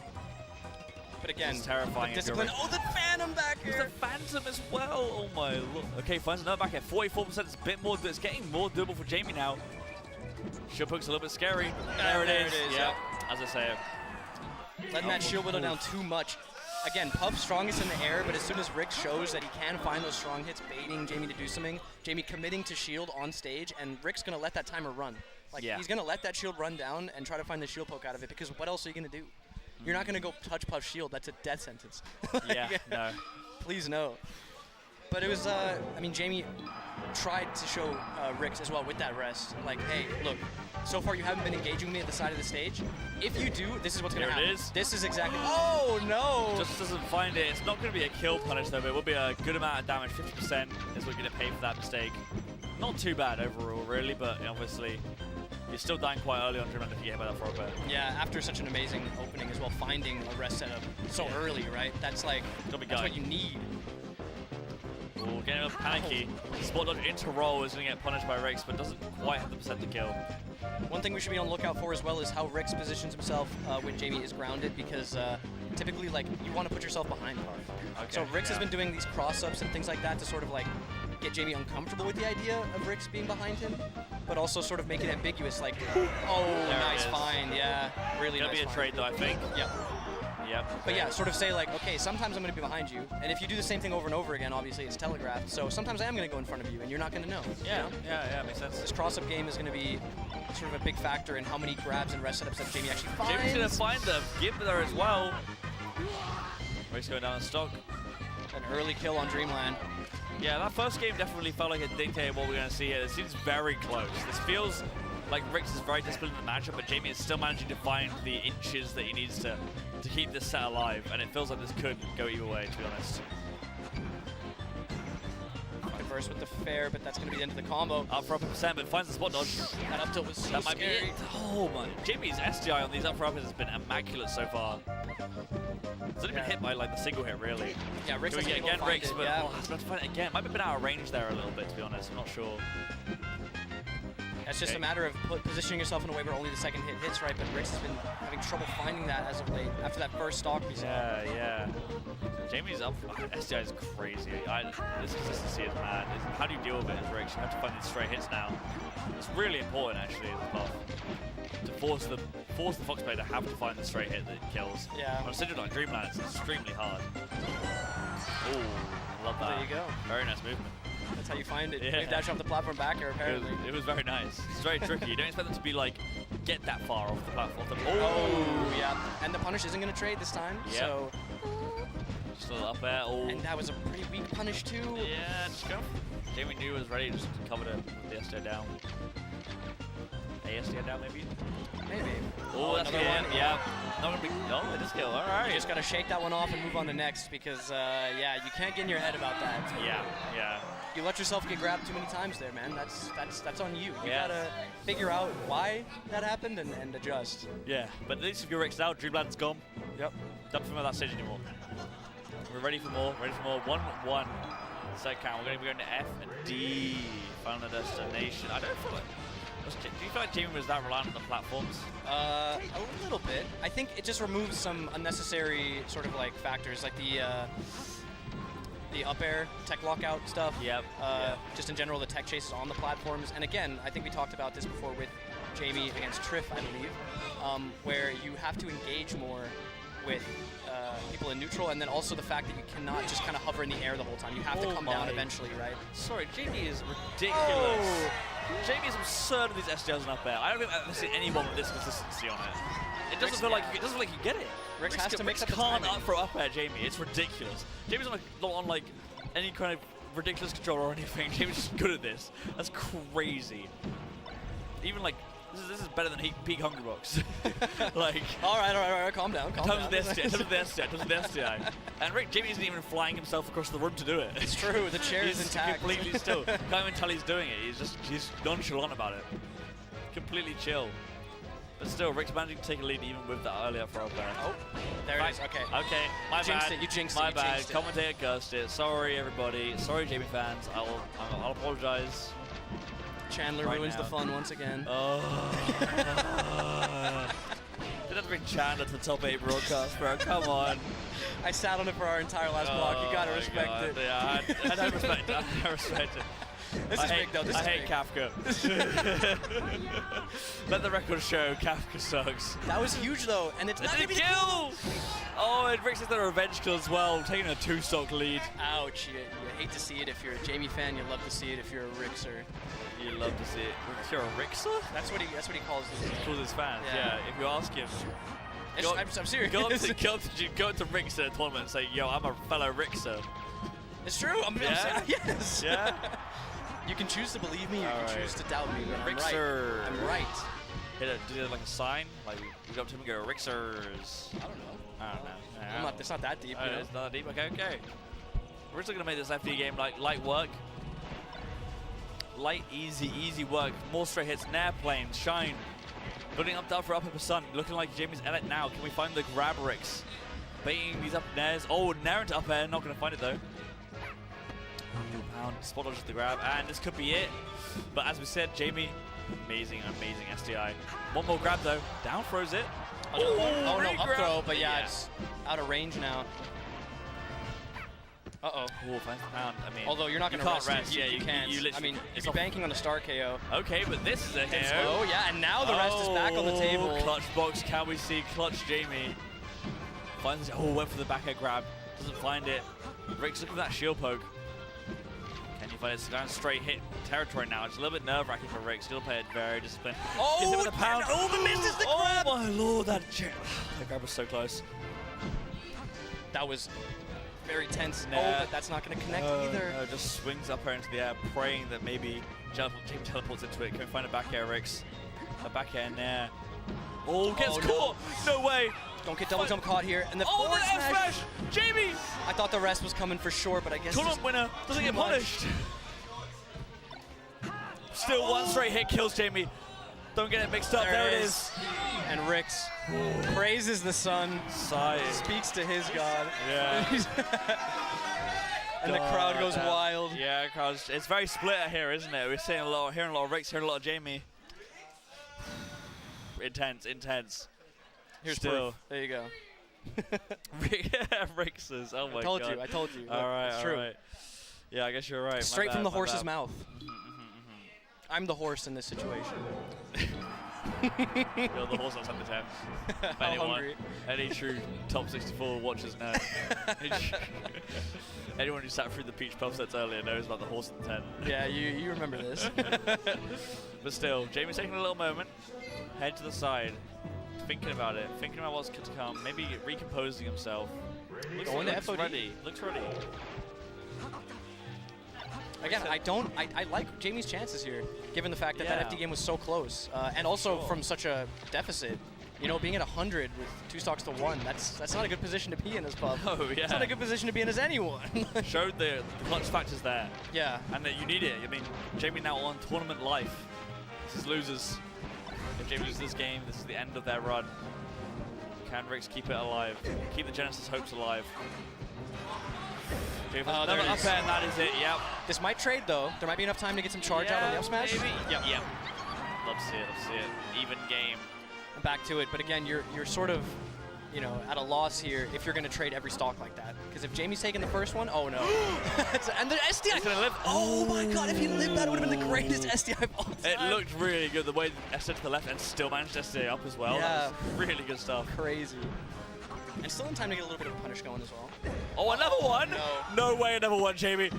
Back end. Oh, another one. It's a beautiful 75% combo. Can we see more? Oh! The ledge too. Jamie's playing out of his mind. That was disgusting. This has got to be like the biggest lead so far. That is the biggest lead so far for sure. It has to be. That was a disgusting combo, Jamie. Now it's going to be a mountain to climb for Rix. Oh, another up throw up air. Yeah. Not for up for rest, oh, but Rix lives it. Slabby's back. Doesn't find any punish though. 50% free. And another up air fish is going to find it. This has got to be all she wrote for Rix here. Somehow lives. Dash onto the middle of the stage. Do you see anything? Doesn't go out to meet the side B. Opts for a safer option on stage. And again, yeah, you wanted to take it easy right now. You got a hell of a lead. 104% on much Rix. time. This is going to be a, dare I say, insurmountable climb. 2-2. We're going to game 5, everybody. So both these players on their tournament life. You think we're going Yoshi's? You think we're going Pokemon? What do you think? Yoshi's Rix. platform is smaller. I think Yoshi's. Pokemon. I was wrong. Never mind. There goes That's what I'm saying. Yoshi's platforms are too small. You're going to get tech chase rested way too easily. Yeah, true. I just thought Rix would want to mess with the transformations, but... Yeah, I mean, we'll see how that plays out, but I imagine they're Fox favored, if I'm being completely honest. I think the only thing I can think of is the down throw rest on the windmill. That thing is crazy. If we see that, I'm leaving. I'm standing up and I'm putting my headset down. Up throw again. Oh, doesn't find the rest. Yeah, Rix has to get the DI on it this time. Finds a great up air. Jamie seems to be getting an actual read on Rix's jump timings now. Yeah. Seeing a lot more up airs to catch them. And again, we were identifying earlier in that first game, like, Rix using the space above very effectively, but Jamie has adapted to that, and now the space above isn't so clear-cut for Rix. He can't just take it for free. The onus is now on Rix to adapt back. Can you do it in this last game situation? Jamie takes the lead at the start. Yep, and doesn't have to trade the stock for it either. I mean, granted, Rix may still do it, but with the rest, it's almost guaranteed here. At least Jamie has some wiggle room to get some damage in. Scary. Rix kind of fishing for up smashes. We were talking about in game 1 how he was so disciplined, didn't go for those up smashes. Yeah. Now he's kind of fishing. Back against the wall, you know. And he's popped off. Rix is in. Rix is on. The rock transformation coming up, gonna mess everything up. Maybe mix up the flow of the game. We'll see if they decide to take a second here. Oh my god. Yeah, they're probably gonna take a second. Oh, Rix is engaging. Going in. Oh no. Oh no. Gets the jump as well. What did you do, Rix? Do you go and hit the invincibility? Or do you not mess with the side of the stage? This is still some really, really weird rock stuff. James grabbing the ledge. Doesn't want to engage on the rock stage. Yeah, it's heading out. It's on its way out now. We're leaving the rock stage behind. You got like 1 microsecond of FD here, so you can maybe make something work. And oh my! And that's going to star KO as well. Rix, last stock of the tournament. Can you bring it back? I would love to see it, but it's going to be an extremely hard mountain to climb. You need to play extremely disciplined. Finds the up throw, finds the up air, no tech trap, doesn't work. Oh yeah, didn't fall for the tech trap, but that's going to do it. Up tilt rest does it, and Rix knocked out at 7th. Jamie moves on to loser's quarters. That's a big win for Jamie right there. Yep, great performance. Guaranteed 5th at your first EU major. Love to see it. Congratulations, Jamie.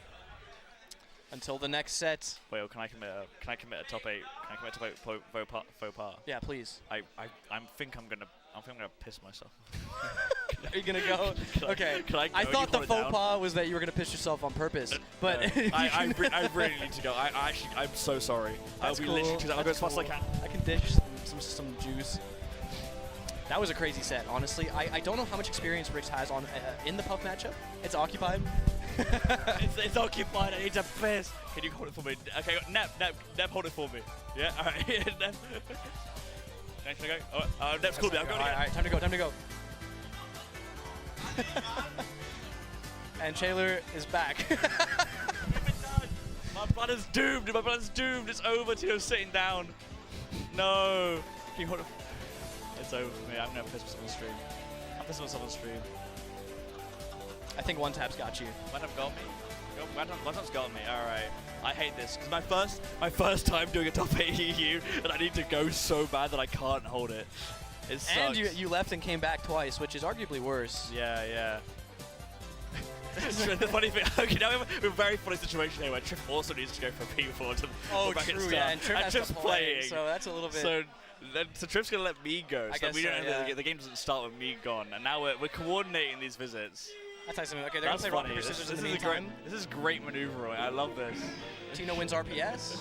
I love this. This is great. This is great maneuvering from the crew. Yeah, everybody's making it. If I did this in America, I'd get like hung at the town square. Town square. Yeah, I'll be done.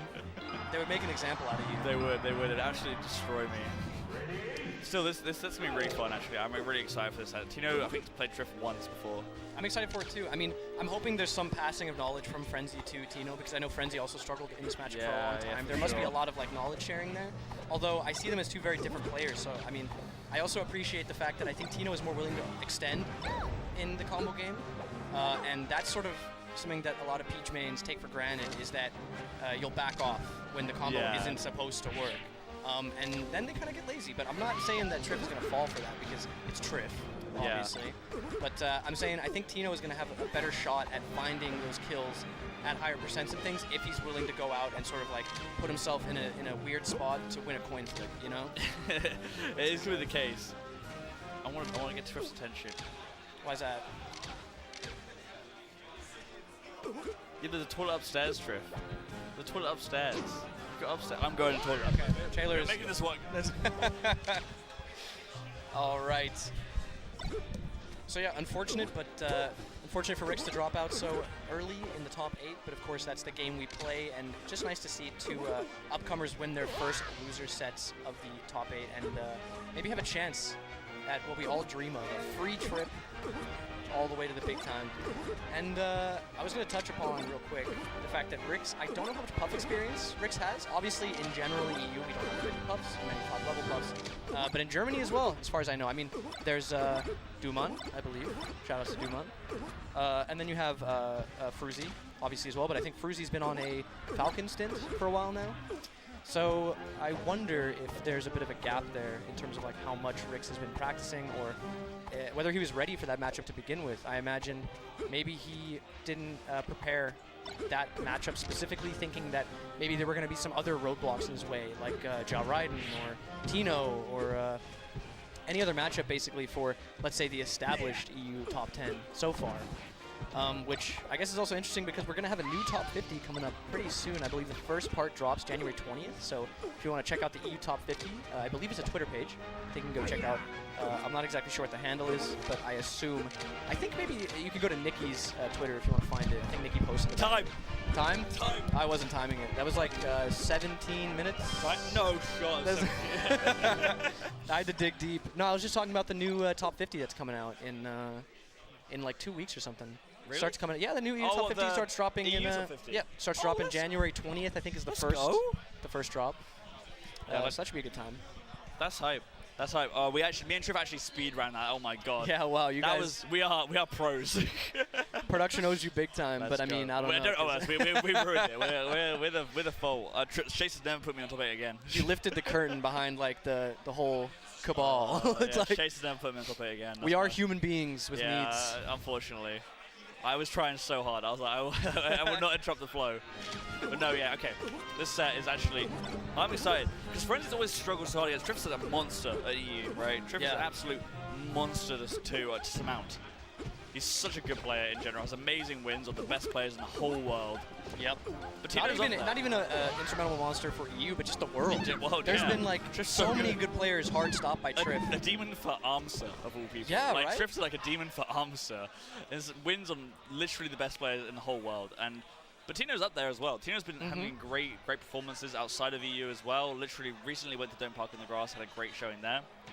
And yeah, I'm looking forward to seeing how Tino performs against Triff. I think we've got some stuff that I talked about before, the set things he's going to be looking out for. We'll see if they come up. I'll bring up if they do. Yeah. We'll see. Yeah, I think Tino's a well-equipped player to deal with Triff. I think Triff is a rather defensive player against Falco. But Tino's really, really good at dealing with defensive players, personally, from my experience watching him. I think he plays really good in the Puff matchup. Just really good against, like, if you're good in the Puff matchup with Falco, it's a great measure, I think, for, like, being good against floaties. Yeah. Like, if you can handle Puff to a really solid degree, you can probably handle a lot of other floaty characters. Yeah. I think the difference is just that Peach has a few more tools to deal with Falco that are maybe a bit more annoying than, because in a lot of cases, Falco's holding down, you're crouch canceling, you're looking for shine, things like that. Down smash, you're gonna need a lot of percent. Getting chain grabbed is unfortunate, and Peach, I would argue, is one of the best edge guarders in the game. The ability to stop and float in place off stage sort of puts you in a position to punish a character like Falco, who struggles to come back from very specific situations. Like if you're super low, or if you're in a B startup, you have no hitbox, you're just a sitting duck basically, or a sitting bird of some other sort, if you will. Then I always think about that. I always think about that one set between West Bulls and Armada.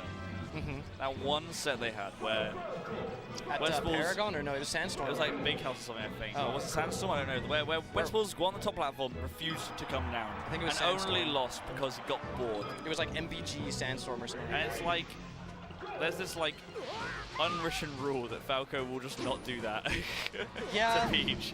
Or that Falco players just don't want. Falco players as a breed of player don't want to do that in their play. Plus, it's sort of the same, like the same vein as saying, oh, just go to top height against Ices. Ices players are not just going to sit there and let you do that, right?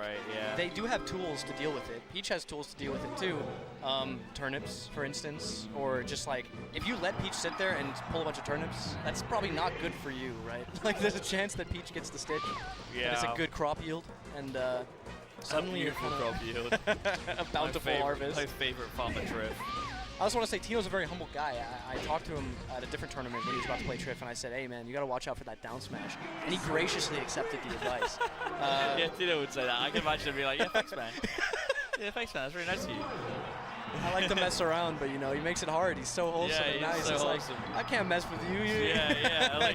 Like when I was talking before the top 8 started, I was like, all right, you versus Triff, what are you looking out for? I mean, Triff, obviously a really hard opponent for you. He's like, dash attack. And I'm like, okay, that's great, you know, I'm not trying to get out of pools though. Like, what are your high level of gameplay are you looking out for about Triff? Man of few words. Oh, Triff's making a face. He's making a... Oh, something. He's making a funny face. I don't know what's going on. Something's going on. Maybe they're feeding the commentary into his headset. That'd be really funny. That'd be really funny. Yeah. It's like, why are they talking about these things? Oh, like crop yield? Crop yield? Of course I irrigate my fields. I think he actually is saying he's hearing something. He's like, he might actually be hearing us. No, there's no way he's hearing us. That'd be really funny. Triff, not if you can hear us. He doesn't have that headset on. You can probably hear us now. Triff, not if you can hear us. He can't hear us. Triff, can you hear us? He can't hear us. He can't hear us. No, he's looking at us though, up on the big screen. He's like, God, what are they talking about? What could they possibly be talking about? What could they be possibly talking about? Very funny. No, yeah.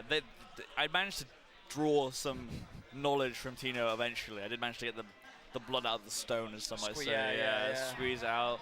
Talking about DI mix-ups is a big thing, apparently. Apparently, Triff's really, really good at making... you could have stopped there. Triff is really good. Yeah. All right. Cool. Good conversation. I'll just leave actually. I'll go pee again. I'm making what? Let's hear it. Making the DI on combo is very ambiguous. Up airs, crossing them up, like hitting one side or the other, making almost Falco-esque, like the shine side. It's up there apparently. Makes it very tricky. I've never noticed while playing it, but Tino was like, yeah, there's something quite worried about, which is something to look out for, I guess, in the combo game. But for sure, we'll see if he makes good use of that. Fountain of Dreams is the start of the stage. I guess that makes sense with Pokemon being a counter pick. We're only going to see either Fountain of Dreams or Dreamland, I think, is the starter choice in this matchup when it gets to bans normally, right? And it's worth noting as well, really quick, that this is the first winner set we're seeing. So yes, the person who loses this set is not out. They're just going to drop down to losers. Oh, I love that. I love that down air edge cancel. Tino had it. Down air is going to take the first stock of this set. Tino taking the lead. Amazing start. And he's going to that top plat, like you said, drops through. A bit of a mix-up. Yeah, it's like... There's that dash attack you got to look out for. That was where the DI mix up the reverse bear into the net to close out the stock rather than just sending Tino off for an edge guard. Exactly. And it was like we were saying earlier with that whole frog chip pie set where the forward air comes into play and the DI out and everything forward smash. Like, later we might see Triff just rip a nair. Oh, he did it! Oh! It's edge cancel. I unironically love doing that because it's like that perfect height. You can just run it. Double shot up there! Oh my god! Tino! Took him coast to coast and off the top. The crowd coming alive for the hometown hero, Tino versus Triff. Going for a lot of edge cancels, looking like, oh, finds the side beat, just going back with 2 down smashes. Trying to trade to get out and did get the soft hit of the bear, but it wasn't strong enough to actually force a situation that Tino could escape from Triff. Another down smash. That turnip's too slow as well. Nice power shield on the double laser from the edge. Power shield is something that Tino also mentioned. Oh yeah? Yeah, Tino mentioned that Triff's power shields are ridiculous. A back throw? Not even just on lasers, just on moves in general. Right. Yeah, back throw there really messing up Tino from the looks of it, kind of getting a weird up B. Surely forward throw kills, like even with good DI, right? I don't know. Maybe some weird control stuff going on there, but maybe. You never know. Tino keeping the lead here in this set. Ooh, nearly punched it down there. Down smash. Pretty tricky to do. Light shield up to deal with that down smash. It eats into the shield so quickly, you kind of need down smash in a lot of cases to get out of there. Also, you need a light shield to get out of there because also it pushes you away, right? So you can escape the range. I love that patience from Tino. Yep. Just waited for Triff to come with something a bit silly. Getting the golf club out.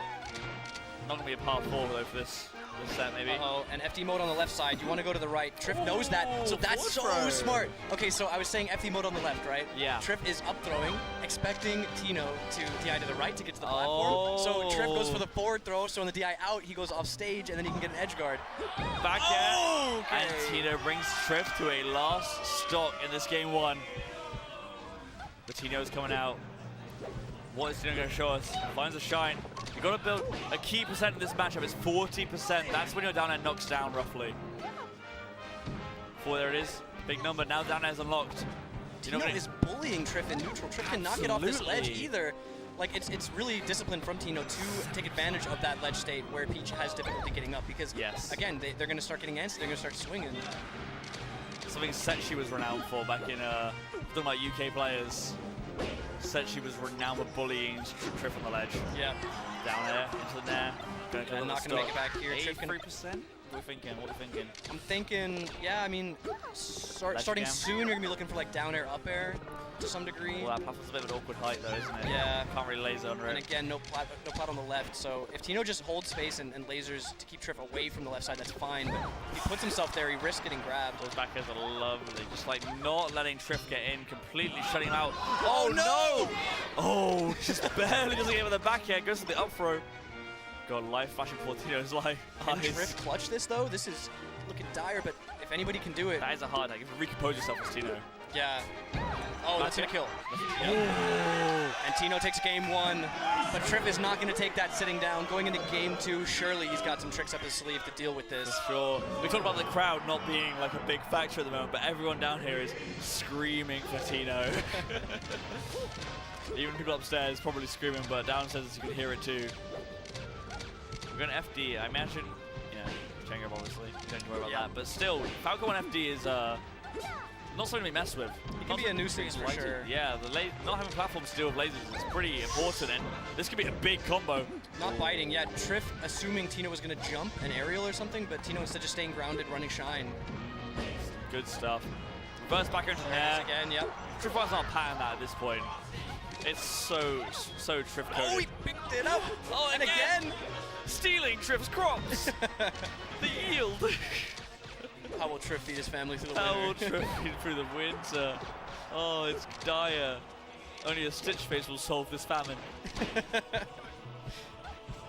Still, finds a big down smash. Oh, this is going to be a huge combo. This might even be a stock. Yeah. Could very well be.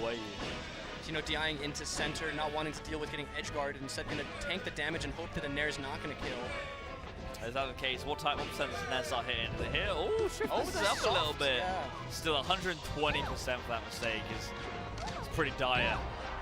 That'll do it though. Yeah, one straight hit though. This percent against Peach is pretty hard. Peach is a tank, we all know it. Yeah, and we were mentioning it in the earlier Triff set about trading. Peach in general, very trade-heavy character. Yeah, so there it is. At this percent, like you're happy to just shot a Nair and trade with another Nair, right? Traded that back here for a down tilt, which was the kill. Yeah. Oh, a little tricky there, but finds the shine and wake up. I thought he was going to go for up tilt, but went for shine. Unfortunately, I think that might have worked. And now we're back in the chain grab simulator. It's not a simulator, it's real. This is happening. Sorry, watch the cutscene.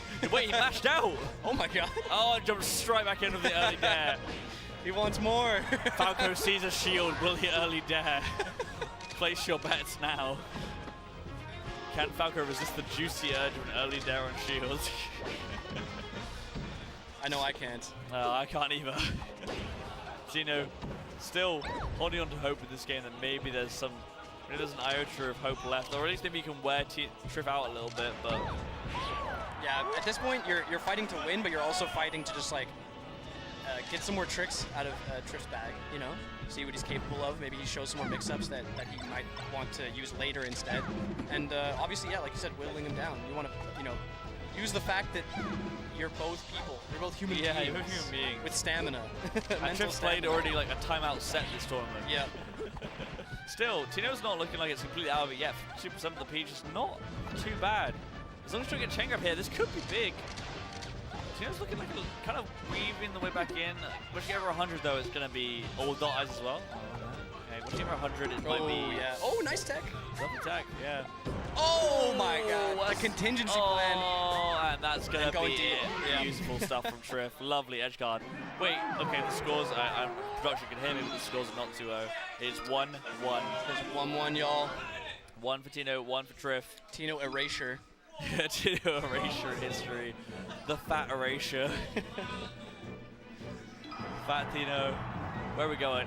Yoshi Story? Pokemon Stadium? Yeah, what's your pick? I would say Pokemon Stadium. Pokemon Stadium it is, yep. That's why you're a little better than me. I would have gone Yoshi's. I would have gone Yoshi's too, but I think Tino is better than both of us. So. Tino's got those lasers down, man. I just saw that. You see those beautiful lasers? The way he full hopped to the side platform, shot 2, and then dropped through, shot on 1 immediately. So when he caught Triff's float, Triff fell down into another laser immediately. Good stuff. Pops up, dash attack gonna connect too.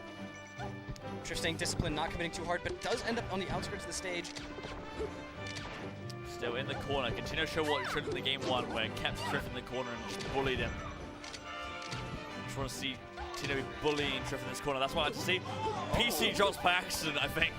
I'm not sure what that was. But it worked. It happened. It happened for sure. It was a thing that happened in this set. It was not a simulation. It happened. Catch the turnip, throw it back. Say, I don't want your crops. Oh. I don't want your crops. I don't like turnips.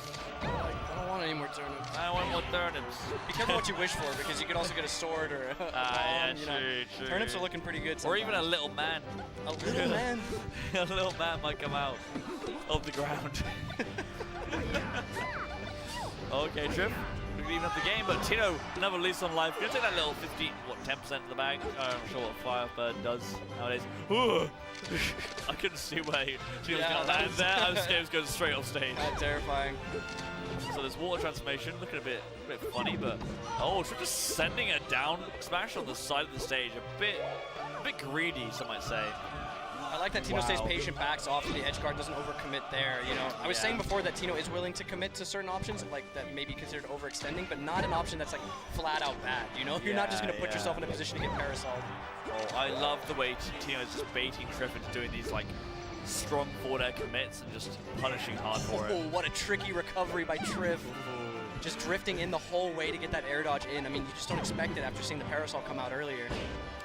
Now we're in the Triff punish game. Still there. Continue to get out of this corner. Finds the shine. Big stuff. Retake center.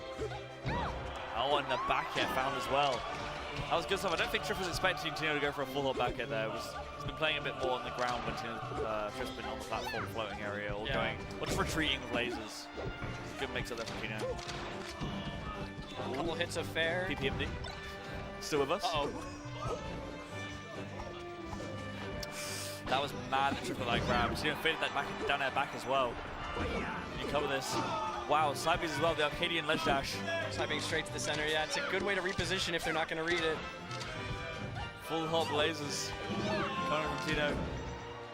Building a slow but gradual lead. Triff not trying to let this get out of control.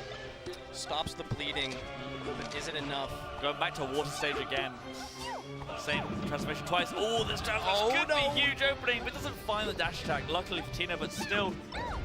Oh, wow, punishes the down smash. That's really tight. Getting that whip dash out of shield into punching the down smash is such a tight window. Oh, the crouch cancel the get up attack to find that forward smash. I was going to say earlier, Tino has been using the down tilt pretty effectively, but missed an opportunity there on the missed tech from the down air. Then he just immediately capitalized off the get up attack instead. So I'm not, I'm not going to tell him off for that one. Tino already getting another big percent advantage going into the last stock. 62%, 71%. Is this just going to be a kill? It's going to end this in a 2-stock. Uh-oh, Triff finds a way out and finds footing in center. Those double jumps in neutral are terrifying, Tino. Oh, and another one. Barely clipped. You see Triff was not ready to get by that, trying to space around. Yeah. And just the little tippy toe. Yeah, Tino kind of faded it back as well a little bit, so Triff kind of ran into it. 2-1 up, Tino versus Triff. This would be a pretty sizable upset, to be honest. Yeah. And back to FOD. Game 1 was FOD, right? Oh, the winner of this is guaranteed a flight to Genesis. So it is top 2. No, top 3 get a flight, is it then? Is it? Because that'd mean top 3. Top 3 okay, flies. Yeah. So winner of this guaranteed a flight to Genesis. Tino put himself in a great position. We're back on FOD. This is where we started. That's what I was saying. This Yeah, Tino won this. Yeah, Tino won here. And we're starting off strong again. Triff not believing in the Dreamland pick, I guess. Yeah, this is a matchup that Frenzy historically really struggled in. Yeah. The UK has not been at that. So it's like I said, that Triff's been UK's demon for the longest time. Other than Setchi, Spaces have not been able to beat Triff consistently. Yeah. This is Tino's probably second time playing Triff, and it's looking like he might even just take the set here. It was sort of what I was alluding to earlier, which is that like a lot of Peach players, at least when I play them, they'll tell me afterwards that like the fact that you're willing to overextend will put you in better positions, because Peach is good, but she has flaws obviously like any other character, right? And if you put yourself in a position to punish that, or even just punish bad positioning without being afraid of what Peach can do from the air, then you're probably more willing to, or more able to get kills faster too. Oh wow, Triff didn't even close up the edge guard there. Takes a little bit more percent for a struggle. Will he get back here too? Soft dares, not. That is a kill. I don't know I said You need to read up on your percents. Yeah, I know what I'm talking about there. Living in a different world. Living in a dream world where Tino never dies. Still, all's even really here. Tino still has control of the center though. Triff not even overextending with the float height, which shows just how much he's respecting Tino.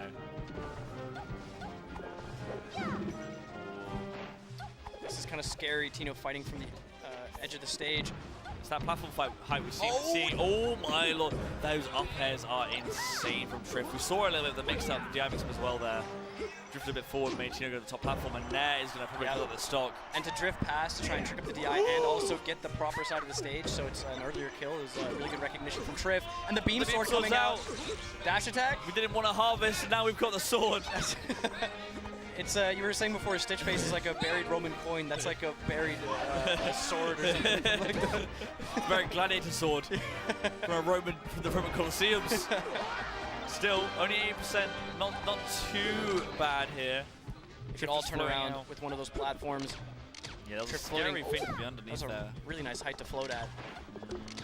And those power shields. That's what Tino talked about. Very scared of Triff's power shields. What cover? That was crazy. Like forcing Tino into the corner and then using that down smash to cover the path of the roll.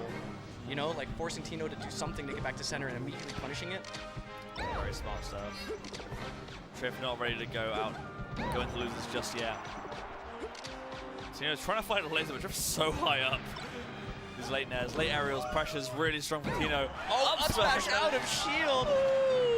Looking like Fox. Love to see it. Utilizing a move that not people see from Falco. Oh no, Trino just jumping off the stage and gifting Triff Socks. I know Christmas passed, but here's another gift. Feeling generous. Feeling very generous. Platform height's scary, but Tino's going a little bit saucy with it. Amazing air dodge from Triff to get out of that situation because Tino was putting on the pressure. And now, yeah, an opportunity for more damage. A lot more damage. A lot of down smashes coming out here. This is pretty big damage. Nice trade to get out of there from Triff. Oh, lovely space from Triff to get that down smash. Perfectly spaced around the and no jump on Tino either. Yeah, that's going to be it. The free gifted stock didn't even matter. Triff didn't lose another one. Nope. And now, I'm thinking Yoshi's. Yeah, now it's got to be right. That a Battlefield. Stage feels pretty good. Yeah, I guess it could be Battlefield. I feel like the small stage has been working quite in Tino's favor, but also the scrap's been a little bit dicey. He's been getting about a lot of down smashes. Yeah. I'm a little bit worried about Yoshi's, but we'll see it here. It is out. Finds them to start. Great read on that head dodge there. Yeah. Ooh, okay, this is where nerves could go into play. We're going to see some big stuff happening here. And good recognition from Tino there, teching out, because Triff is not, Peach, I should say, is not fast enough to get there. So it's kind of like, well, I'm just going to pick the option that you genuinely cannot cover. There's no way. I think Triff's getting a bit of a read on Tino's down airs. That's twice now we've seen a perfect space down smash to catch the down air in. Yeah, you got to be careful. I feel like Triff is one of those players that's a slow burn, right? Like if you let him get to game 5, he's probably got some stuff figured out that you now have to deal with. Oh, that was no impact land down smash. It was beautiful from Triff. I like it too from Tino. No hesitation, just side B. Oh, the shine up the top. And that's how it starts. That's what Yoshi's is for. That's what Yoshi's is for. You want to find those low percent kills. But I was saying before that the Triff doesn't close it out. Tino going for the instant side B to ledge is just really nice because a lot of players will hesitate in that position when Randall comes out, like, oh, what am I gonna do? That's something I've picked up from Tino as well. It's really, he's really good at that. Yeah, you just need to commit to something quickly before Triff has a chance to reposition and put himself in a spot to punish you. So Tino's just trying to get any percent he can out of this last one. Just eke out anything, just squeeze out those lasers, anything, any damage you can get. Oh, rolls to center, yep, just completely rolls, just getting any damage of lasers you can. This is lovely, 44. We'll take that to the bank. You're happy with that as Tino. Moving around the stage. It's looking like home right now. Yoshi's story is feeling comfortable for Tino. Getting a bit more confidence as game's going on. Dodges that turnip too, and the up B on the stage. Triff's not even going near the edge, just throwing turnips. Yeah, I mean, at this point, I guess Triff just worried about getting counter hit, right? Maybe, I'm not sure, but 51%. Triff's just going to float out there, not mess with the invincibility. That was scary. Oh, Tino! All those double jumps in neutral are very scary from Tino. Triff's not going to let that go and a miss. Triff is in the lead now. It's dead even. Literally, on the stitch face. Finds the grab.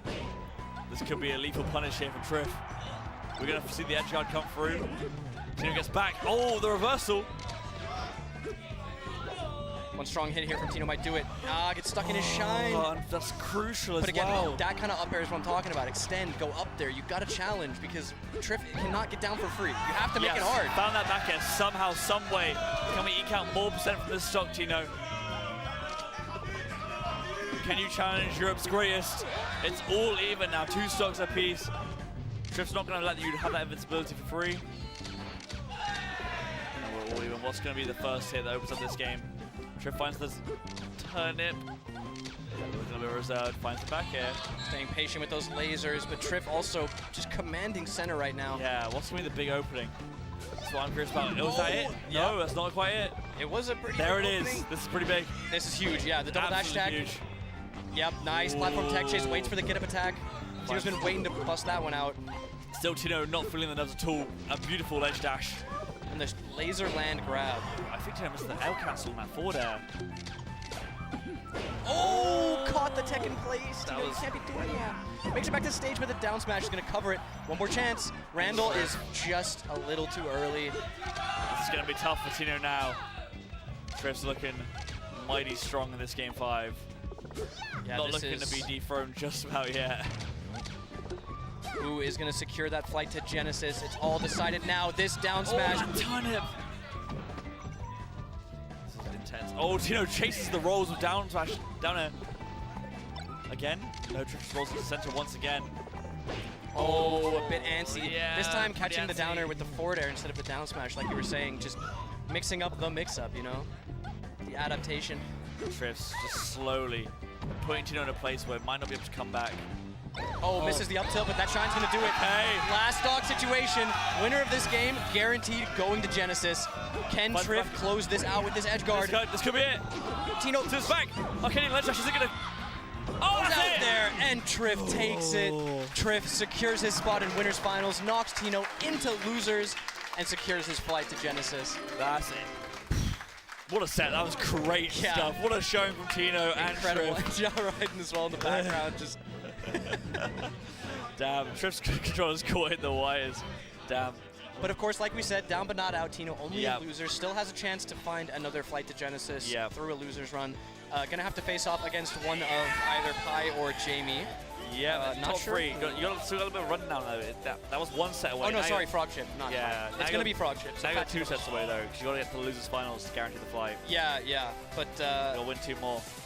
So Fat Tino has to play Frog Chip in losers now, and we're going to move on to Kingu Ja Raiden up next, and the loser of that will play Jamie. And the winner of that will obviously play Triff in winners finals, and will also secure their flight to Genesis. So this is pretty big. Kingu is one set away from going to Genesis. Yeah, Kingu's been to America before, I'm pretty sure. But, or still. Gommel maybe. Yeah, something like that. I remember. I know they've been for sure. Yeah. It's still be a really cool opportunity for Kingu to get. I haven't seen Kingu play in a long time, actually, to be fair. I know it's not that they haven't been playing, I just haven't been watching. That's on me. So I'm kind of excited to see like how far Kingu's Fox has come in general, just like, because obviously, you know, the character switch, like 2 years ago now maybe? Yeah. From Huff to Fox. Not something you see very often, to be honest. No. Usually maybe the opposite, or I don't know. Fox to Puff has happened before for sure. I've seen it before. I remember there was a player who did it once. I don't want to even make this comparison, but I can think of one other player who went Puff to Fox. Yeah? Yeah. Who? Mango. That is true. That is true. As much as it pains me, the new Mango is Kingu the new Mango. It's a freebie video idea for you there. You can have that one. That one's all yours. Yeah, in fact, I was struggling. There's a reason I haven't posted in a while. You know, I was struggling for ideas. The next juicy piece of content. Yeah. Oh, I don't know if you see this snare stuff from John. I didn't know. Oh, that was a nasty combo on on Kingu not touching the stick. That's really funny.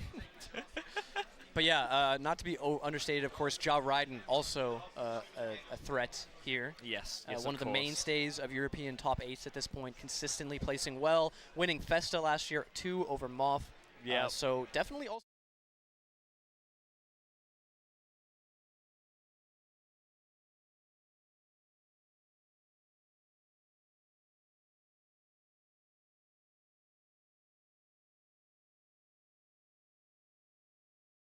Beat Frenzy before? Yeah, I think so. Yeah. Yeah, King has beat Frenzy. Yeah. King has beat Frenzy. Yeah. For sure.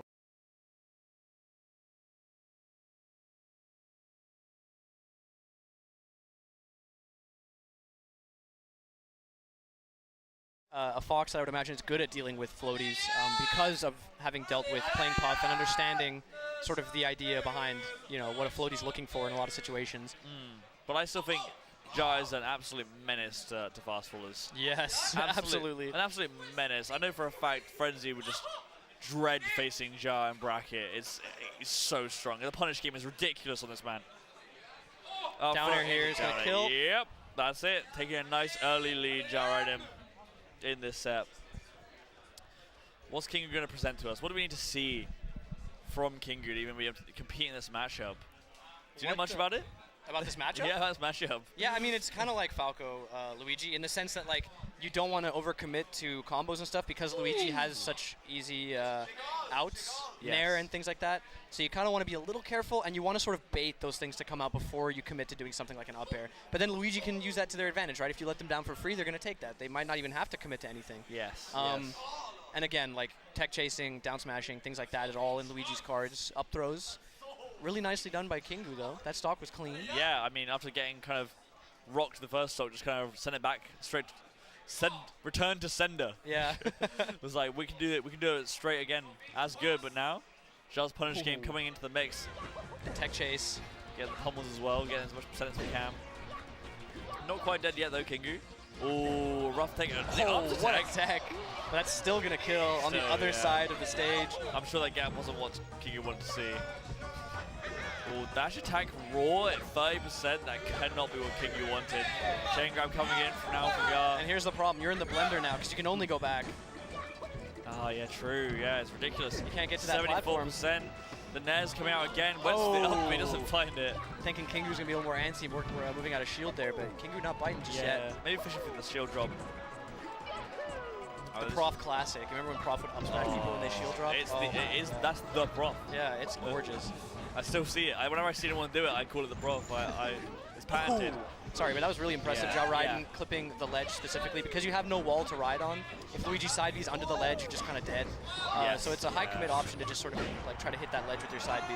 And it's very knowledgeable of Kingu to know to like hold the ledge there and was not going to run out of invincibility and get hit by it. If you get hit by the side B, you get hit by the Bing and the coin, the coin and boing. The coin and the coin, yeah. And it's rough. It's rough. You just get clipped and you die. Oh, not able to crouch cancel that. So on a whole clean, basically a clean stock here. Really see some stuff from Kingu. Okay, you made it. Okay, up, down to up air. 48% is still very doable for Kingu. Who's going to take this game one in winner semis? Finds the grab, gets the up tilt, and it's looking like a lethal combo potentially. Ooh, gets clipped though. What we're going to see from Kingu doesn't get a big combo. Oh, what an up air. Approaching up air? Approaching shot up air, Kingu? Really, Kingu? Really, Kingu?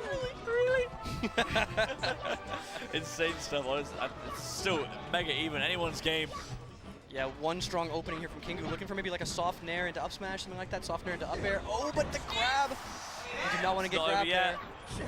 Side B doesn't go the right direction. That back air is the classic for Jaws. So when you're side B'ing onto stage, it covers side B onto stage and to ledge. Oh, that's covers really both. Smart. That's really smart. So you kind of have to be careful. Wait a minute. Oh, coming down with the haymaker. Doesn't kill though. Kingu still got all the shorts and no the.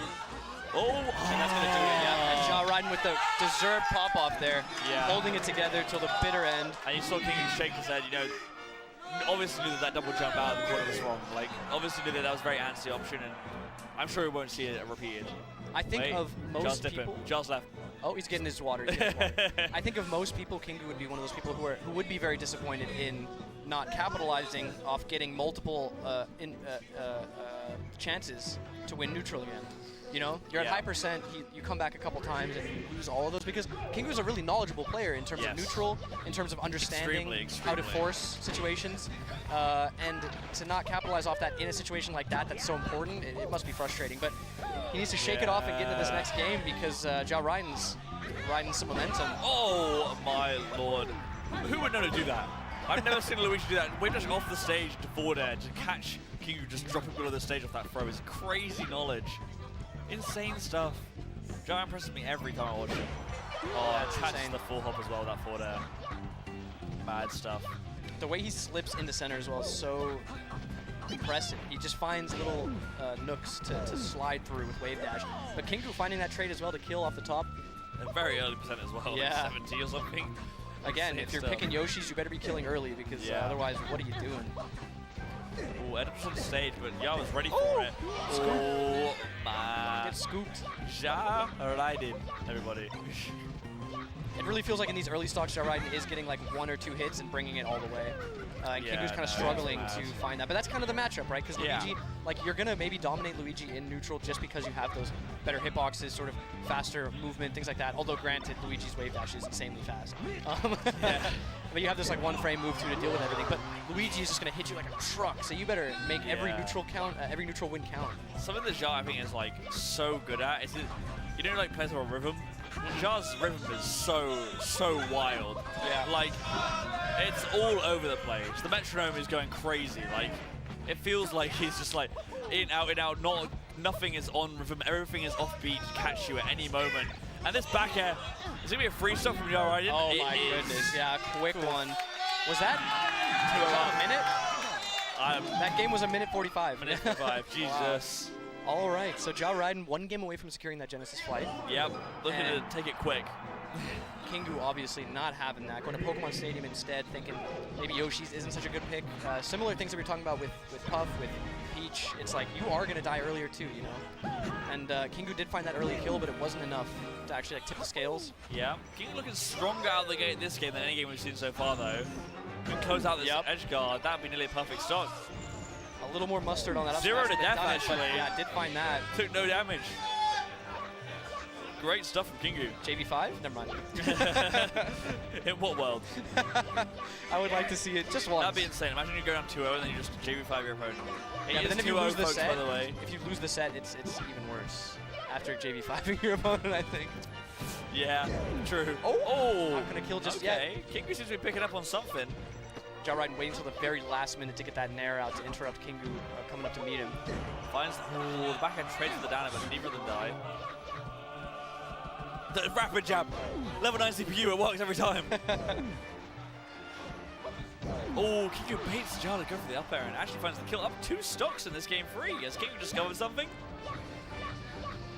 Found some kind of adaptation. Yeah, Kingu's not coming there. Kingu's absolutely not approaching there. Yeah. Needs it to not fall into losers in this game. It is 2-0 up to Ja Raiden right now, despite what the overlay may say. It's also Kingu is just a very sensible player. He's like, if I don't need to go there, why would I go there? There's absolutely no reason to put yourself in a bad spot. Even if you have the lead, who cares? But sometimes the voices win. No, but the voices have won for Kingu here. We might see it. And he got infinite potential. We got 16% off of it. We'll take that. We'll take that. That's really nice. Yeah, for this situation, that's great. Better than nothing, right? It's really awkward as well. Even as the rock goes down, Luigi can't full wave dash in. Just wait for the rock to go to completely because it kind of interrupts the wave dash length. Yeah. Really awkward stuff there. Kingu's getting really seems to caught on to Ja's timing for the counter hits a bit more. Seems to be a lot better at stringing together the combos. Down air here, forward air instead. Makes it work. Lovely stuff. Got that down B recharge too. Still Kingu got a pretty big lead to work with.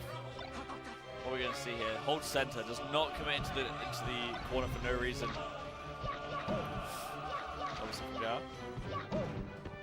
Kingu's just thrown out a down tilt in the middle of the stage for trying to catch Ja coming in, I imagine. Oh, calls out Kingu moving in. What? That was a crazy slide up into the ledge. Just snapped to ledge there, teleported to ledge. Ja's slowly bringing this game back into a winnable position. Slowly but surely getting the hits that's needed. Yeah, but again, Kingu's patience really on display here. That was a mad up smash, dude. Sure. Just trying to maybe just catch Ja coming in. Maybe Kingu thinks he's got a timing read that doesn't exist. Oh, and the failed ledge dash. Okay, Kingu has to close this stock out now. We're getting the fire transformation. Rock into fire, a bit awkward. Yeah, there's a lot of walls. What are we doing here? We fighting here? What's going on? Kingu going down? Taking it back in for no reason. We're scrapping. Oh, yeah, trying to hit that tech and end up air dodging off. It worked out. I mean, sometimes you scrap down there and it works out beautifully. And Kingu was like, yeah, I'll take that. And now we're just going to wait out the transformation. I got my W. What else are you doing, Kingu? On, Kingu? That's wait, not no, a it was good bait. idea. Get them into the pit now, infinite. Oh, no, there it it was. Is. Oh, Kingu is big brain. Was like, come on, get a free hit. I don't know if it was worth it, to be honest. I mean, it was pretty good. It was pretty smart. I liked it. Only 50%. 50% in the lead. No. Yeah, okay. Kingu seems to be has wise up to Ja's counter hits. He tries to find that shot, but doesn't quite space it right. That was insane. Yeah, waiting for the last little bit of his wave dash to come out to get that grab. Oh, lovely sharking timing. that, yeah. Doesn't find that smash. Ja. Oh, that's gonna kill, yeah. Wow. All right, this is really scary for Kingu. You do not want to get grabbed near the ledge. You do not want to get tech chased. And you certainly don't want to get tech trapped. All you need is one strong hit and you're not in losers. Come on, Kingu, give us a game 4. Bring us a game 4. Oh. Ja finds the grab though. Oh, and again. Spot dodge. Oh, but too late to catch the tech in place. He had the right idea. Gets him at the fireball. Come on. Can Ja just secure his spot at Genesis now? Oh, the timing mix-up was beautiful. Waits for the tech and misses the grab. Kingu just sends him a dash attack. And there it is, and forward air. All right, edge guard opportunity. Rock stage to make things weird. Well, how's Rock gonna change this? That's not gonna kill, it's not gonna kill. Going to the rock pit. No, there's no way Raiden challenges here. There's no way. 0% Wait. Everybody take a deep breath. Take a sip of your coffee or your tea or whatever. Just, oh, wait, Kingu! Oh, Kingu! The line! Spit it out. Spit your drink out. Spit it all over the screen. Kingu's going in. The right. Go back to the clip. We'll chill. Okay. Take a sip. Suck that drink back in. Lick up the screen. Get a straw. Yeah, we're all good. Kingu's doing a trick. But no, the back end. The back air. It's surviving. But Kingu's in the corner now as the cliff comes down. Who's going to find this hit that's going to end this game? Oh, the forward throw! Carefully with the ledge dash. Grab here. This is it. What do you do here? He mixes up the time. And that's it! Raiden takes the set and secures his spot at Genesis. An amazing comeback that last game. Oh, wow. The crowd, Genesis. The Swiss very happy for Ja. Incredible composure. I mean, incredible. Props to Kingu for playing so solid that last game, and also what you were saying, employing those tricks. I'm going to taunt the tree, you're going to come to me, I'm going to challenge you. And then Raiden basically doing the same of like, okay, I really need to win this. I don't really need to win this, but I would really like to win this game. End the set now. I'm going to take a second to breathe, whatever. Just kidding. Here I come. Yeah, here I come. No, that was mad. That was crazy. I mean, it's probably Kingu's first time playing Ja, right? I think so. I tried to look it up, but it wasn't working while I was looking that up. So. Yeah, I feel like it might have been their first time playing. It felt like Kingu was very much learning on the fly. It did really feel like the third game showed that Kingu was like picking up on what Ja was putting down. Yeah. So maybe we see some good evolution in this matchup as they play more over the years to come. Hope so, really, because Kingu bringing it that close in that last game, it really speaks volumes to how good Kingu is and the potential that he has going forward. And again, down but not out. Kingu is just in losers now. Yeah, we might even still see has it the again. chance. Yeah, we might even see this matchup again in the tournament. Maybe Kingu gets the run back and remembers what we learned in this set. I think Kingu has the potential to be anybody that's left in bracket right now. Yeah, honestly. Frog Chip, Fat Tino, even Triff, Jamie, Triff. Yeah. I think he can do it. I mean, Triff is an outlier because no matter what, he's not going to face Triff. If he gets to facing Triff, he's already secured his flight. Yeah. Right? Yeah. He just needs to beat Jamie and then either Tino and Frog Chip, and he's got it. But yeah, true. I think Kingu and Jamie play quite a bit, I think, as well. I think they're friends, so I think they play quite a bit.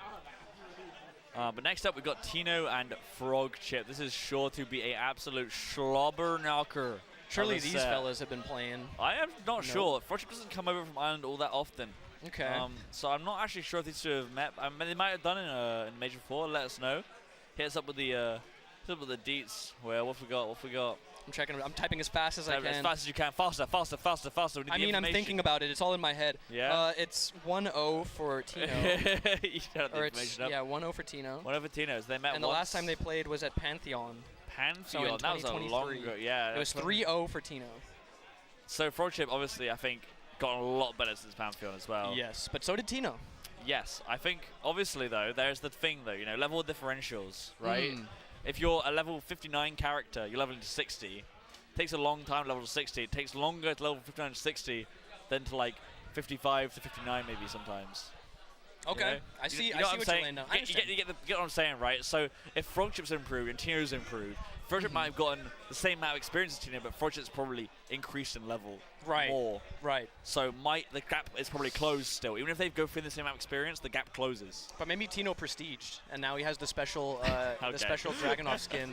Yeah, maybe. Winter camo. Well, we're about to find out. We're going straight into the set. Frog Chip versus Fat Tino, everybody. This will put us... This is not going to be for the flight. We're in losers' quarters now. They've still got to win 2 sets now to get the flight. Yeah, but again, now they are...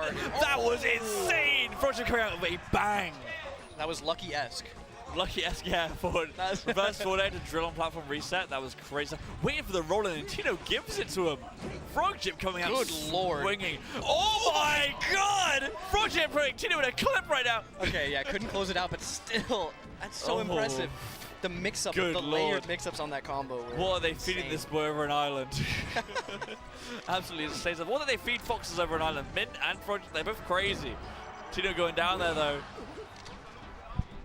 Insane. So something in the water over there, clearly, Must be. It's absolute madness. Frog Chip just finds the up smash. Power shield dash in, jump cancel up smash as well. That's a nice stock lead. The control. of the character is incredible. Still waits for it. Ooh, a little bit early, But I like the wait from Frogtip too. Clearly, it was a good idea to sort of mix up the timing. Yeah, you can't really jump shine the mistech from underneath the platform as Falco. No way! Oh my god, dude! What happened to Frogtip between the last set and this one? Because, oh my god. That was incredible. Frogtip's just putting on a whole clip show for us in this game. Well, it's absolutely insane. I know for a fact, Rue is going crazy in the chat right now. Oh yeah, 100%. Going absolutely insane. Frogtip, actually, what's going on? Tino was putting on works against Triff, and now it's Frogtip's just like, I hope you're ready for Fox, because I'm ready for Falco. I'm ready for Falco for sure. Still, Tino's warm up. Laying on Getting some the pressure. shield pressure. Yeah, shield pressure's coming out.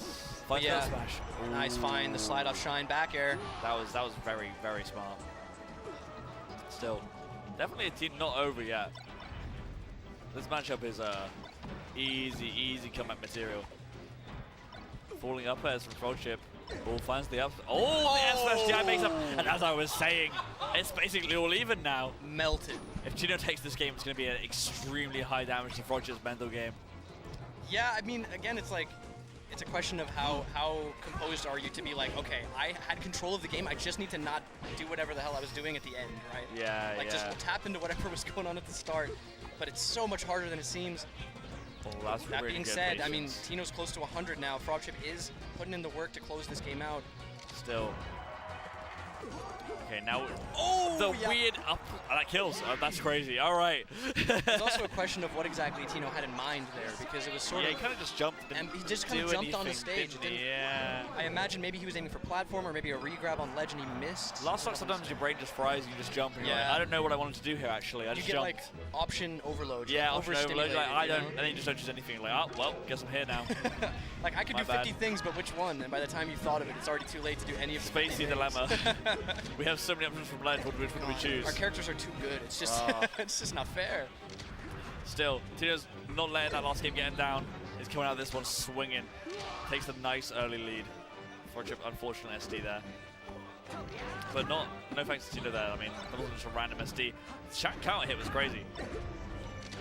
Still going as well. Dash attack not going to clip. Gets the snap to ledge.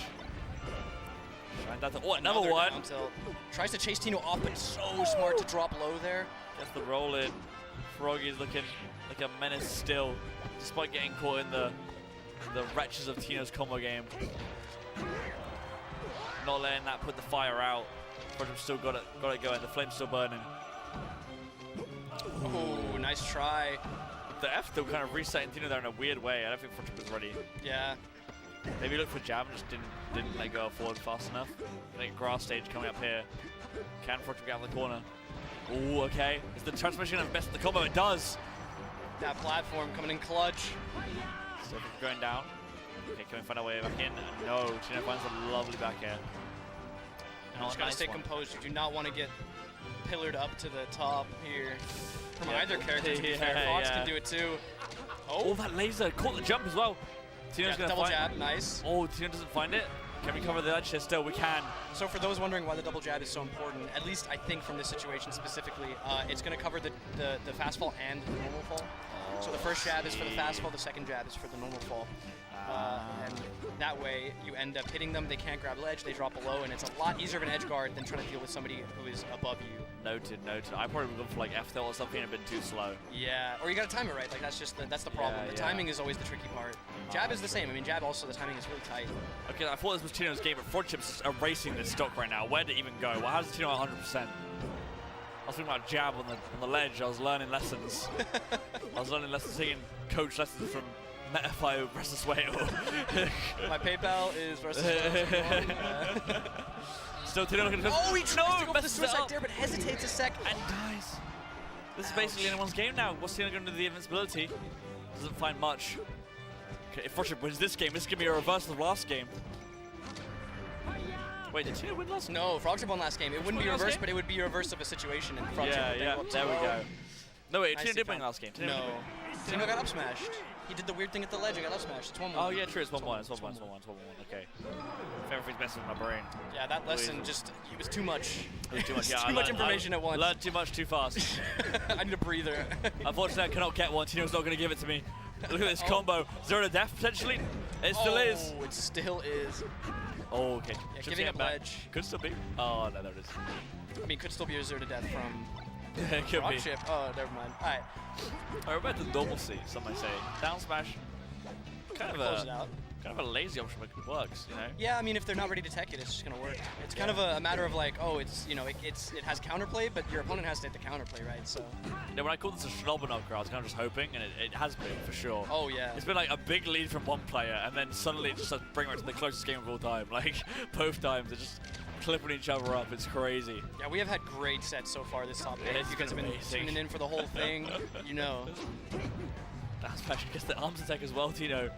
Oh, I love that no fastball down air clips before you come back in. Yeah, 54% of Yoshi's a little bit scary, but not too much to work with. That gonna kill. Ooh. Tries to go for the jump read, and the Shy Guy is also playing a little bit of interference there. If Frog Chip had jumped, the downer hitbox would have lasted longer, potentially mix up the timing and everything. A bit too slow to commit to that force. Scary. That was such a fast snare, Tino. What the hell? How do you even do that? Ridiculous. Drift back as well. Yeah, and it's madness. Tino's movement looking as crisp as normal. Froggy finding that back air neutral, pretty nice stuff. For up air, can we see this combo completely fall down? Oh, no! That was What golden opportunity. It was a heartbreaker. How does that even happen? Just must have the only thing I can imagine happened was Froggy must have missed the B button on the controller. Missed the jump button, or no, because Froggy's going for Shine, right? Oh yeah, for sure, yeah. And must have just missed the B button completely, or missed that or the jump button. Yeah, missed True, either of them, and just like missed with their thumb maybe. But either way, we've once again 3 stocks to 1. Will Froggy bring it back to a close game? Just in range for that get up attack. Oh my gosh, Tino. To go down there for that? No, he goes back to stage. No, what is going on? I like that wall jump to reposition a little bit. Yeah, the tournament winner as well from Frog Chip means that Tino's coming up to get free. Oh! And now Tino with a down tilt of his own, because Frog Chip was pulling out the down tilts earlier this set now. Yeah, but that was absurd. That was pretty crazy. That was absurd kill confirm. I would never have thought to do that in my life. Going back to Yoshi's, Frog Chip was saying run it back. That should have been an even game, but I just messed up. It's fair to think. Yeah, of course. I mean, again, stay steadfast. Believe in your intuition and don't like second guess your gut instinct. If you think Yoshi's is the way to go, why risk going somewhere else if you're not 100% sure, you know? Tino started off looking like maybe a 0 death again. Oh, missed the grab. That would have been a nice opportunity in the middle of the stage as well. The Frog Chip's still going to just stay patient here, knowing that next hit's probably going to kill, and it does. The Shine Bear off the top. Makes sense. Clean start from Tino. Big lead. But yeah, we've seen Frog Chip erase these already. We know how this goes. Although Tino back against the wall here. Yeah, this movement from Frog Chip in center stage has been absolutely beautiful. These like shield stops. Oh, Tino barely gets back though. Froggy thought he was dead. That L smash reach was insane. Yeah, what on earth was that? Fox grew an extra foot there. What a nice tech chase. Dash back out of crouch as well. That was bad. Fox grew an extra foot. He gained height for his feet to hit that. That was mad. Now we're all even again. Froggy keeping this combo going. Just swinging up smashes underneath the platform like, please, can you fall into this? I would like a Falco in my up smash today. The special, please. Yeah, the special. Oh! Oh, God. Get me so excited every time, Frog Chip. You're doing these weak hits, all these weird stuff. Spot dodge Shine never fails. Double back air. I think Tino maybe even recognizing that Randall was there, not going for the downer. That's mad. Still for Tomas is right back. Smash 4. 2 stocks piece. 0-0. True. Remember when you used to run up shield and you would run up shield? I appreciate the neutral. I love it, love it. Ooh. It's looking like Frog Chip's getting some bit of momentum here. Yeah, Tino managing to find his way to ledge though. Tomahawk. In fact, it might have been a Tony Hawk. I thought it was a double jump. Tony Hawk. Tony Hawk. King does it the center. This could be a nice big lead. Just waiting for the roll in. Oh, God, moving up to the flat. That's crazy. Just standing there to assert dominance into catch the jump. Read that roll as well, just kind of misinputted a little bit. Froggy's getting some confidence here. Reading a lot of rolls, reading a lot of options. Feeling like the pressure's on Tino. Definitely not feeling like the pressure's on Frogship, that's for sure. Playing like it's a friendly back at home. That was sick. That was what very the weird. hell? Like drifting towards the ledge. Run off up beat and triple. That's so cool. I've never seen anyone do that in tournament. Oh, up air chain, here it comes. You know Frogship's nasty when I'm kind of like, damn. I'm praising the Fox and the Falco matchup, you know? Yeah, like, you know, like making me think the Fox is cool with the Falco matchup. You let the bias slip. Yeah, the bias is gone. The bias is gone. Froggy's got me on. Bias has got rid of the bias. I want to say game 5, please. Waiter. Waiter, game 5. Waiter, game 5, please. Frogship. Looking like a little, just one, please. Yep. Okay, soft hit bear, not gonna kill. Frogship still just looking for that final conversion, but again, up smash out of shield seems like the Tino classic right now. Giving it a little taste of their own medicine. 70%. Double neutral is a little bit scary, but all rolling in. Yeah, so scary for Frogship here. One shine, I'm sure Tino can convert. Okay, goes on the edge guard. Going straight. Smart going straight to ledge. Tino has been winning the ledge a lot though. That was ridiculous to walk from Frogship. He just like ran out fast off the side flat, turned around, immediately grabbed. Ridiculous stuff. Who is this guy? I'm gonna whisper this because I think Frogship can hear us, but you know, I wonder if Tino has been going to the ledge a little too much with up B, and I wonder if that's gonna come to bite him in this last game. Maybe. Because it felt like the last couple times he just went straight to ledge. Yeah. It's a spacey habit, isn't it? Nowadays, modern day spaces always go to ledge. It's pretty easy to call out. But we'll see. Game 5, tournament life for both players. Tino just coming off a hot set with Triff. Barely losing it. It would be a heartbreaker to see Tino fall out now, but Island's hopes in the bracket with Frogship. Who is going to prevail? Nice side B again. Sort of doing the Tino, the instant side B to ledge there. Tino going for that dash attack center because they normally roll into it, but still, yeah, you'd love to see it. Tino takes the first stock in this critical game 5. Oh, and a grab. The grab's coming out. The pressure from Tino is ridiculous. The pressure with the spacing to back off in that air to get out of danger. Yeah, don't be done. Not take it too far. Oh, and Tino's taking this game 5 for a ride right now. Oh, but flubs that edge guard a little bit. Went for the edge cancel on that. Yeah, that would have been nasty, but feeling himself a little bit. Goes to the grab. Close it out. That's gonna be it. That's gonna be it, isn't it? Yep. All right, up 2 stocks in this game 5. Tino. Can Frogship keep Island's hopes alive? Jab back off. I love that. That's okay, Froggy's kind of slowing it down now. Power shooting some lasers, taking the time, regaining composure, shooting the laser game. Maybe it's a little bit too much though. Oh, and the shot that kills too far. He has no jump. Oh no, Tino's looking to admit a blackout game 5. If Froggy can make this comeback, it'd be absolutely historic, but it's going to be insanely hard against a player like Tino. Finds the out smash. Good find, yeah. That's how it's going to start. We know Frogship's capable of it. We've seen a lot of comebacks this set already. Goes to the platform. Wants to play the platform. Just want to let Tino have a laser game for free on the middle of the stage. Gets that jab reset. Yeah, found that tech chase. Doesn't find the second up air though. That would have been massive for the combo. And now Tino's getting the chance. Finds that F smash on the missed tech. Is this going to be it? Oh, almost finds the down air. The game's slowly getting out of reach of Frogship, but Frogship's still playing like there's hope. There's still fire, but Tino. Nicely found. And that's it. Tino continues on in the brackets with hope of that Genesis flight alive, and Frogship is going to go out of Let's Start the Fire here. Still an amazing showing from Frogship. Absolutely incredible. Yeah. I'm even bigger of a Frogship fan than I was before that set. I was already a Frogship fan. Now I'm even more of a Frogship fan. That was crazy stuff. Amazing stuff. I can't wait to see more of them in the future. There was plenty of converts in the chat as well. I'm sure. The Church of Frogship. That first game. Yeah, that was put on a clip show. It was ridiculous. Look at that one. Oh my god, it was the so sick. Missing the edge guard was a bit unfortunate, but there was another one later with like down tilts and stuff. I'm sure we're gonna see it as well. Yeah. Like the double down tilt or something. Oh my god. It was all ridiculous. It was all absolutely absurd. The whole game. These two were just messing each other up. I want to see these two play every time. Yeah, I actually want to see this play. It was so entertaining.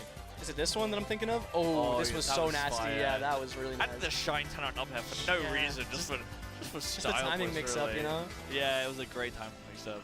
Oh my god. Absurd stuff. We've had some great sets so far, actually. It's way too cool. We're getting the friends killing each other next. Oof, yeah. Gotta get Kingu and Jamie. Oh, that was super unfortunate. That was actually a pretty critical moment in the set, wasn't it? Definitely, yeah. I mean, Tino didn't need that stock necessarily, considering he won by 2 stocks, but still, That could have been a momentum shift. You never know how things will go after that, right? Yeah, exactly. Momentum's on your side a bit more. You haven't just killed yourself. Like, it's closer, obviously, and also like you're a little bit less disheartened than when you've just contributed to your own sort of loss here. Yeah, right. Heartbreaker. That shine was mad. Yeah, dipping low for it, because you kind of also risk getting shined yourself in some cases, right? You got to be careful. Yeah, Tino really turned it on that last game. And now we've got Tino and Jamie back on the setup. These two definitely close friends. I'm sure it's going to be an entertaining set. They probably know each other quite well. I imagine we're going to see, that classic people who play each other a lot, mix-ups, stuff like that. They've had a lot of friends here. I don't know how much they've played in tournament though. I'm not sure about that. I'm not sure on the tournament lineup between these two. But me neither. I could have given it a look. This will probably be too late now. Either way, this will be the biggest stage that these two have played on against each other, for sure. Yeah, 100%. They're both playing for what, fifth place? This is the fifth place match. This is the fifth place match. Yeah. Fifth place match. Loser gets fifth. Winner advances for a chance at that Genesis flight. Kingu. Both starting off nice and even. Kingu obviously a Puff main themselves, which means they have that kind of insider knowledge on what Puff wants. They'll recognize stuff themselves that they did, so maybe they won't fall for as much, Okay, so actually it's 4-1 to Jamie. 4-1 to Jamie? Yeah, so Jamie won last at Let's Eat the Grass. Okay. 2-1 over Kingu. Yeah. So that was the most recent. And then also at What the Duck. Okay, yeah, that's Scottish tournament. And Pantheon. Okay, and they haven't played too often in tournament, but Jamie seems to take it in tournament, it seems. Yeah. Like. Okay. Let's see if Kingu can subvert that narrative then.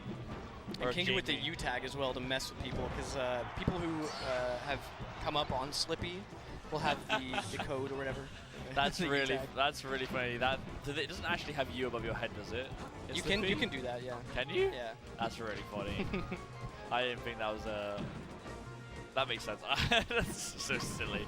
I didn't know what it was about. I thought it was like some deeper meaning, like I am you.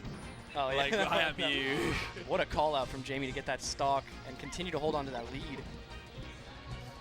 Yeah, no, it's looking. Jamie wants to continue the narrative. Oh, what is that? Oh my God! What an extension! You can see my face right now. It's an impressed exasperation, if you know what I mean. Like it looks like you ate a warhead. Yeah, exactly. Kind of like, oh my, that was intense. That was an intense combo. It's crazy. Puff really has like. You talk about explosive punish game. There's nothing more explosive than just ending an arrest, Straight up, it's like literally a 5 piece into arrest. Oh, and an F smash. Back F smash. A very quick game one. Oh yeah, extremely quick. Jamie's setting the tone.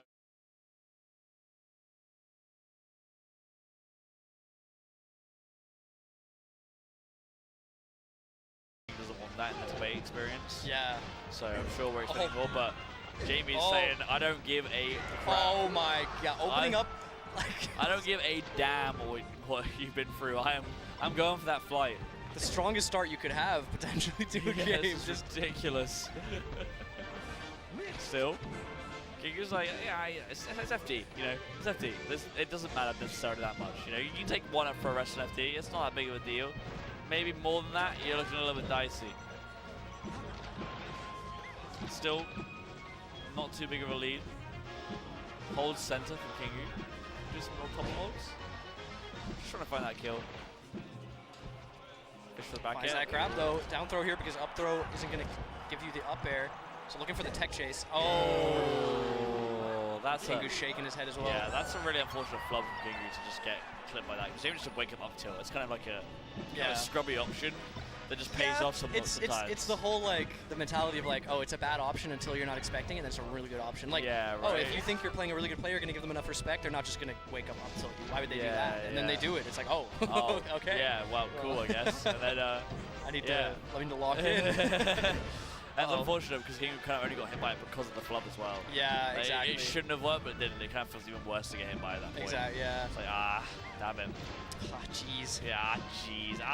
Unfortunate, but still, Kingu not losing hope, and still keeping this game within reach. Yeah, hasn't quite slipped out of the grasp yet. Kingu is a smart enough player to win this game just by out-neutraling Jamie at this point. If Kingu could just maintain composure and play the straight hit game, they could potentially take this game for sure, but it's definitely not easy with how well Jamie's playing right now. Look at that. Kingu shakes his head. clearly disappointed how it's going, and right now it is pretty tough. Edel just off the stage, looks down at the controller.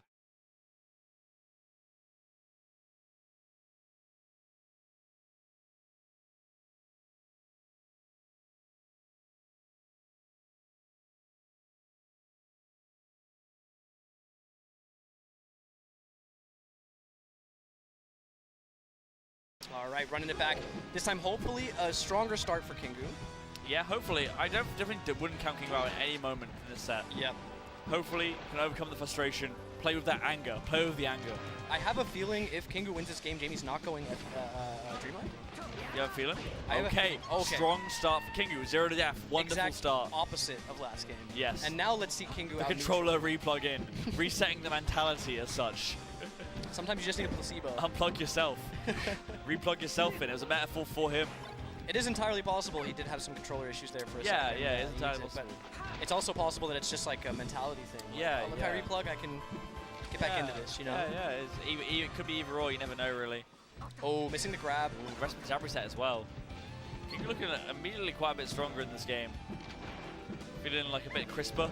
Yeah, you know this is the Kingu I know. Yeah, the movement's looking a lot crisper now. Not getting hit by as much random grabs. Fishing for those up airs. Fishing for an up smash as well. Oh, okay. Grab gonna be an up air. Ooh, no. Not able to connect. Of course, we saw Jamie's insane SDI against Rix earlier on. So I wouldn't rely on his up for up airs. Snagging you too many kills in this set. Gonna go for the down throw. Looks for it. Doesn't find the grab. Still gonna hold center though, but Jamie's working the way into the control. Oh, the tomahawk. Can we get it? Finds an upper. Soft Nair gonna shield poke there. James just set up this wall, not letting Kingu in even a little bit. But still, Kingu has built up a great lead so far. Great angle, but amazing coverage by Jamie to just sit there and get another F air out. What makes you think that we won't go to Dreamland? I feel like because Kingu is so like smart in neutral, and I feel like Jamie, like you said, if they've played a lot, Jamie probably appreciates that. Meaning that like maybe you don't want to put all your marbles in winning the slow game, but you want to close the space and have less space to play neutral so that you can find those grabs, you can find those up tilts, and get the earlier kills, you know? Yeah, but if Jamie has the set lead, set count, maybe Jamie just has a faith in himself to be able to overcome on Dreamland as well. True. It's obviously like one of the better stages for Puff. It is, yeah. So maybe I just worry a bit because now, no, I don't worry because I have no stake in either of these players winning. But if my bookie is watching, but like seeing this now where Kingu is able to take this lead and sort of push it, I would be concerned about what would happen if Kingu had the same sort of opening on Dreamland and was able to really play around Puff, like with all that space, you know? Yeah. Yeah, I know what you mean. So hopefully Kingu can take us there because it's looking pretty good now, but can we get back? Yeah, we're getting back nice and easy, nice and chill. Finds the back end, no up air connection, and gets a little bit greedy there off stage. Yeah, no tech either. 75% still, I think it's up for upper air range. Finds the back air. Keep giving that corner, keep the pressure up, don't let him have free. Oh my lord, that up smash was a little bit scary if I say so myself. Go for the down throw. Oh, found that tech chase finally, yep. Yeah, finally gets what they were looking for there. Been feeling that one out for a while. Yeah, those down throws. Oh, but this is massive for Jamie if they can convert this. Still. Oh, go straight. And now we are one throw away from Jamie taking this set 3-0. This game was all Kingu until just one little back throw. It's always one little back throw away, folks. Still these throws. Oh, no. Okay, we're back. It's okay. No, it's not okay. Oh, Jamie, that was ridiculous. That was unfair, some might say. Left field finds another rest option out of it. Absolutely absurd. Absolutely absurd stuff. Jamie 3-0ing Kingu, securing a place in top 4. Incredibly powerful showing from Jamie there. Yes. That was commanding. Now only one set win away. Yep. From a flight to Genesis. From Jamie's first time in America as well. It's going to be hard. I mean, it's Tino. It's Tino. He's no slouch. It's a big obstacle to overcome. But definitely doable. Tino isn't amazing at the Puff matchup though, but are we going to be commentating that? I don't know if we're going to be commentating I feel like this is where our block is supposed to end. I believe so. I'm waiting for a little message, but we'll see. At the moment, it's been an amazing top 8 so far. We've had incredible sets. So to recap for anybody just coming in, it was Pi and Rix out at 7th, Jamie and Kingu and yeah, Frog Chip out at 5th. Yep. And we have Triff and Ja Raiden in winners finals. And in losers, it's going to be Tino versus Jamie. Yes. And either Tino or Jamie will get the Genesis flight. Triff and Ja Raiden have already secured it, so they're fine. They're obviously still going to play their heart out because there's more at stake here than just the Genesis flight opportunity. But let's see who is going to snag that last spot. It's coming up for losers semis. Yeah, we're going to get winners finals first. I imagine we're going to get Triff versus Ja Raiden first. That won't be for a fight. That'll be just for the privilege of being in grand finals. We're looking around like, are we getting taken off of this? But I mean, yeah, I'm Max a little is there. confused. I'm a little confused. Oh no, we are coming off. All right, we are going to be handing this over. I believe we're getting this to Max and R23 for you guys for top 4. But for now, you guys will be in good hands. Yeah, and for now it's been us, I guess. It's been Shayla, Restless Whale. Restless Whale. Check us out on Twitter. I don't use Twitter. Oh well, Blue check Sky, me out on, sure. check me out on Twitter. For me. I don't use Twitter anymore. YouTube. Oh, there it is. Woo! And Zin and I, you may be familiar with Zin, are doing a fundraising stream next week, Saturday. We're doing a fundraising stream for our PR graphic for the Dutch that's scene. sick. Yeah, support that, guys. If you guys can check that out, you can come head to my Twitter at some point. It'll be announced, and stay tuned for more info, I guess. Wonderful. Yeah, for now, we'll leave you guys in the very capable hands of Max and R23, I believe. But yeah, enjoy the top 44, guys. Thanks, we'll be with you soon.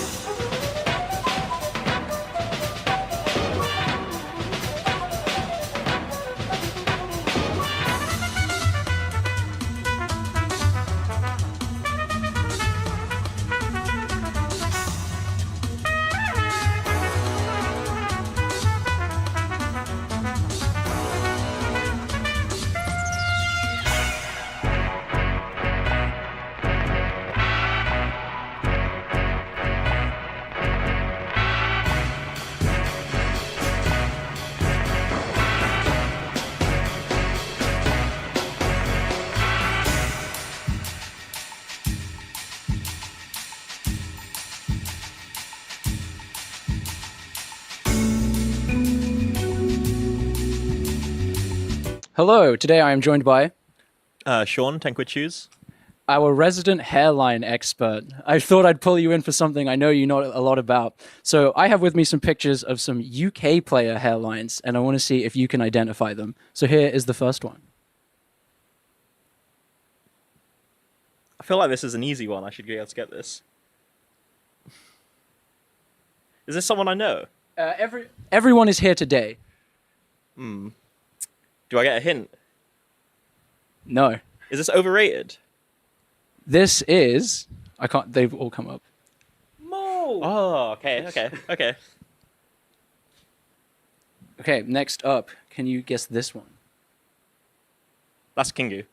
Well done. That is, in fact, Kingu. Here is the picture. Of course. Okie dokie. Keep it a little secret. Next up, we have this. That's me from last year. Ding ding ding. Okay, next up. I'm glad you got that one. Of all the ones, a picture of my own forehead, and I wouldn't know who it is. All right, next up we have. That's Piki. Yeah, well done. All right, a little bit of a weak start, but you're turning it around. Let's see if you can get this one. That's also me as I'm getting read my rights. You would explain? So this guy gave me like a tip to save a tenner on my train fare. Was it? It works. It works. Well, it clearly doesn't because I got to go to court and Archie got fined £70. And I got through the gate, so it works. He told me to buy my train ticket a few stops after where I actually got on the train to save myself a tenner, and we got caught immediately. This guy didn't. I just walked through. I had literally zero issues, so skill issue. This was 3 months ago. My letter to for my court summons came in today. And who does this hairline belong to? I don't know. That's a pretty solid hairline. I don't know. I'm gonna have to pass. That is Gus Sponderman. Ah, yeah. But overall, you did really well, and I'm sorry to hear about your rail-related misadventure. You should be sorry. It was your fault. Thanks, everyone. Welcome back to top 4 of Let's Start the Fire. I am Big Max, joined by R23, and I will not be addressing anything that you just saw on the stream, because this is way more important. We've got Jarride and we've got Triff sitting down for winners finals. That is what's important here, and that's what we're going to talk about. Tell me more about it, R23. I really want to talk about what we just saw. No, it sounds like we can't. There's no time.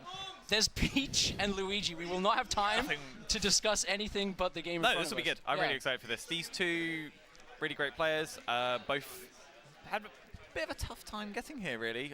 Tino pushed Triff right to the edge. Yes, exciting. Yar maybe not as pushed by Kingu, but... It's another day in the office for him. Another day in the office. I would love to see Yar win this. Yeah? just to be honest. Triff's had his time in the sun. Okay. I'm going full in on Yar. I mean, he's still got his time in the sun. They've both got the flight already. Yeah, they've both got the flights already. That's one of the major things this tournament. Max putting up the money. It's just pure pride right now. Yeah, putting up huge amounts of money for 5 flights to Genesis. Yeah. Fuzzy and Knuckles got them yesterday from getting second and doubles. Cause obviously, unfortunately, I4 and Feck can't go. Top 3 get it. So these two have already secured their flights. Just a lot of first place or second place prize money on the line. Yeah, exactly. There's that on top of it. Personal pride. Yeah. Which one do you think is more important to them? I always like to say personal pride because it's more romantic for the thrill of the game. Yeah, but the money's a big deal. It's going to be a lot of money. It's a 200-person event, the biggest UK event that has not been a major, like the non-air, non-fate events. 2 days in London. I think it's probably one of the only multi-day events that there's been. In London for a very long time. Yeah, or even England in general. I think there's 1 or 2 in Scotland and Ireland. But yeah, for a long time. Going back to how they're feeling, like the fact that they've already got their flight secured must actually take so much pressure off with just like this set. Yeah, definitely. Right? Definitely. Like it's really helpful. You don't want to have to be going through that losers bracket and trying to get the flight. Like those last stock situations, they're already stressful enough. You don't need that one extra thing in the back of your mind. Yeah, you don't need right? to miss something and go, I've missed out on so much money. I've missed out on the opportunity of a lifetime. On a free holiday. I could go get top 16 in America and not have a stream set. That sounds fantastic. If you don't stream the 3 that we've got are actually so Triff's getting on anyway, you know, there's going to be a deep run, but like if you're not putting Yar on stream, you're throwing. I think he must be someone that they look at and put him on these days. Like he's had some amazing wins last year. He got the capstone of it being that J-Mook win that he got at exactly. We did that quiz the other day. I can't name an event to save my life. But looks like we're getting into it anyway. Yeah. I think keep glazing him up. Tell us how good Yar is. Yar's a bit more he's on the radar of Americans, I'd like to think. Yeah. He's by far the best Luigi in Europe. Yes. Probably top, I don't know what other Luigis are, Eddie Mexico maybe, but he's one of the best Luigis We have good in the Luigis world. in Europe, though. Yeah. There's Madness, there's Seth Landon. You know, they're coming up. Could be competition soon. Rep my boys. Getting into it. Breathtaking, exhilarating, you know, right off the bat. So yeah, let's address the elephant in the room. This could be a bit slow-paced. I don't think so. This matchup is actually, like, the problem is they can't combo each other, but they can always hit each other. Because Luigi's so fast on the ground, and Peach has, like, that aerial momentum, whereas Luigi's quite stuck when he commits to, like, a jump. So they can really chase each other down. A lot's going to be happening. It's just not going to be sequential. Yeah, they're always... not sure if people earlier maybe saw Jamie and Triff. This will be a lot more interactive than that, I would expect. That match, that's how Peach Puff goes. Luigi Peach, they're always playing melee with each other to put it in the broadest sense possible. This recovery from Yar is so good. His recoveries are crazy. We saw him in the hand warmers. I'm not sure if it was streamed, but he was just practicing ledge cancels on this stage specifically, and just gives you such a Luigi recovery. Famously bad, but if you can have no lag on it, it's pretty viable. It's not exactly bad, it's just really linear. Like, you can make it back from, like, anywhere off stage, really. Like, he has so many good resources. Just the problem is, once you commit to the up B, you're going to sweet spot the ledge. And it's so, like, predictable. And that's what made that recovery good, because he got caught out for doing that, and Triff was still able to clean it up. Yeah, and I think also the problem is it's not an inherently bad recovery, but most of the best characters in Melee are very good at dealing with it. Like Sheik Needles, Falco down air, Fox Shine, like... Well, the thing with Peach is the side B takes so long, she just puts a fair in front of it. Yeah. Like, once you see it start, you pretty much know where he's going to end. If you're as good as Triff, right? Yeah, you've seen them all before. Exactly. Literally. He probably has. Every possible iteration of side B frame coverage. Yeah. And, like, I think compared to a lot of floaties who do struggle with turnips, I think Luigi does fine with them, because you kind of shield one, and then you've got such a Yar especially, such a quick out-of-shield wave dash that you can close that gap straight away. So Triff can't, unlike Puff, Triff can't afford to throw out... Yeah, if you throw him out... He can't throw out a Thoughtless turnip and just be like, that's fine. Oh, tries to cover the edge cancel. That would have been nice. Oh, jabbing the turnip's really clever. Yar just did that. And then Triff pretty much got caught by the speed of that, right? Because the jab, like, instantly got rid of it, and he was actionable, and that's forced Triff off stage. He couldn't quite capitalize, but really smart, like, counter turnip play. Oh, love that. Damn. He's so floaty. And the down throw, I think, is just a DI mix-up. It's like, if they don't react the correct way, you could get a downer off that. You might be able to get an up B or a nair. Nair kills at like 100, yeah. It's like literally, this is perfect percent for Yar. Yeah, unfortunately, I think if they hit the DI, you just get nothing, right? Maybe if you hard read, you can forward tilt it, but not what you want. Luigi always gets something, man. He's out grinding. His up B gives him money. One coin at a time. I once talked to Josh Man, and he described Triff's dash attacks as true random.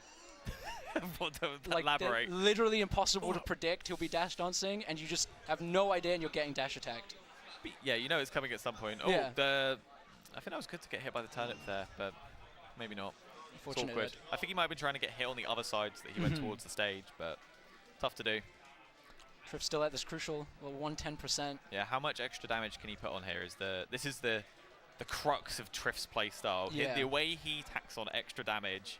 There's a set I really enjoyed quite a while ago now when Triff first beat Amsa at Valhalla, where the amount of extra damage he gets is just ridiculous against like one of the best players of the world. Especially in a matchup like this, because these characters, especially with each other, are really trade heavy. Yeah. So the reason Yar's percent now is so high, it came at the cost of even getting the extra 30% that he's got. And he's got the whole stock for it. Ooh, good trades. Good trades from Triff. Not even trades, just clean hits. Yeah, this is tough. Like, the first 2 stocks looked really good for Yar. Like, they was going blow for blow. Triff tries to sell that top platform just a little bit, yeah. Calling it out in and out of game. He addressed the crowd. I didn't hear what he said, but... I hope it wasn't to us. I hope I'm not being so loud. No. It was definitely, it was a good moment. Okay. I can hear the Swiss laughing, so we're safe. Yeah, the first 2 stocks going for blow, but Triff has that one stock where he just wins every interaction, and in a matchup like this, it makes the gap into a bit of a chasm. It's just so difficult to assail this now. Yeah. Yar has to play a whole perfect stock back, basically. And pretty much every hit's going to start knocking off stage very soon as well, so it's like, how many times can you really run that? Yeah, you can't afford the trades anymore. You can't afford to get hit by the turnips. You just got to do little movement stuff like this, but you land a jab, you just get nared. What are you supposed to do? Trying to go out there, that's a good start. You really got to contest Peach's recovery. Yeah. Like we said, like, this has been a 5-minute game, but it's not felt slow. Yeah. Like, there's stuff happening. Oh, goes again for that late tomahawk. Trying to grab the shield. Triff is one step ahead. Might be able to get something here. He wasn't ahead enough. This edge guard from Yar's looking real clean. Hopefully he can close it out, but Triff does find home ground, and now we're back here. The painful neutral. Ooh, maybe he gets this. Oh, the gap tag. So unfortunate. Oh, maybe thought he had a jump. Must have thought he had a jump. Yeah, the Swiss are going crazy. Every time he even slightly looks at the cam, they're going nuts. High quality cameras as well. What a top class production, I must say. Yeah, thanks to the bank of Chase and Megan. Yeah. Ooh. He's getting a lot of those grabs. I like it. Yeah. Because you threaten the late nair eventually, right? Because they think they're gonna wait. They're gonna start contesting you just staying in the air. Oof. Oh, that was lovely really cute. there on the way back. Yeah. Big disjoint on that, I believe. Yeah, that's pretty much what a lot of the recovery is going to look like. You side B back. And then you get tricky on the ledge. That was so fast. Does he have a follow-up? Not quite. Ooh, trying to babysit that roll, but not quite. Triff just finds a fair, though. Just trying to get really cute in these like micro situations, but Triff's also good there too, you know? He might play slow, but he could probably rush down most people. Yeah, I think when he's sick in the scrap. When he gets the lead, or when he gets the advantage, he does rush people down. Yeah. Like, he's merciless when he gets in. There was a great set with him versus Wizrobe last year, where like once he gets Wizrobe in the corner, obviously it's Falcon, so it's a bit different, but he just doesn't let go once he's in the corner, regardless of how long the edge guard takes, as long as he's getting some hit to keep you out off the stage and reset to another scenario where he can land a kill move. He'll keep going. He's really trying to play the game. Oh, doesn't have the charge down B. That's a costly mistake as Triff gets a 2-stock lead for himself. Yeah, this is a long way to go. Yeah, game 2's looking pretty one-sided so far. And like we mentioned, it can be a trade-heavy matchup, so it's you know. If you're not even getting the trades, it's just hellish. Dire. Yeah. It looks awful. But Luigi can fight. You see those the double aerials, they can be annoying for Peach to deal with, but it's about how you like position yourself. And like that! He knew exactly where to be. Knew where the landing was going to be from Triff. Just a little down bit of a win. Didn't look happy with that one. What was that? Ledge grab. Just got a look. Oh, caught him slipping. Jar Raiden getting up smash for his troubles. Takes so much percent. That fair nearly killed as a result. And Triff going out all the way out there, baited with the turnip, made it look like he was going to sit back and just chuck a few turnips. Called out the double jump. That was very smart. This is tough. It's only game 2, you know. Yeah, I've seen Yar reverse 3-0 people before. Maybe not Triff, but that's the first time for everything. Yar is somewhat famous for his pop-offs. Yeah. Very motive player, I'd love to see it. If he won this from 3-2 stock, if he won this game... From hiding under the couch. There'll be a blast zone. Yeah. It'll look like that, what we just saw in his game. Tough one. You can see him leaning really back. Solid from Triff. He's got it, dig deep. Chase, a huge fan of Yar Raiden, just gives him that game win anyway. Rigged tournament. I get it, but we saw it, man.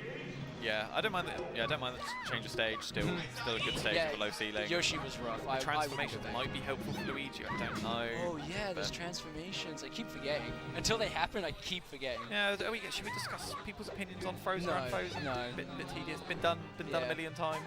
We're going home after this tournament anyway. You don't have to deal with it. It's a one-time thing. Let's just try and enjoy it while we got it, I guess. Oh. First stock, I don't even feel like Yar's done anything wrong, like that wrong, and he's taken 124, 132%. How dare you jab? Just like, so he should be able to get away with a jab. It's a fast move. Yeah, not fast enough. But twice in a row, it's not fast enough. enough. In the exact same way as well, just down smashed again. It's stuff that, because what you're looking for with the jab is you're looking for the peach. You're looking to catch the peach in a jump, or for her to not be crouch cancelling. You get a pop up, you get jab grab, you get jab F tilt, maybe you get jab up tilt, something weird like that. High percent, you get jab up B sometimes. Triff has not been caught not holding. He's always holding down, and it's just like one of your major approaches is just completely denied to you. Like this, what can you get from this little bit of corner pressure? Overextends slightly, but Triff, that aren't. Yeah, he escaped right under him and just now is right back in the driver's seat. He's where he's comfortable. Oh, that was, I don't know if that was good, bad, cool, but it happened. I think he was hoping to get like turnip and down smash hit, then a second down turnip, then a second down smash hit, but it just didn't quite come off. Yeah, should be able to hit this. Oh, up air, not quite the right choice, doesn't kill.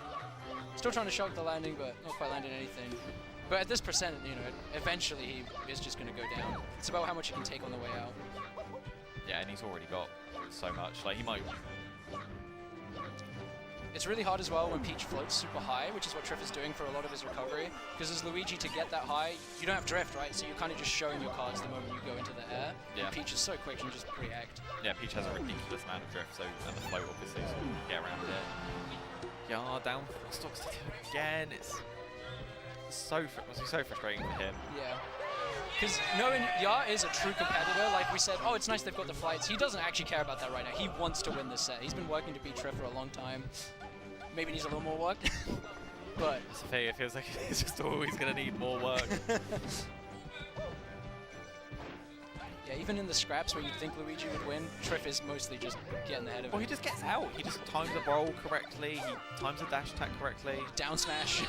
Oh! Okay, he did it. All right, all right. Dash Excuse me for doubting Char's game in the scrap. First up of the set. And it was such a baby wave dash back to set up the spacing as well. That was really Fire nice. transformation. I think this will be in... The stage appreciates what it just saw. This will be... Let's start the fire transformation. Start the fire. You were saying something. I was going to say, so, yeah, sorry. I was going to say this transformation is useful for Luigi here, but if he can get to the side where he's got the tree at his back, he can then take some trades and maybe survive them with the help of the tree. Unfortunately, if Triff has that advantage, then it's... Oh, he did try it again. I was kind of thinking about that. But it's quite nice to wave dash around there. It's satisfying. The lip gets you like a huge amount of momentum. Yeah. Like, you don't have to do a good wave dash to get the huge wave dash. It can be tricky. Sort of like the Edges of Yoshi's story where you get like a wave dash from ledge, and they're always good. Ya has also found like 0 nairs, like this whole set. Yeah, because often an opening you'll get will be like, the slow drifting weak nair, which leads to another nair, that's the one you're going for the kill. But yeah, he's not. But like, not finding them. He's not got a nair in like neutral, like coming down on Triff for tricking him. He's not got like this nair in like. There's just a gap in Triff's punish. There's like, it's been so tight. Oh my God, no! The venue might have erupted if that's the chase here. There's also something when Ya's going for these like. Okay. Oh my God. No mash. Okay. Interesting. That's a statement. That's an absolute statement. Every time, so it's like every time Ya goes up here, he's not getting anything from in the high parts of the stage. It feels like it's like, well, the alternative is just let Triff back every time. Yeah. it's like you have to go for them because if you do hit them, that's how you'll win the set. But he's just not getting these 50-50s. Yeah, that's it. Luigi can't make that one back. That one's gone. 3-0 for Triff. Casually, very casually advances to grand finals. There's a lot of good stuff in game 1, and I think there was a good period in the end of game 3, in the middle of game 3 there, but it's just, yeah, Triff just unstoppable wall of fairs and turnips and nairs and crouch cancels and down smashes and everything else. Really well played from Triff.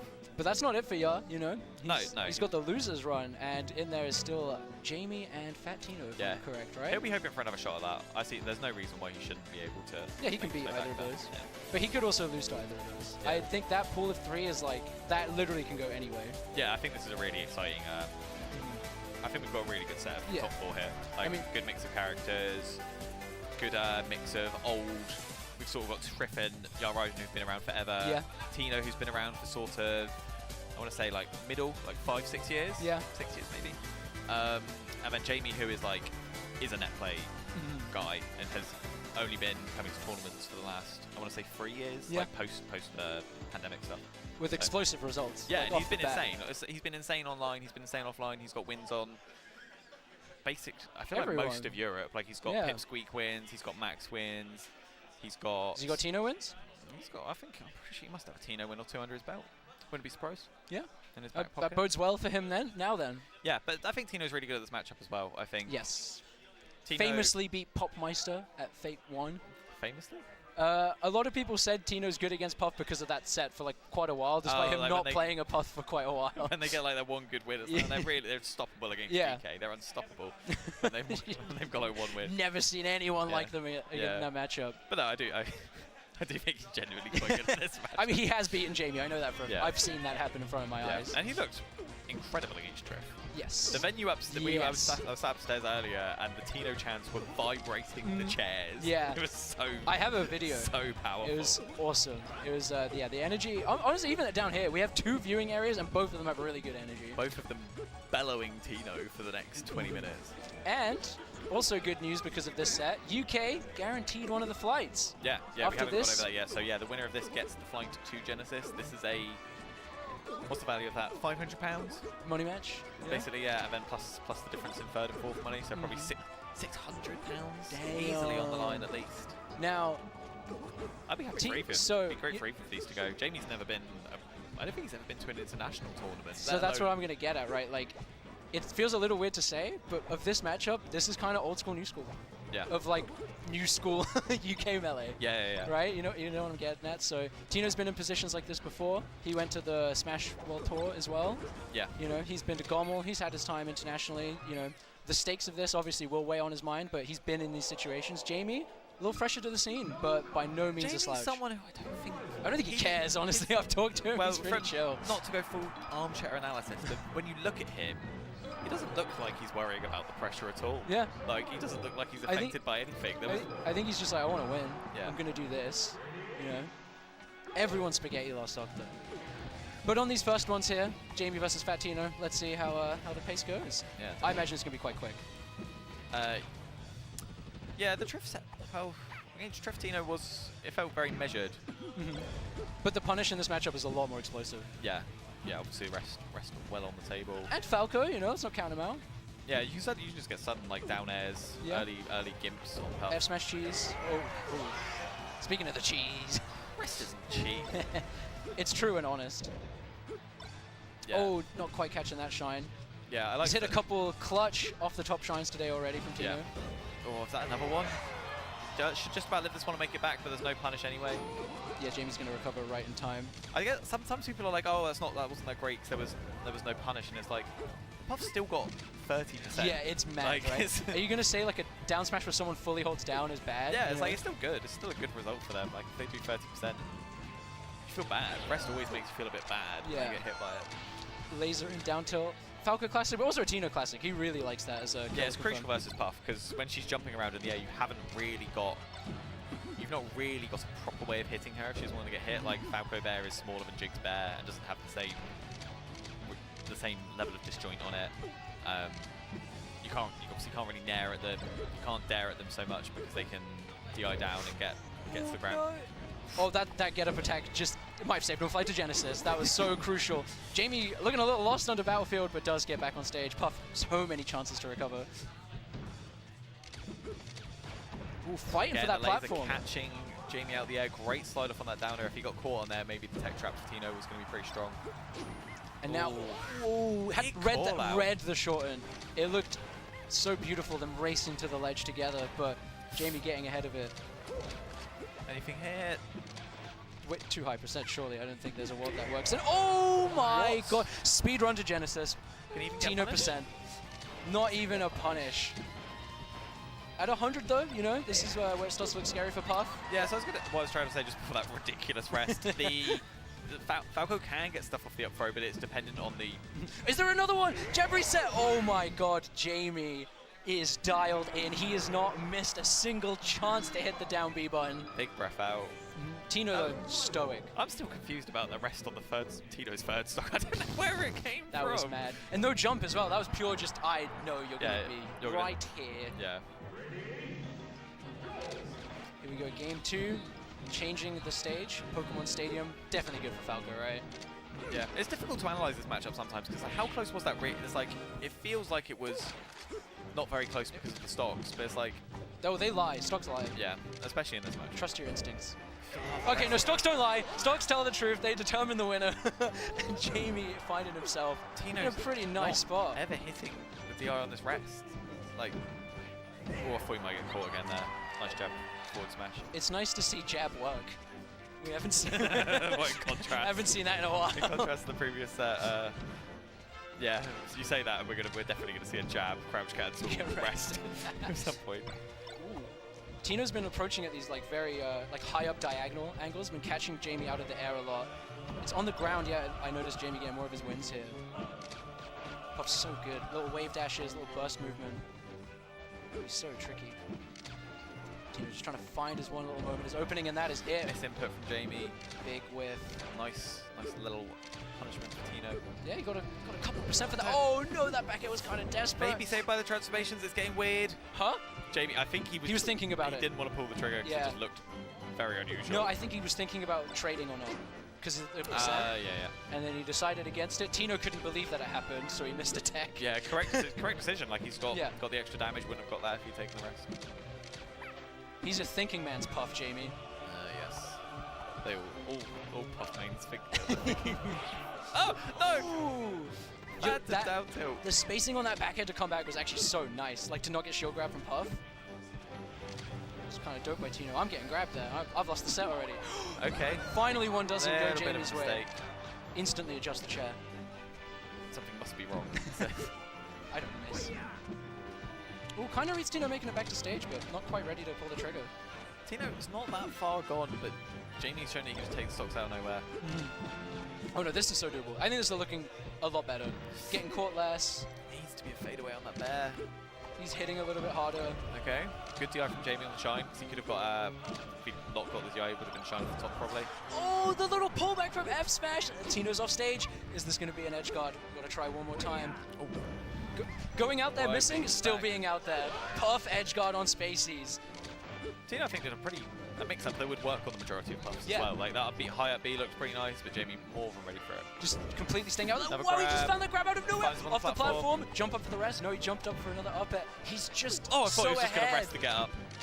He's so good at the scrap. He just knows how Tino likes to play. Finding another grab, there's so many. He's getting every grab. Like, just feels like he's always making the right choice on Tino's shield. Oh my god, anything you can do. Oh, okay. Plot armor. Little chance for Tino. If any UK player has plot armor, it's this Falco. Yeah, definitely the hometown hero in London. Yeah, but the problem is they're all upstairs. You can't hear them. Smash on the Oh, this has to be huge. It's looking big, but it has to be huge. Good DI on the lasers.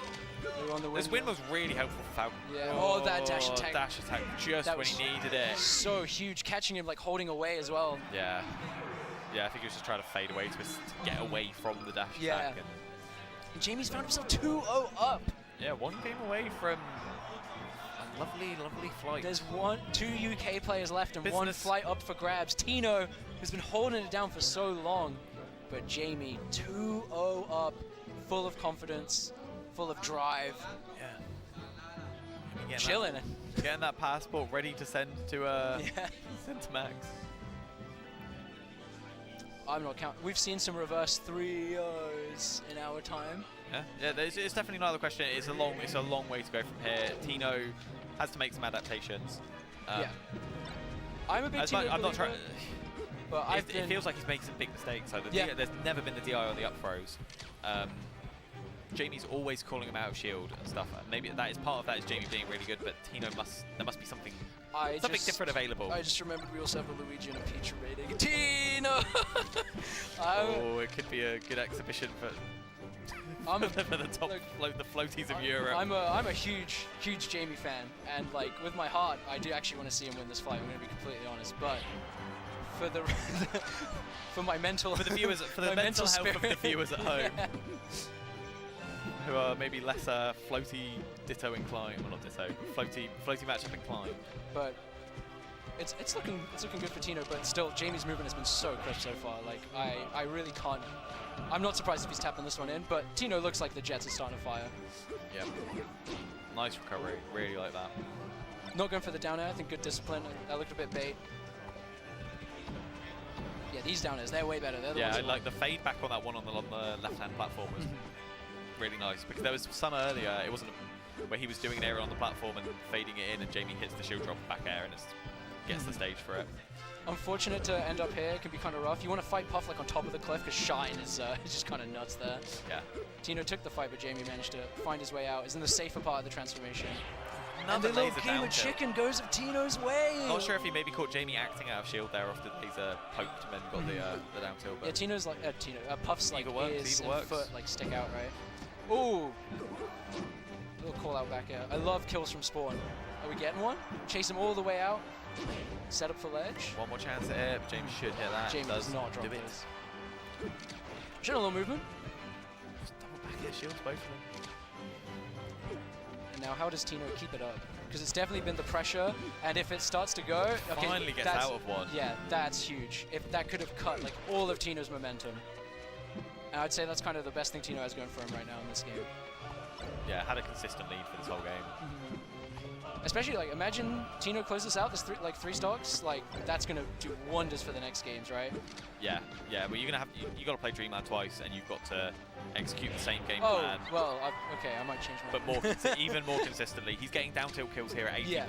That will not be happening. Platform's less helpful for Falco on Dreamland as well. You're not wrong. Sorry for already talking about that's just not what I want to hear right now. Jamie's been showing that there's no reason he can. No, let me stay in this moment. let me stay in this moment. Tino's gonna come down. Watch this 12 to death. Watch this 12 to death. No moving on. We're moving on. Cut that. Chase. He's still playing good. He's getting his little two-piece combos. He's calling out where Jamie wants to move. He's hitting the damage. Up air, not quite. But that's such nice percent. These back airs are going to really start to do some damage. But another down tilt! Sorry, I was wrong move. I've not been watching the game. Obviously, that was a down tilt. Nothing but down tilts. At least 3 down tilts there. Might have been 4. If we had melee classes, there could be a great like down tilt against Puff class just on that section one, right? Taught by Professor Tino. But here we go. First of potentially 2 Dreamland games. Ooh. The first of potentially one. No, 2. What's he got? Oh, he's jumping either side of with the down to try and mix up the smash GR and the down air. Interesting. Very clever. He got quite a lot of damage. Knows what he's doing. Yeah, I mean, it was almost a horror of a start. He's gotten really good at realizing when Jamie wants to come out of shield in those quick moments, and he's catching so many down airs on Jamie as he drops shield. Yeah, Dreamland paint evidence there with the F smash not killing any other stage. That long dead. Like not even close with that not kill. Lovely jab. Again, like you said, just catching him out of shield. Really nice stuff, Tino. And then the game before it, the laser on shield into down tilts for other things. Oh, beautiful spacing there on that down tilt. Just no confirm to follow, so Tino's going to try and... Yeah, Tino got good DR on the up tilt, like held away at the right time. Holds in on that back air and gets killed for it, but... At any moment, Puff can just find 2 of them. Not looking bad for Tino so far, but needs to keep this up the whole way. Yeah, dead even game. So much on the line. So much on the line. It's really tense. It's really tense. Yeah. The future of UK Melee is at stake here, Watson. Yeah, there's a lot, much on the line. And it's on Puff Dreamland.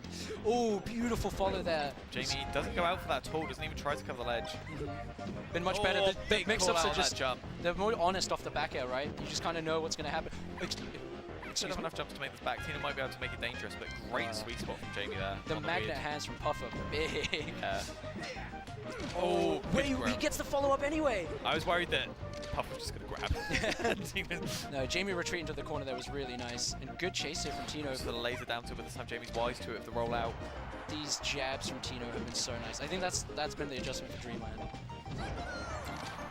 Crucial back air there. Tino keeping himself in it. Needs to get a bit of... Up to rest percent. I was about to say still up to rest percent, but not. Okay, Dreamland should be coming in for Tino. Back. No, I guess not. He would have made that. Ooh. I'm dead certain that B would have made that. I don't know why he sobered there. It looked close anyway, but anyway, he knows better than me. He just needs a room full of people screaming his name.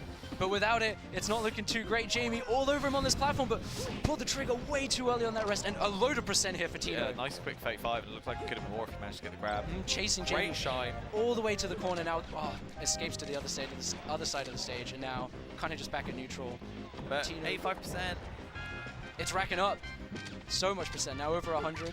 Back airs, the down tilts, excuse me, every time I've said back air, down tilts actually been the important. Yeah, Jamie that time did not want to give him the jab on the shield there. Like he was like, I'm just gonna sit in shield, even though like I think earlier in the set we would have seen him try and punish something that Tino was doing. He's like, I've been caught too many times, I'm up, it's okay. Yeah, I think this is gonna become a big game of where are you landing and can I predict that correctly. You can see like he's putting those jabs out there where he thinks Puff's gonna land. And the back air of Jamie's shield, we're on last stock. Tino fighting. Jamie one stock away though from getting that flight in his pocket. Up to rest still on the table.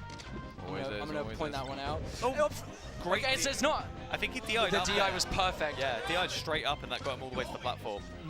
Escaping through the platform as well. Tino keeping it going, throwing out the lasers, trying to just find his moment where he can. But Jamie trying to shark, gets the grab. Slide off on the tech. Yeah, a little late to the platform. Tino not looking confident on this last stock. He's not finding anything. Damn, the recognition to not shine there and actually up tilt, like, oh, but he's finding himself off stage. Jamie's Great just holding the ledge. Yeah, superb recovery. Got to try and find a way out this corner. Just can't afford a trade. One big back air hits. Ooh, great roll away. Good recognition to not go in there. That grab was so nice, but Jamie just forward airing his way out, just slowly pushing Tino away, getting him off stage. The one good thing for Tino is the percent right now for him is not really relevant. Yeah. Like, he just needs to avoid one big hit. Nairs aren't a big deal. Up for back airs though could be a big they all deal. send off stage. Ooh, not quite there. Or finds another up throw. There's been so many, but none have led to the kill. Both these guys are so close. Oh, he caught a missed ticket. He's going again. Jamie just about gets away. But he's finding so many downs now. Oh, he missed the tech. Jamie wasn't ready. I feel like he wasn't ready. He's still chasing Jamie down. Oh, the get-up attack just about hits him. I think that was completely dependent on which way. It's a game of inches, and Tino finds a jab back air. Tino one hit away from being able He's to built up 125% on Jamie. He's putting such a Herculean effort into this game for down air. Good tech from Jamie to roll away. They're almost dead even in percent now. He just let it rip! He just let it rip, and Jamie advances! Top 3, and let's start the fire 2. Taking out Fat Tino, winning a flight to Genesis. But he's not done yet. His true prize, not the flight to Genesis, but a set with Yara Raiden. That was crazy. Fair play to Tino for bringing that all the way back. That was unbelievable. That game was crazy. So many correct decisions in a row, but Jamie... Until he just let it rip. Yeah, sorry for my reaction of just going, oh! I couldn't believe it. It's been so measured. It was so long. It was, do you know the Day 9 joke? It's like there's existence and uniqueness. Yeah. There exists a worst option in that position. Uniqueness, there is one of them, and he found the exact one. Do you think that was the worst option he could have done? Other than just like side being off stage, I guess. You're right. No matter how, I think we can like quiz, Uncle Punch that scenario. Most of this room behind me hits that back air and wins the set after the up smash. Sorry, Tino, I love you. You played amazing. You played great, but you only played a 3-1 good. Okay, Jamie's the one moving on. That's so harsh that somebody got 4th at the tournament. It was. We're all human. Yeah, it's nice. It's nice to know even. I mean, we literally saw like minutes of Tino being above everyone in this room. Yeah. Dragging it back down with the rest of us. How's it feel in the crowd, kid? We're all losers here. That was a really good set. And now the spaces are out, so we're gonna get a little bit of narrative fishing. No, I mean I'm happy as a Luigi lover. I wouldn't say main, but a Luigi lover. I like seeing his matchups. I find we don't see him enough. I think Puff Luigi's quite fun as well, personally. Yeah, it might not be. There's the world where like I want to see that up smash again. If Luigi knows the matchup like 1.6% better than Puff, you get a real game. Like 1.6%. Yeah, 1.6%. Doesn't take much. But the moment it's below 1.5 times. You took like a ratio. I meant times. Yeah, excuse me. I thought you meant it's been a long day. I thought my maths brain was like, you mean so the Puff knows 100% of the matchup. Look, Luigi knows what like. Yeah. No, the Puff knows 98.4. Okay. Yeah, let's stop. If Luigi's 1.6 times better than the Puff, you get a real matchup. So it's a big ratio. It's a big ratio. Anything below that, Puff is just back airing Luigi to hell. Yeah. And Luigi struggles with a lot of the ways that Puff abuses. We were talking earlier about how most of the top tiers in Melee, Luigi inherently not a bad recovery, but Puff can just go out there and swing at Luigi. Luigi also has a good punish against Puff. It's just, and like good ways to kill as well, but it's getting it. It's landing it is so hard. It's kind of similar to Peach, where there are options to kill. They are quite difficult to get to. But it's more the weighting on it's different to where it is versus Peach, where it's even harder to get, but you can kill a lot earlier. Like if you get those weak nair, strong nair, you could kill on at like 70 or something. So. It's just good luck getting it, kid. Yeah, good back luck. is so oppressive. And if anyone's going to know how to play like the matchup like that, I feel pretty comfortable with Jamie. If these guys have played before. I feel like Jarl Raiden just has a huge bag of tricks that, unless they've played a lot, Jamie won't be familiar with. And even if they have, maybe he's kept them secret. Yeah, you know? I think Jamie's might be a bit of a secret studier. Like should we ask him? He's right there. Just go interrupt him. Yeah, I'll tap him on his little shoulder. What do you reckon about this matchup, kid? Yeah, little Are you any good at it? Have you got what should we expect? Yeah. Give us a score prediction. Kid. I'm not doing it. No. You're the lead comms. You can. Yeah, you're not wrong. Go on. Go on. Oh no! It's turned around on me. This is what I've been doing to people. I'd like to apologize. You've been doing this to people all day. Yeah, I have. Oh, okay. It's been fun. I hope people have enjoyed. I've made sure there's some footage for when there's downtime. Yeah, I've been enjoying the like extra content pieces. I think they're very funny. Thank you. I liked the Yar Forever. Cool. Thank you. Moving on. Yeah, Yar Forever indeed. Yar Forever. You think he's gonna win? Yeah, I think so. I think it'll be close though. I could see a 3-2. He's just got to put his almonds away. That's a competitor's snack. Yeah. You were talking earlier about how much he cares about the pride of it. Almonds is a pride. The snack of a prideful man who is balancing the grogginess of a meal versus the energy required to keep going at this time of night. This is running pretty smooth. Just crack the water too. That's a competitor. Water. Almonds. Water almonds. Puff. He's ready. Never has a Luigi main been this ready. Yeah, for a set like this, I'd have kept the almonds on me, to be honest. There might be some downtime. Some mid-match. You get rested off the top. Have a quick almond. Chuck a few in. Singular. You should probably have a couple Swiss behind him. They just feed him almonds during the game. Dropping him into his mouth. Yeah. He holds a finger up like 2. Meanwhile, Jamie. Nobody on his own? Yeah, I was going to say, nobody there to feed him almonds. Sad. He's got fans. Is Triff and Gigi warming up over there? Gigi betraying. Do you think that's a prediction from Triff? Yeah, I'm seeing Triff. Because I'm trusting Triff's opinion more than ours, if I'm completely Or honest it might with just you. be a bit of Triff like being like, I have beaten this Luigi already. I'm going to get ready for the other thing. That's also smart. Like he feels confident that he can. Because I'll have 2 sets as well. He'll have it if Yar gets there. Worst case scenario for Triff, he'll have a whole set to adapt as well.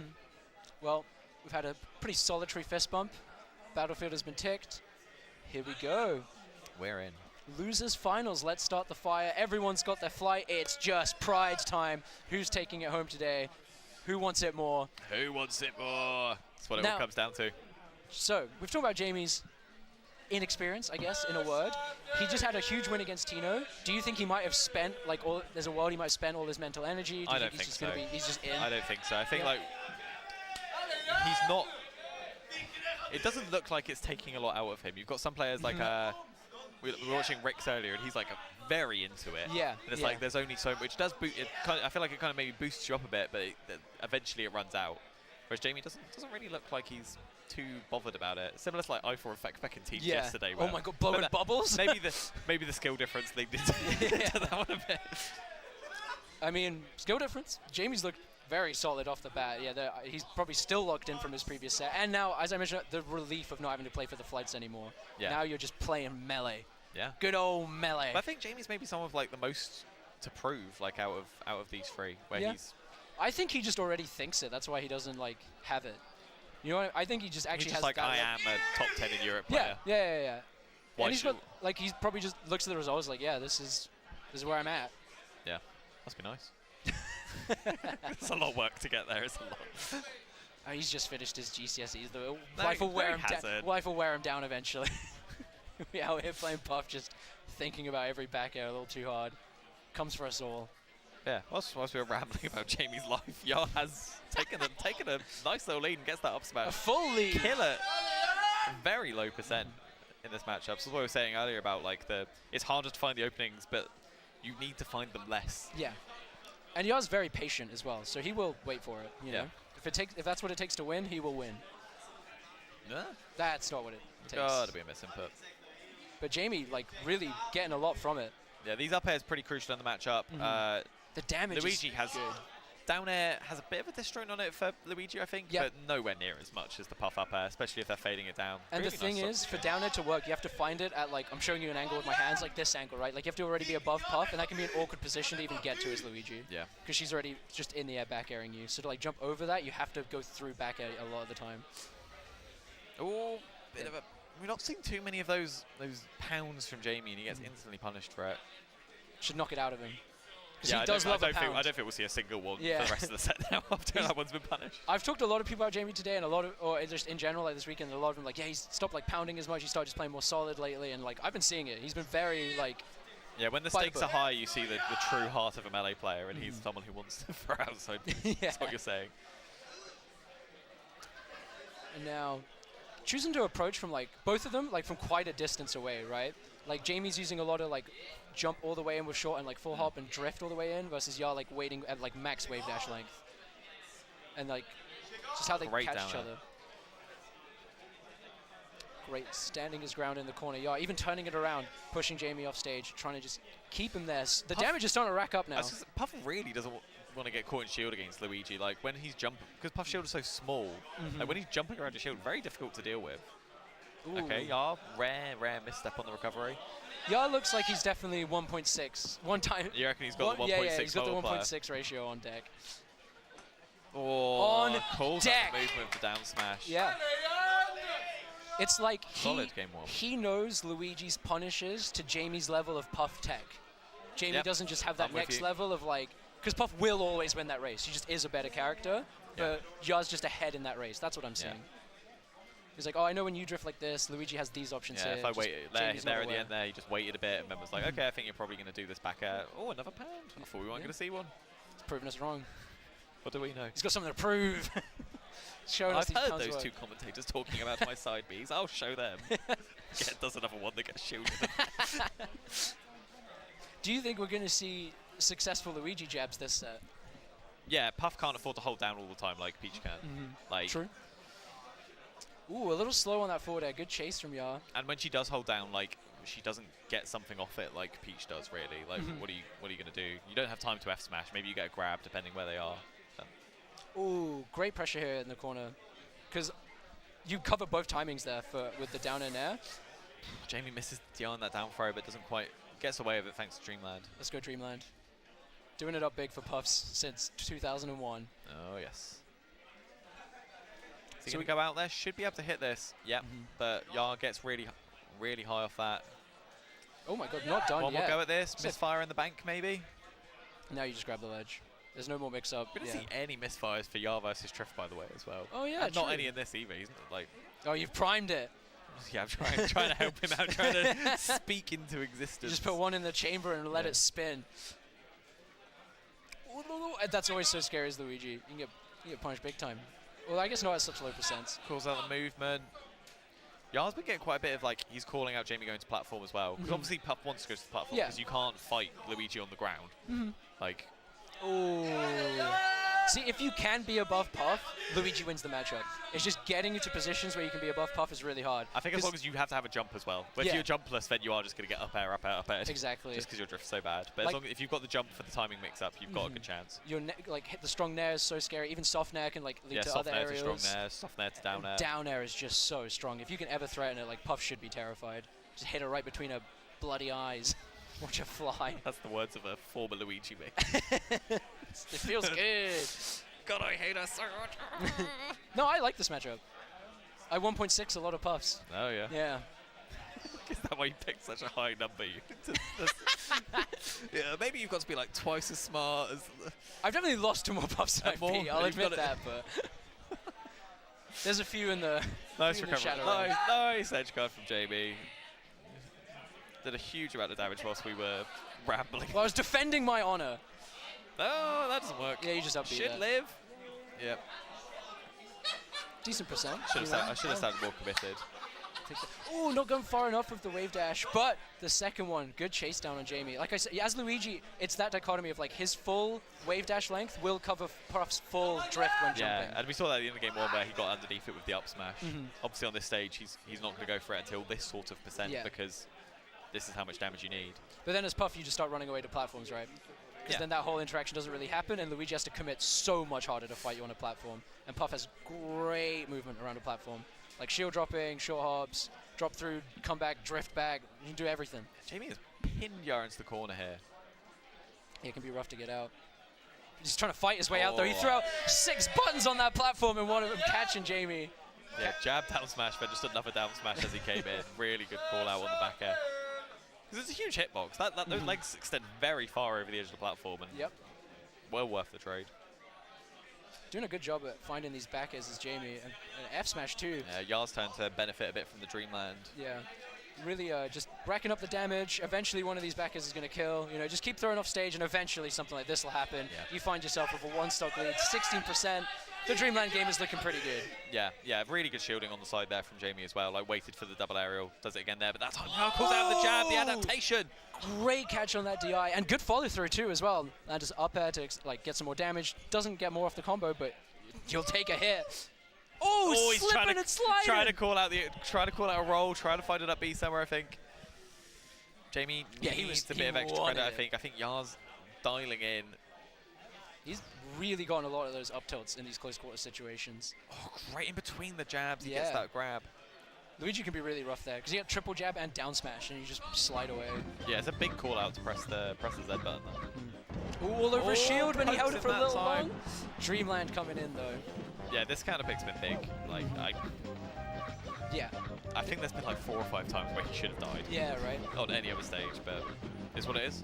No, another great! That time, the adaptation on this shield is so much fun to watch. Like that time, he's like, no, I'm not going to take the second aerial. I'm going to smash you through. Super quick. That's why. Good pull out from Yar. Uses the full length of that wave dash to get down smash. Good whiff punish. 80% though. 80% is hard to fight through. Yeah, but he definitely could do it. Oh, great chasing here from Jamie. Like, you know, he's been going to the platforms a lot, so now just actually I'm coming back down to the ground. Takes the trade. Yeah, you just kill Luigi here. Right. Yeah.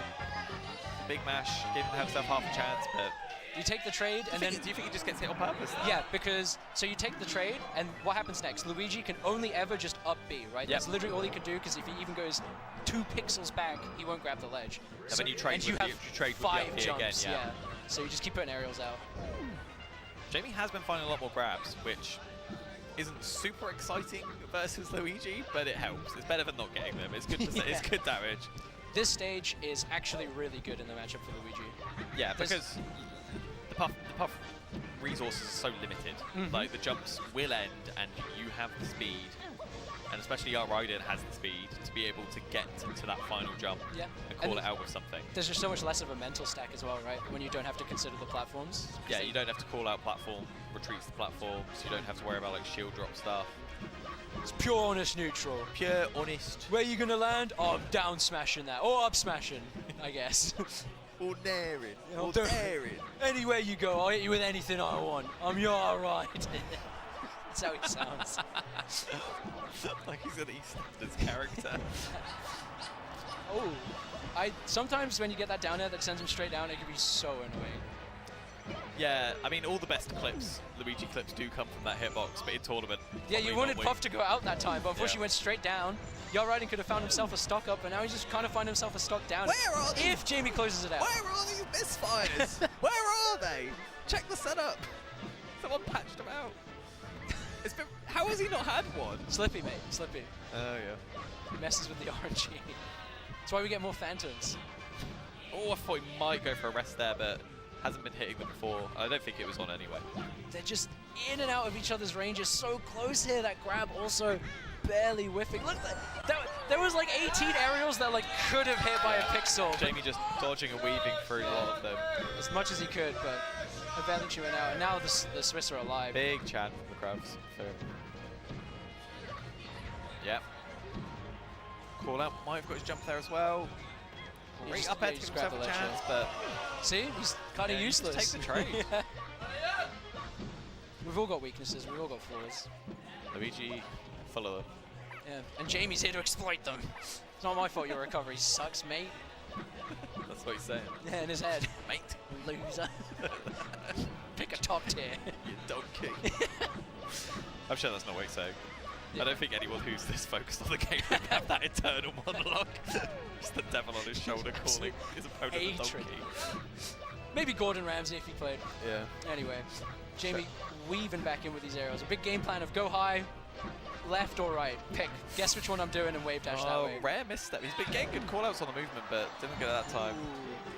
I think Jamie will take those trades all day at this point. Right? That was footsies.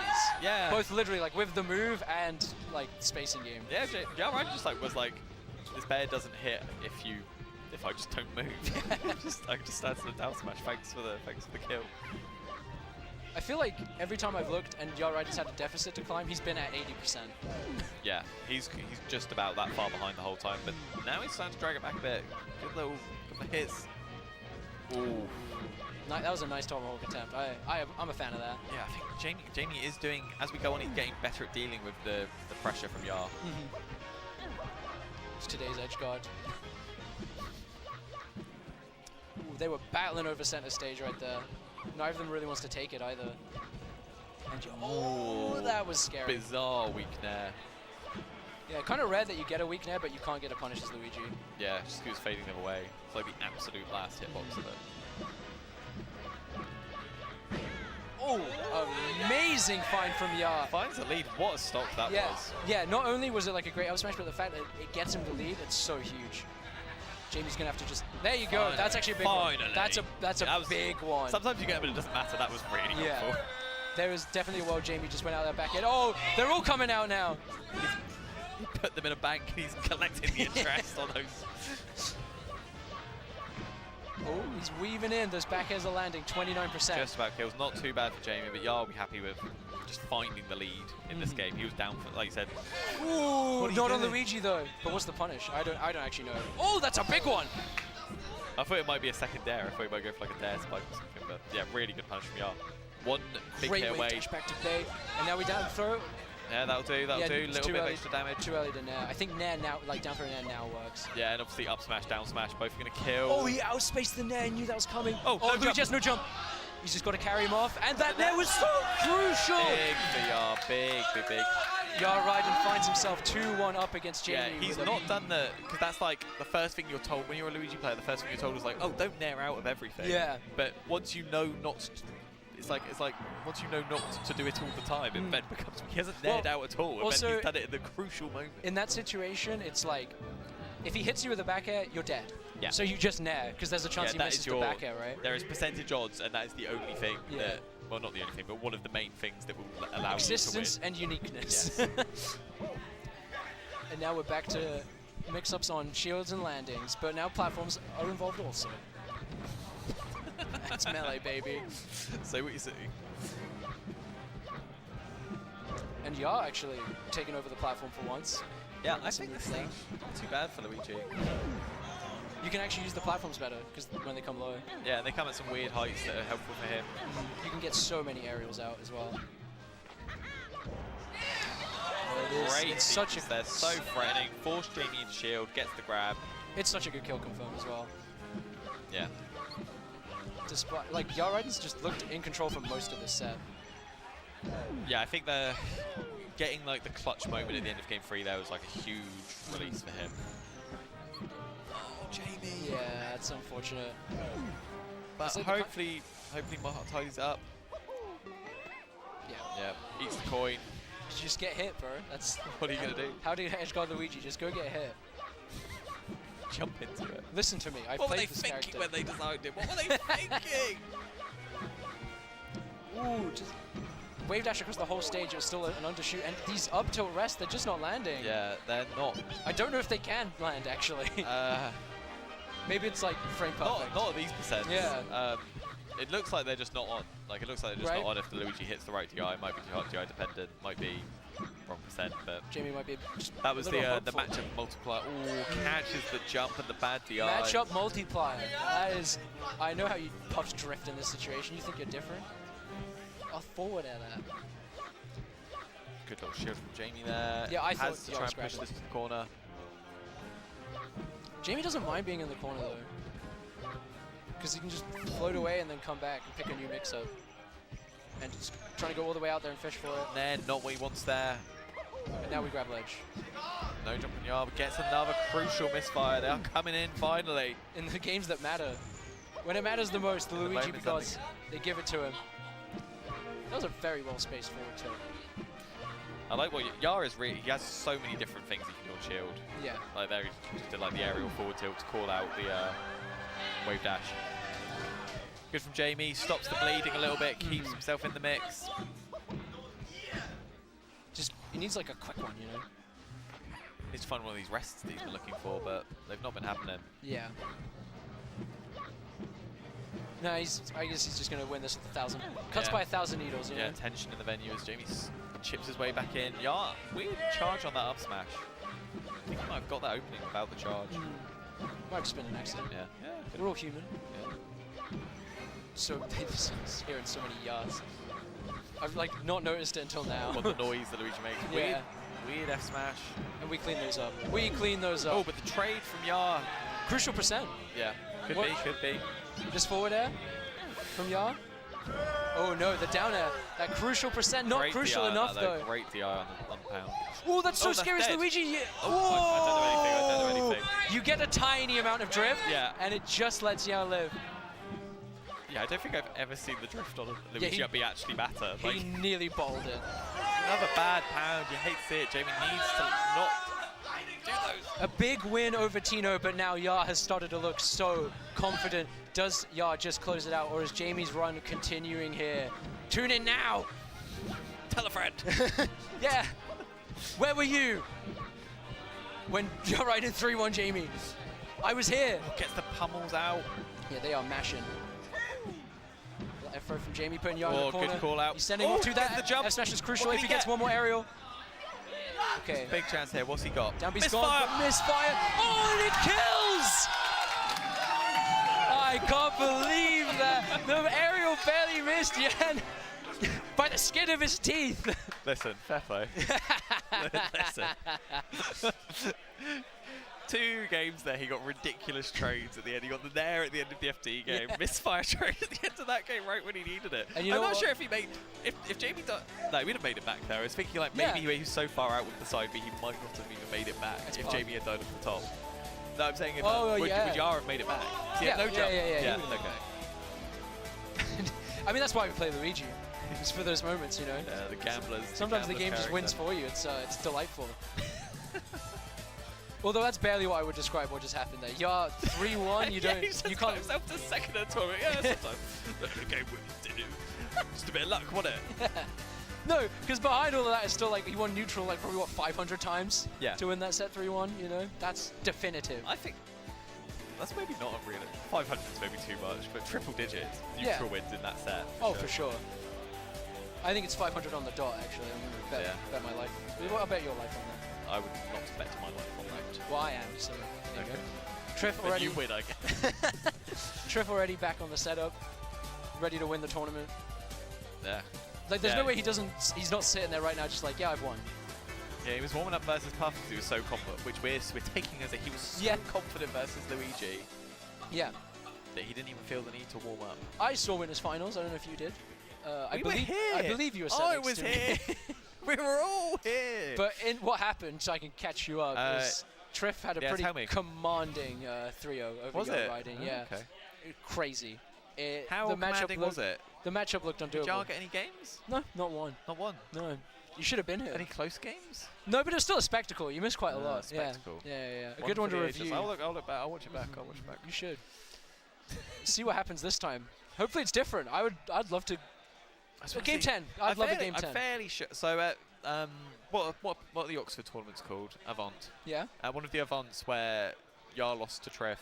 He said to me, he might have said to me that he's not ever taken a game off Triff, which I didn't want to say earlier on streams. It's just like I want I'm not sure if that would be like improving the power of that hoodoo Yeah. over him. Well, there's no time left for fun facts after this set, No, so you so I might was as like, I well. need set now. Yeah. So I just want to see him take a game. But even the Yoshi's game looked terrible last time. That looked The really... Pokemon game looked rough. The first game looked good for the start, but then you look at the stock counting and it's like, oh, it's just it's convincing 2-stock for Triff. Never in doubt. A 2-stock for Peach is like a great result. Yeah. Like you're never going to be unhappy about 2-stock. Some people might be like, oh, you know, why are you so down on this set? We're giving you the truth. Yeah. And that way, when you see something else happen, we see you the know how opposite, monumental If we, it yeah, actually it's is. just building up like the scale of the mountain that needs to be climbed. You were saying earlier about how some of these players are showing signs of humanity. Triff has shown none of his opponents any sign of mercy. And of course, today. I think I got to talk about it every time Triff's on screen.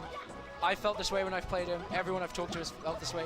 He looks so hittable at all times. So inviting. And then a Venus flytrap of a player. You throw out your aerial, and it's just phantom hitting every time, and he's just whiff punishing. Yep.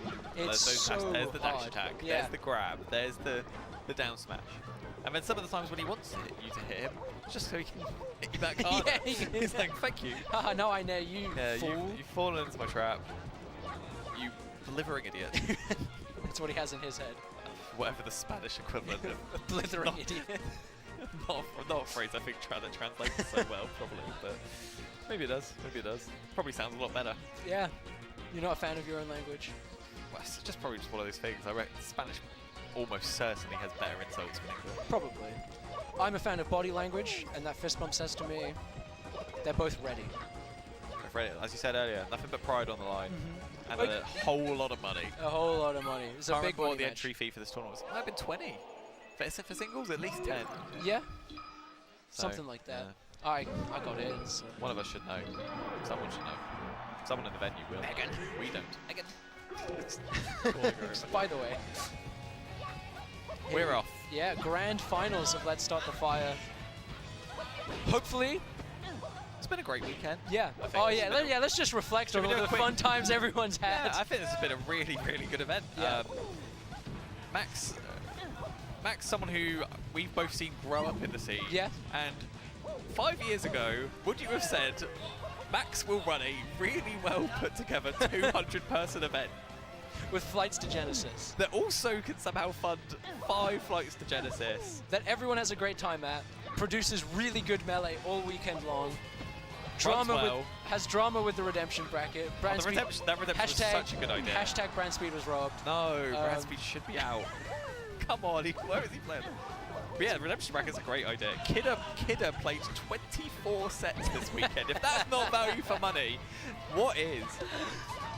Show that to your average American who's got O2 at a super major that they paid $200 for. They'll have a breakdown. They won't know what hit them. No. And all of that has led to this. Yeah, he's done it. He's done it. He's run a wonderful event. Ooh, yo, that's like the one time the down air hitbox works out for you. Yeah. Yeah, he's run an amazing event, so shout out to Max. I'm sure he'll get not this Max that's sat on Yeah. his line. No, I can never do this. I'm way too lazy. Oh yeah. Absolutely not. The content Me was enough neither. for me. The one time I ran a tournament, someone went 1 and 3.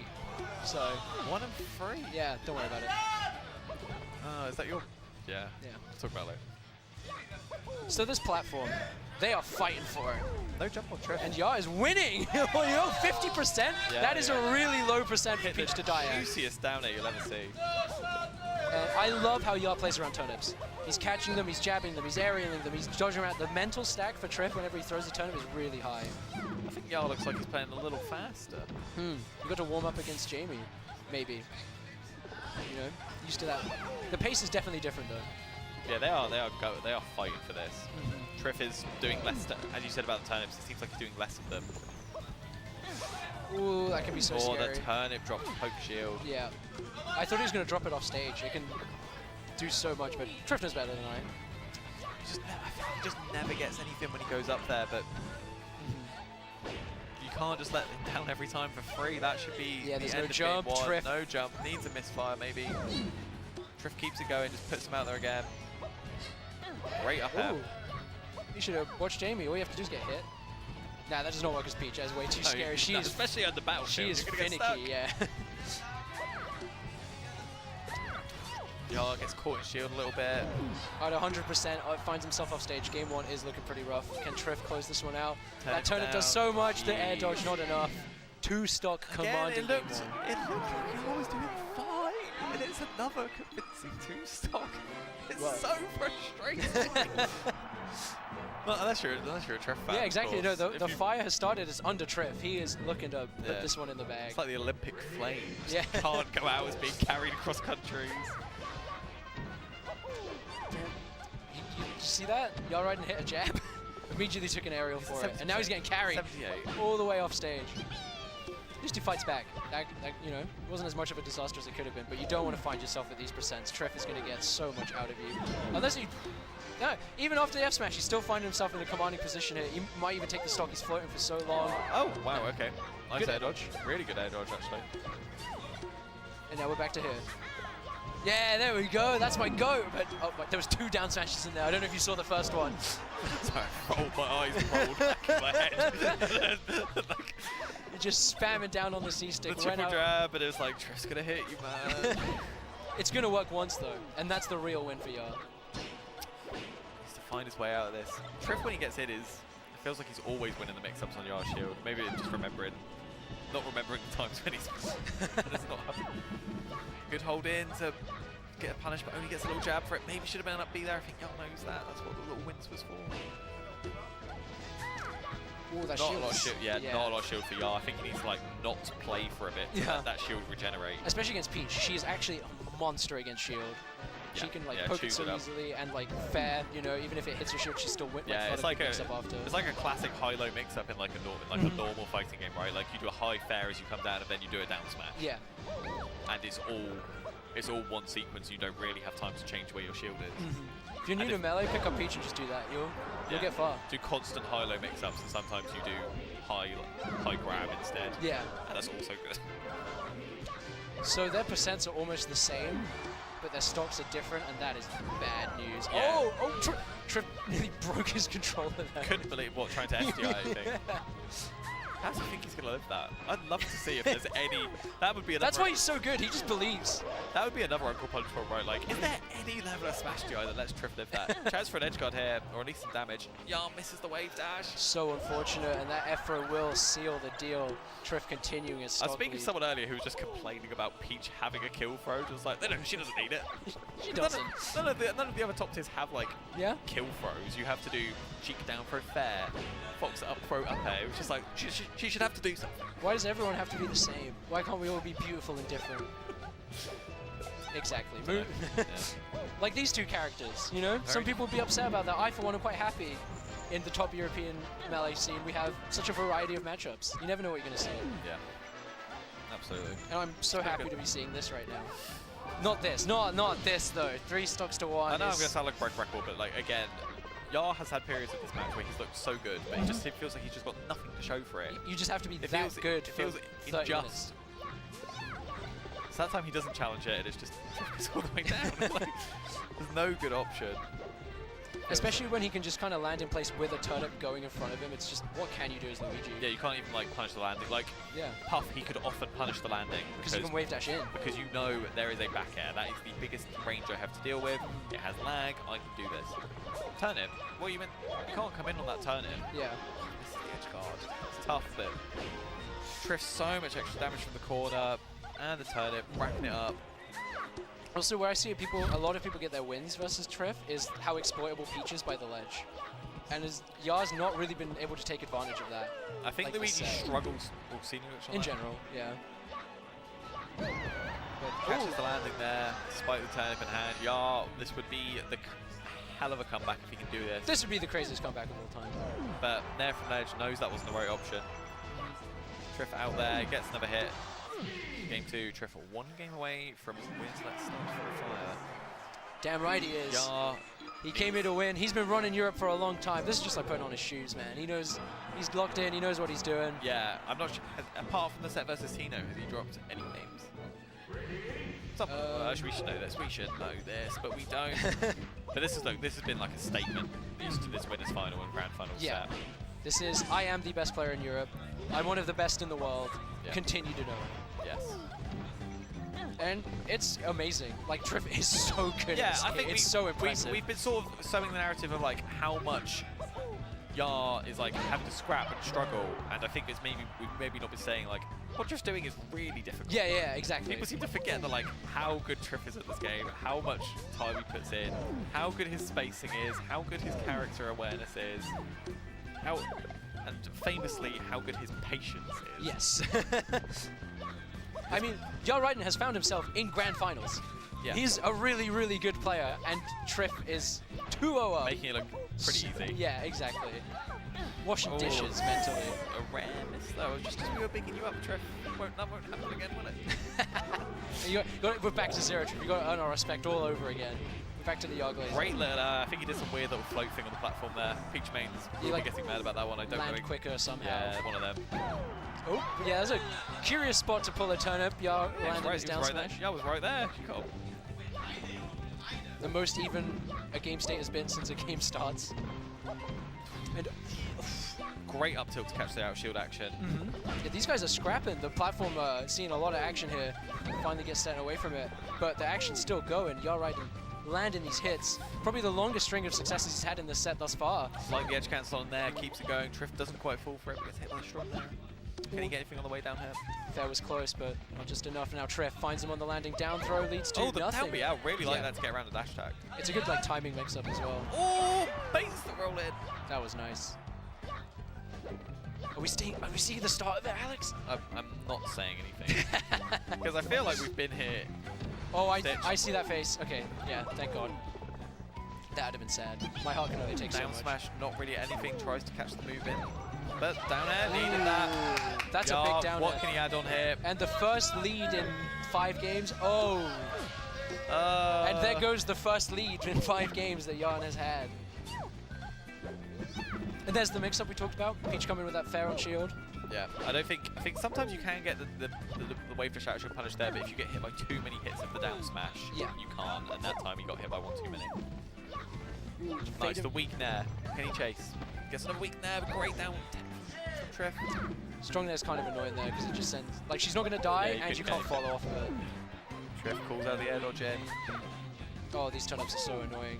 But Yan started his jump. Down there, not a bad idea, but Triff wise to it. 1 stock away from winning Let's Start the Fire. He's so good at finding Luigi when he side Bs, like, without getting hit. He's insanely good. Finally gets something from going up there. Unfortunately, doesn't quite get the kill. Down it, how did that miss? Ooh, really a bit greedy on the grab, and Triff bursts out of shield with a rapid sequence fade 4%, but Yar has managed to get this final stock. He's got such a big smile on his face. Can he get the game that he's so desperately deserves? Yeah. His efforts. Oh, it doesn't react to the forward smash. Yeah, Triff kind of with him, but maybe a mistake here. Yeah, I feel like he's getting lost in his buns a little bit, but the percent difference is a really crucial hit. Calls out the wave dash shield. Good DI there though, but still going to be off stage. Just going to try and find ledge as quick as possible. No, he comes out with a fair, but pays such a huge price. Down smash was so strong. Yeah, finds himself 1 more chance. Goes for the same mix-up, gets away with it. Great down smash, needed that. Yeah, trying to fish, but that forward air is going to do it. Triff takes Let's Start the Fire. Not only got his flight, but all the extra money, all the bragging rights, and another European tournament to his name. Another trophy on the wall. And he made it look easy. Look at him. You're like, yeah, I won. Yeah, you know? that was hard to pop off after it's so convincing. Yar, showing good signs of life towards the end there. Maybe could have taken that elusive game at the end there, but I don't think it was ever really in doubt. Yeah. I mean, congrats to not only Triff, but Yar Raiden, yeah, really to well done Jamie. in second. Huge amount of money in the fights, and honestly, everyone else in top 8 as well. Everyone else, yeah. This tournament was so stacked. Absolutely stacked. There were so many good players across all of top 64. So many upsets. That was kind of crazy, that down end air. I'm a big fan of that. Some of the highlights of the last set that we had. Could have been a little bit more. Not sure if that got picked up on the mic, but Yar just went past and was like, I got a lead! For the first time ever. Handed to him. Just the delight you're having. I think that's why he laughed so much when he air dodged off, because he was like, I had a lead and I've just thrown it away with an air dodge off stage. But you know, if that's his best attempt yet, he's getting closer. Like, he's getting closer to getting it. But that is really funny. He's happy he got a lead. Watson, that is us done with the games of Let's Start the Fire. Thank you very much for joining me. Great tournament. Thank you. Thanks for having me. It's been very fun, and I'm going to need that. What's happening? Hello, everyone. We hope you've enjoyed Let's Start the Fire. See you later, Alex Watson. I think I might have kicked something. No, we're good. So, our flights have been won. They were chosen. The winners themselves, Triff, Yarraiden, and Jamie. Congrats to all of them. Also, Tino for top 8. This is so hard. I'm just about doing it. Who else is in that top 8? Tino got it. Who else is in top 8? Help me. Jamie. Jamie, I've said that name already, but congratulations to them. You're guiding me somewhere. Yes, that was really fun. Top 8 was sick as. Also, congratulations to both Knuckles and Fuzziness for winning their flights through doubles. The sisters for winning doubles. Unfortunately, they couldn't claim the flights. We really hope you've enjoyed watching everything so far. Huge thank you to everyone that was here. The vibes were incredible. Everyone I've talked to had such a good time this event. If you couldn't be here for any reason, I'm really sorry you missed that. But we hope you've had fun with the stream. The games have been exciting. There was so much good melee, so much on the line. We really hope everyone's enjoyed themselves. We are sadly wrapping up, but you know, always more melee to come. There is Genesis at the end of the month. You will again see Triff, Yarraiden, and Jamie there, and all these lovely people here. This is Let's Start the Fire. This has been such a fun time.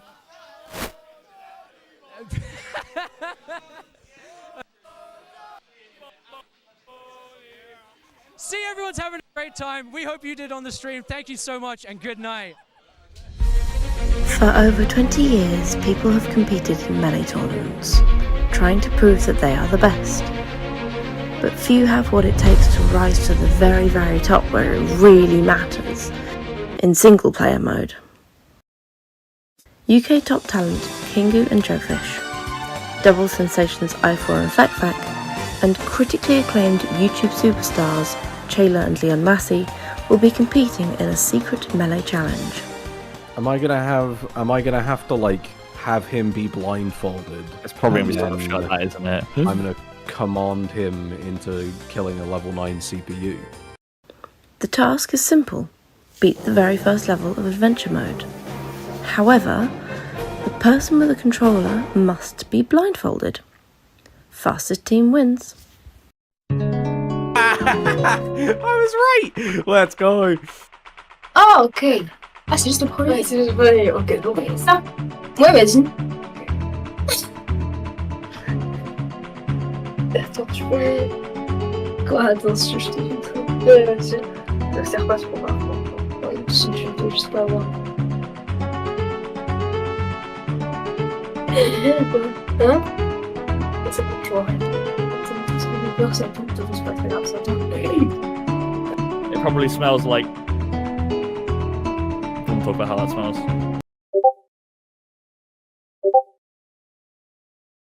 Easy. Okay. Alright, so let's get the menu. Okay, press B. Press A. Press B again. Great start. Ok, j'ai pitch. Non, t'as pitch. T'as mis tout. Attends, est-ce que ça.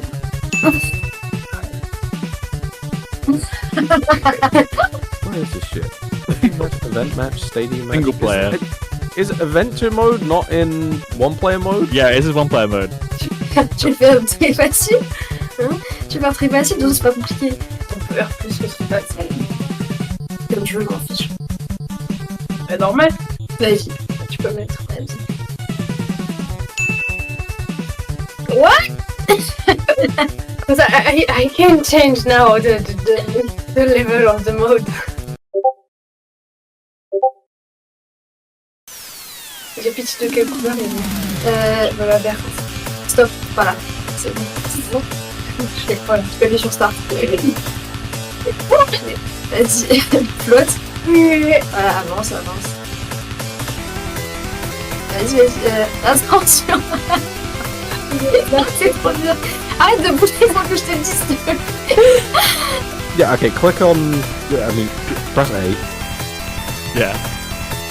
Regular match, event match, online play, stadium training. There is no adventure mode. Yoshi? Ouais. Vas-y, 2 smash. C'est pas possible. Comme en double. Vas-y, de toute façon, ils veulent pas te tuer, ils sont trop bien. Ah ouais? De toute façon, tu peux le nerf et tu peux... Voilà. Non, vas-y, va un peu à droite, 2 smash. À droite? 2 smash de... flotte. C'est un peu en fait. Est-ce que tu peux 2 smash sans... Sur le stage? Non, il était... T'inquiète, c'est bon, c'est bon. Va à gauche. À gauche. 2 smash. Va à droite. À droite? Oui, à droite. D'accord. Stop. Nerf à gauche. Genre flotte nerf. Oh, il est trop fort ce Yoshi, mais non. I think it's a right flip. Am I crazy? No, oh yeah. Press A. Press down. Down again. Down again. Down again. Press A. Cool. That's Mario.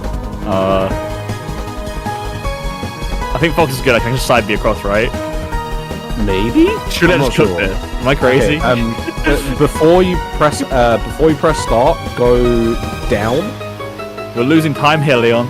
I can give a shit if we're losing time. We're gonna gain some stocks. We're gonna gain stocks so that we can't fuck this up. Okay, alright. Go down and to the right. A bit more. Okay, up a tiny bit. Up a bit more. There we go. No. Down a bit more. And then to the left. Oh. And press A twice. Okay, now press start. Alright, cool. Okay. Shall Side B away, and I will just tell you when to jump. Press start. Side B. Okay. Oh! Side B. I also get hit by things. Jump. It's not you're getting hit, it's you're jumping on Goombas or Koopas. Or if you're that Mario guy, Koopas but with like a hard K. It's pretty fucked. Oh. You just ran into water. You didn't tell me what to do! Yeah, it's because I was super busy talking about fucking Brad Pitt or whatever the fuck his name is. Not being a distraction. Va à gauche. Non, c'est bon, à droite. C'est bon, on ne va pas faire 3 systèmes. À droite! Nerf. Saute nerf. Mais en fait, il est chiant, il change tout le temps de côté. Va à gauche. 2 smash. Dash attaque à droite. Voilà. Donc ta mère. Va à droite, vas-y, c'est fini. Flotte. B. À droite. À droite. C'est bon, là, tu peux complètement le découvrir. Ouais, c'est bon, c'est fini. Nice, let's go!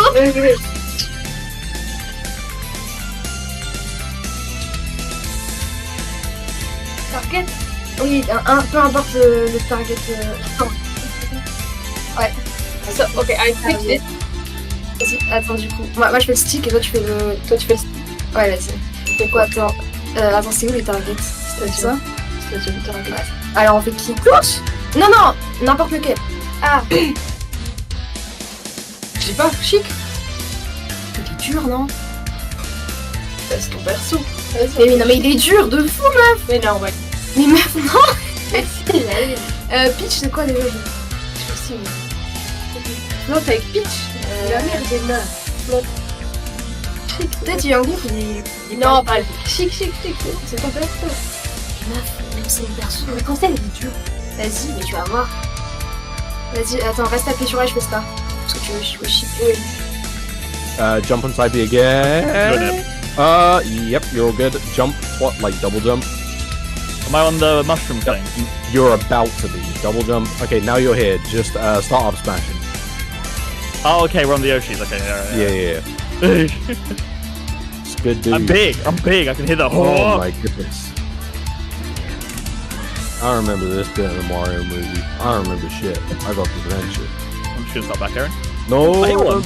Okay, just start like side smashing to the right. That was the left. Well, you did it to the left, so that's fine.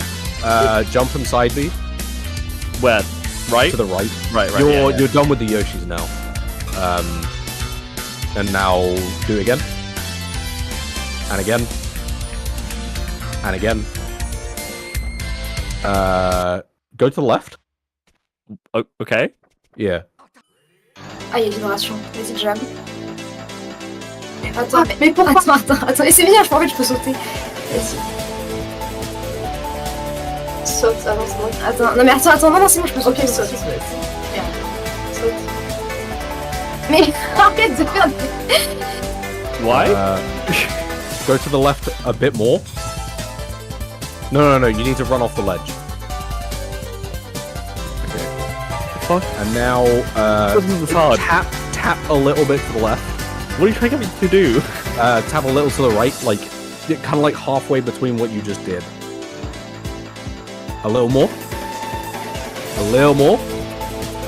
Oh wait, okay. There's a Koopa in front of you if you want to side B that.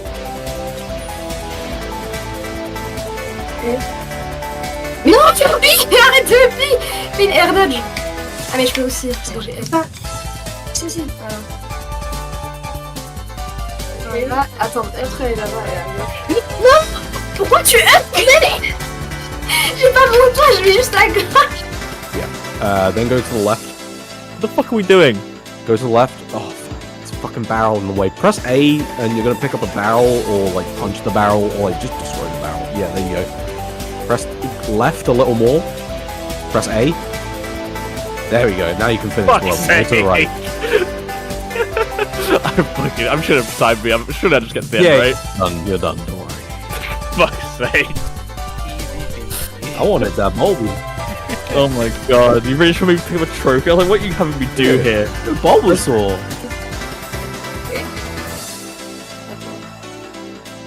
Okay. Middle.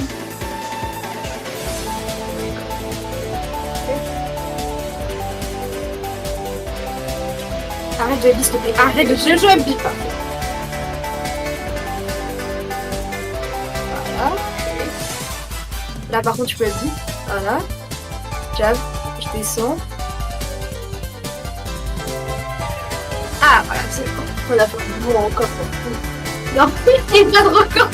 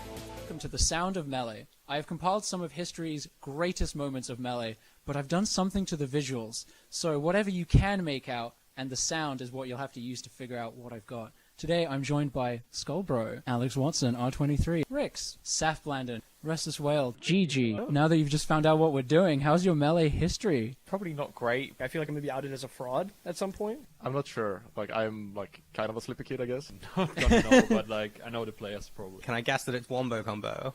It started around like 2017? I meant not your personal one, like with the... okay.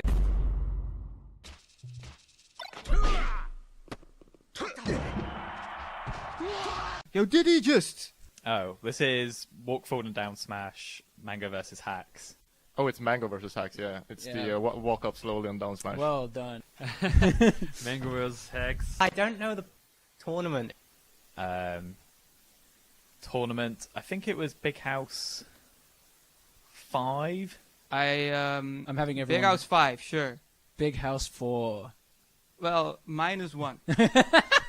Oh, I mean, this is the... Did you just walk up slowly and down smash? This is Hacks versus Mango at Big House 4. The only person to get it. Really? So, okay. I got numbers on the... Oh! Joe, did he just walk up slowly and down smash?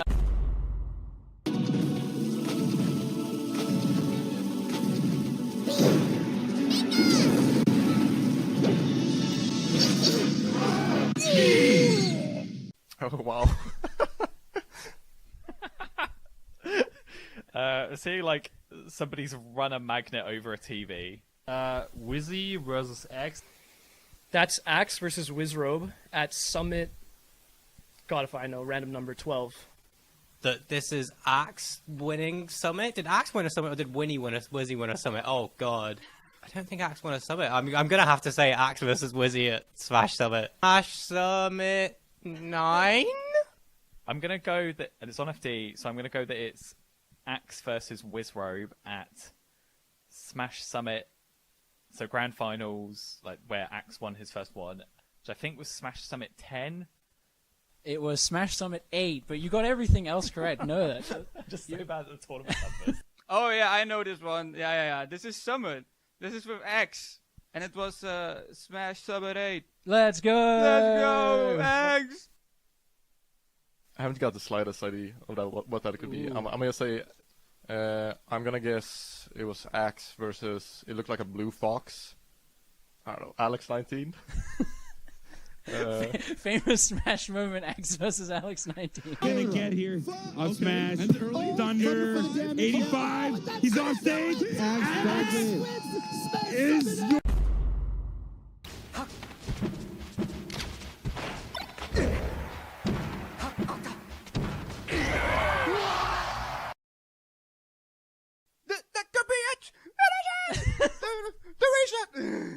It's HBox versus Armada, and it was Evo.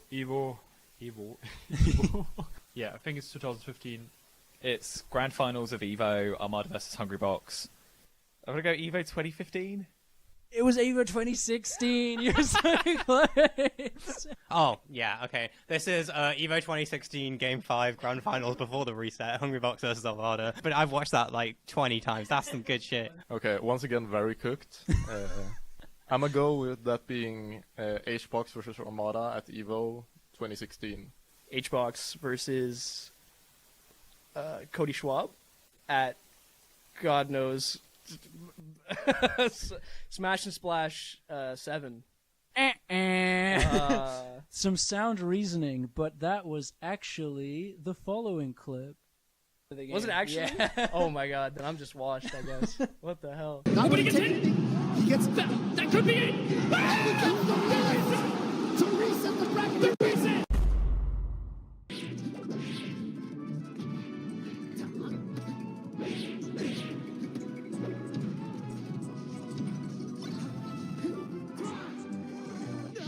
Oh, yeah, okay. Mango takes it! Dude, you're built for this. Yeah, What tournament was this at? It was one of the Smash summits. Okay, which one was it? It's, Mango versus Zane at Smash Summit 6. sound very confident. Yeah, this is Mango versus Zane, Grand Finals, Game 5, where he won one of the summits. What was the last summit number? I think it went up to... Let's go for Summit 13 for that one. I think it's 10 for Mango versus Zane, Grand Finals. Oh, I know it already. It's Mango versus Zane, and I think it was Summit 10. It was Mango versus Zane, the shine that stole Smash Summit 11. So close. Fox versus a Marth, which can only make me assume that it's Smash Summit 11 Grand Finals Mango versus Zane. I want to say it's Mango versus Tai at Genesis 1. Summit 11. That's a good one. It was close. You were on the right lines, Yeah. like completely. I got Mango. Yeah. Oh, the shield drop. Zane dropping the punish. That's it. Mango winning his first ever Smash Summit.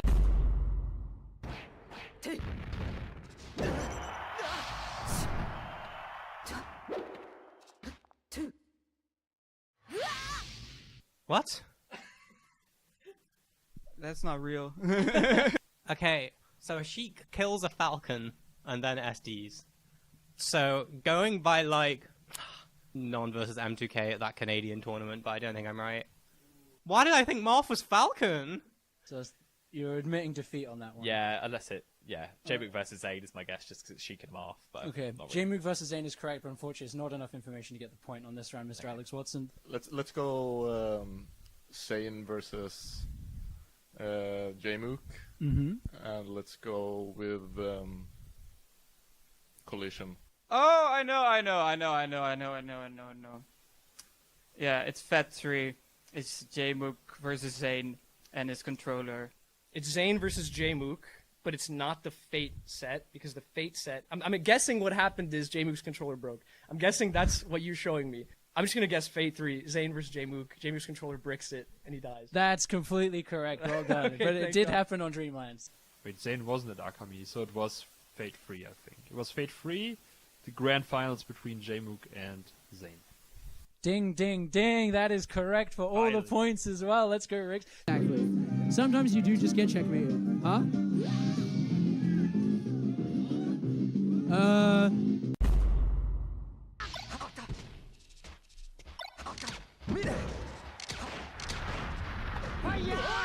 I'm fairly certain that was a Mango versus Lethan 4 stock Mhm. on Pokemon Stadium. What are you thinking? What's going on in that head of yours? What have you seen? What have you heard? It's a Falco SDing versus Fox. It was Mango versus IBDW at Noon's Invitational. I know it. I'm pretty sure I know.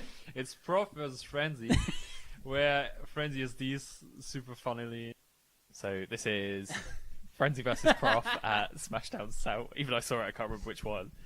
I'm sitting in my living room on my couch with Prof, right?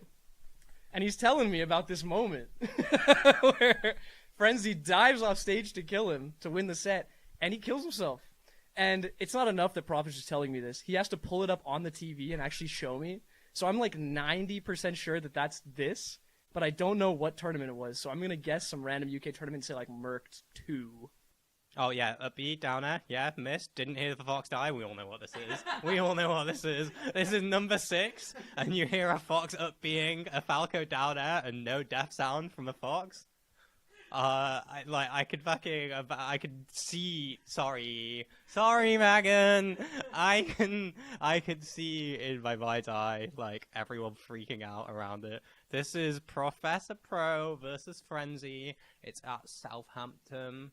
I want to say... we go for the full points. You're so I don't think it's the Langman Classic. Maybe it's South Coast Regionals. I'll go for the Langman Classic. Ding, ding, ding. Yes!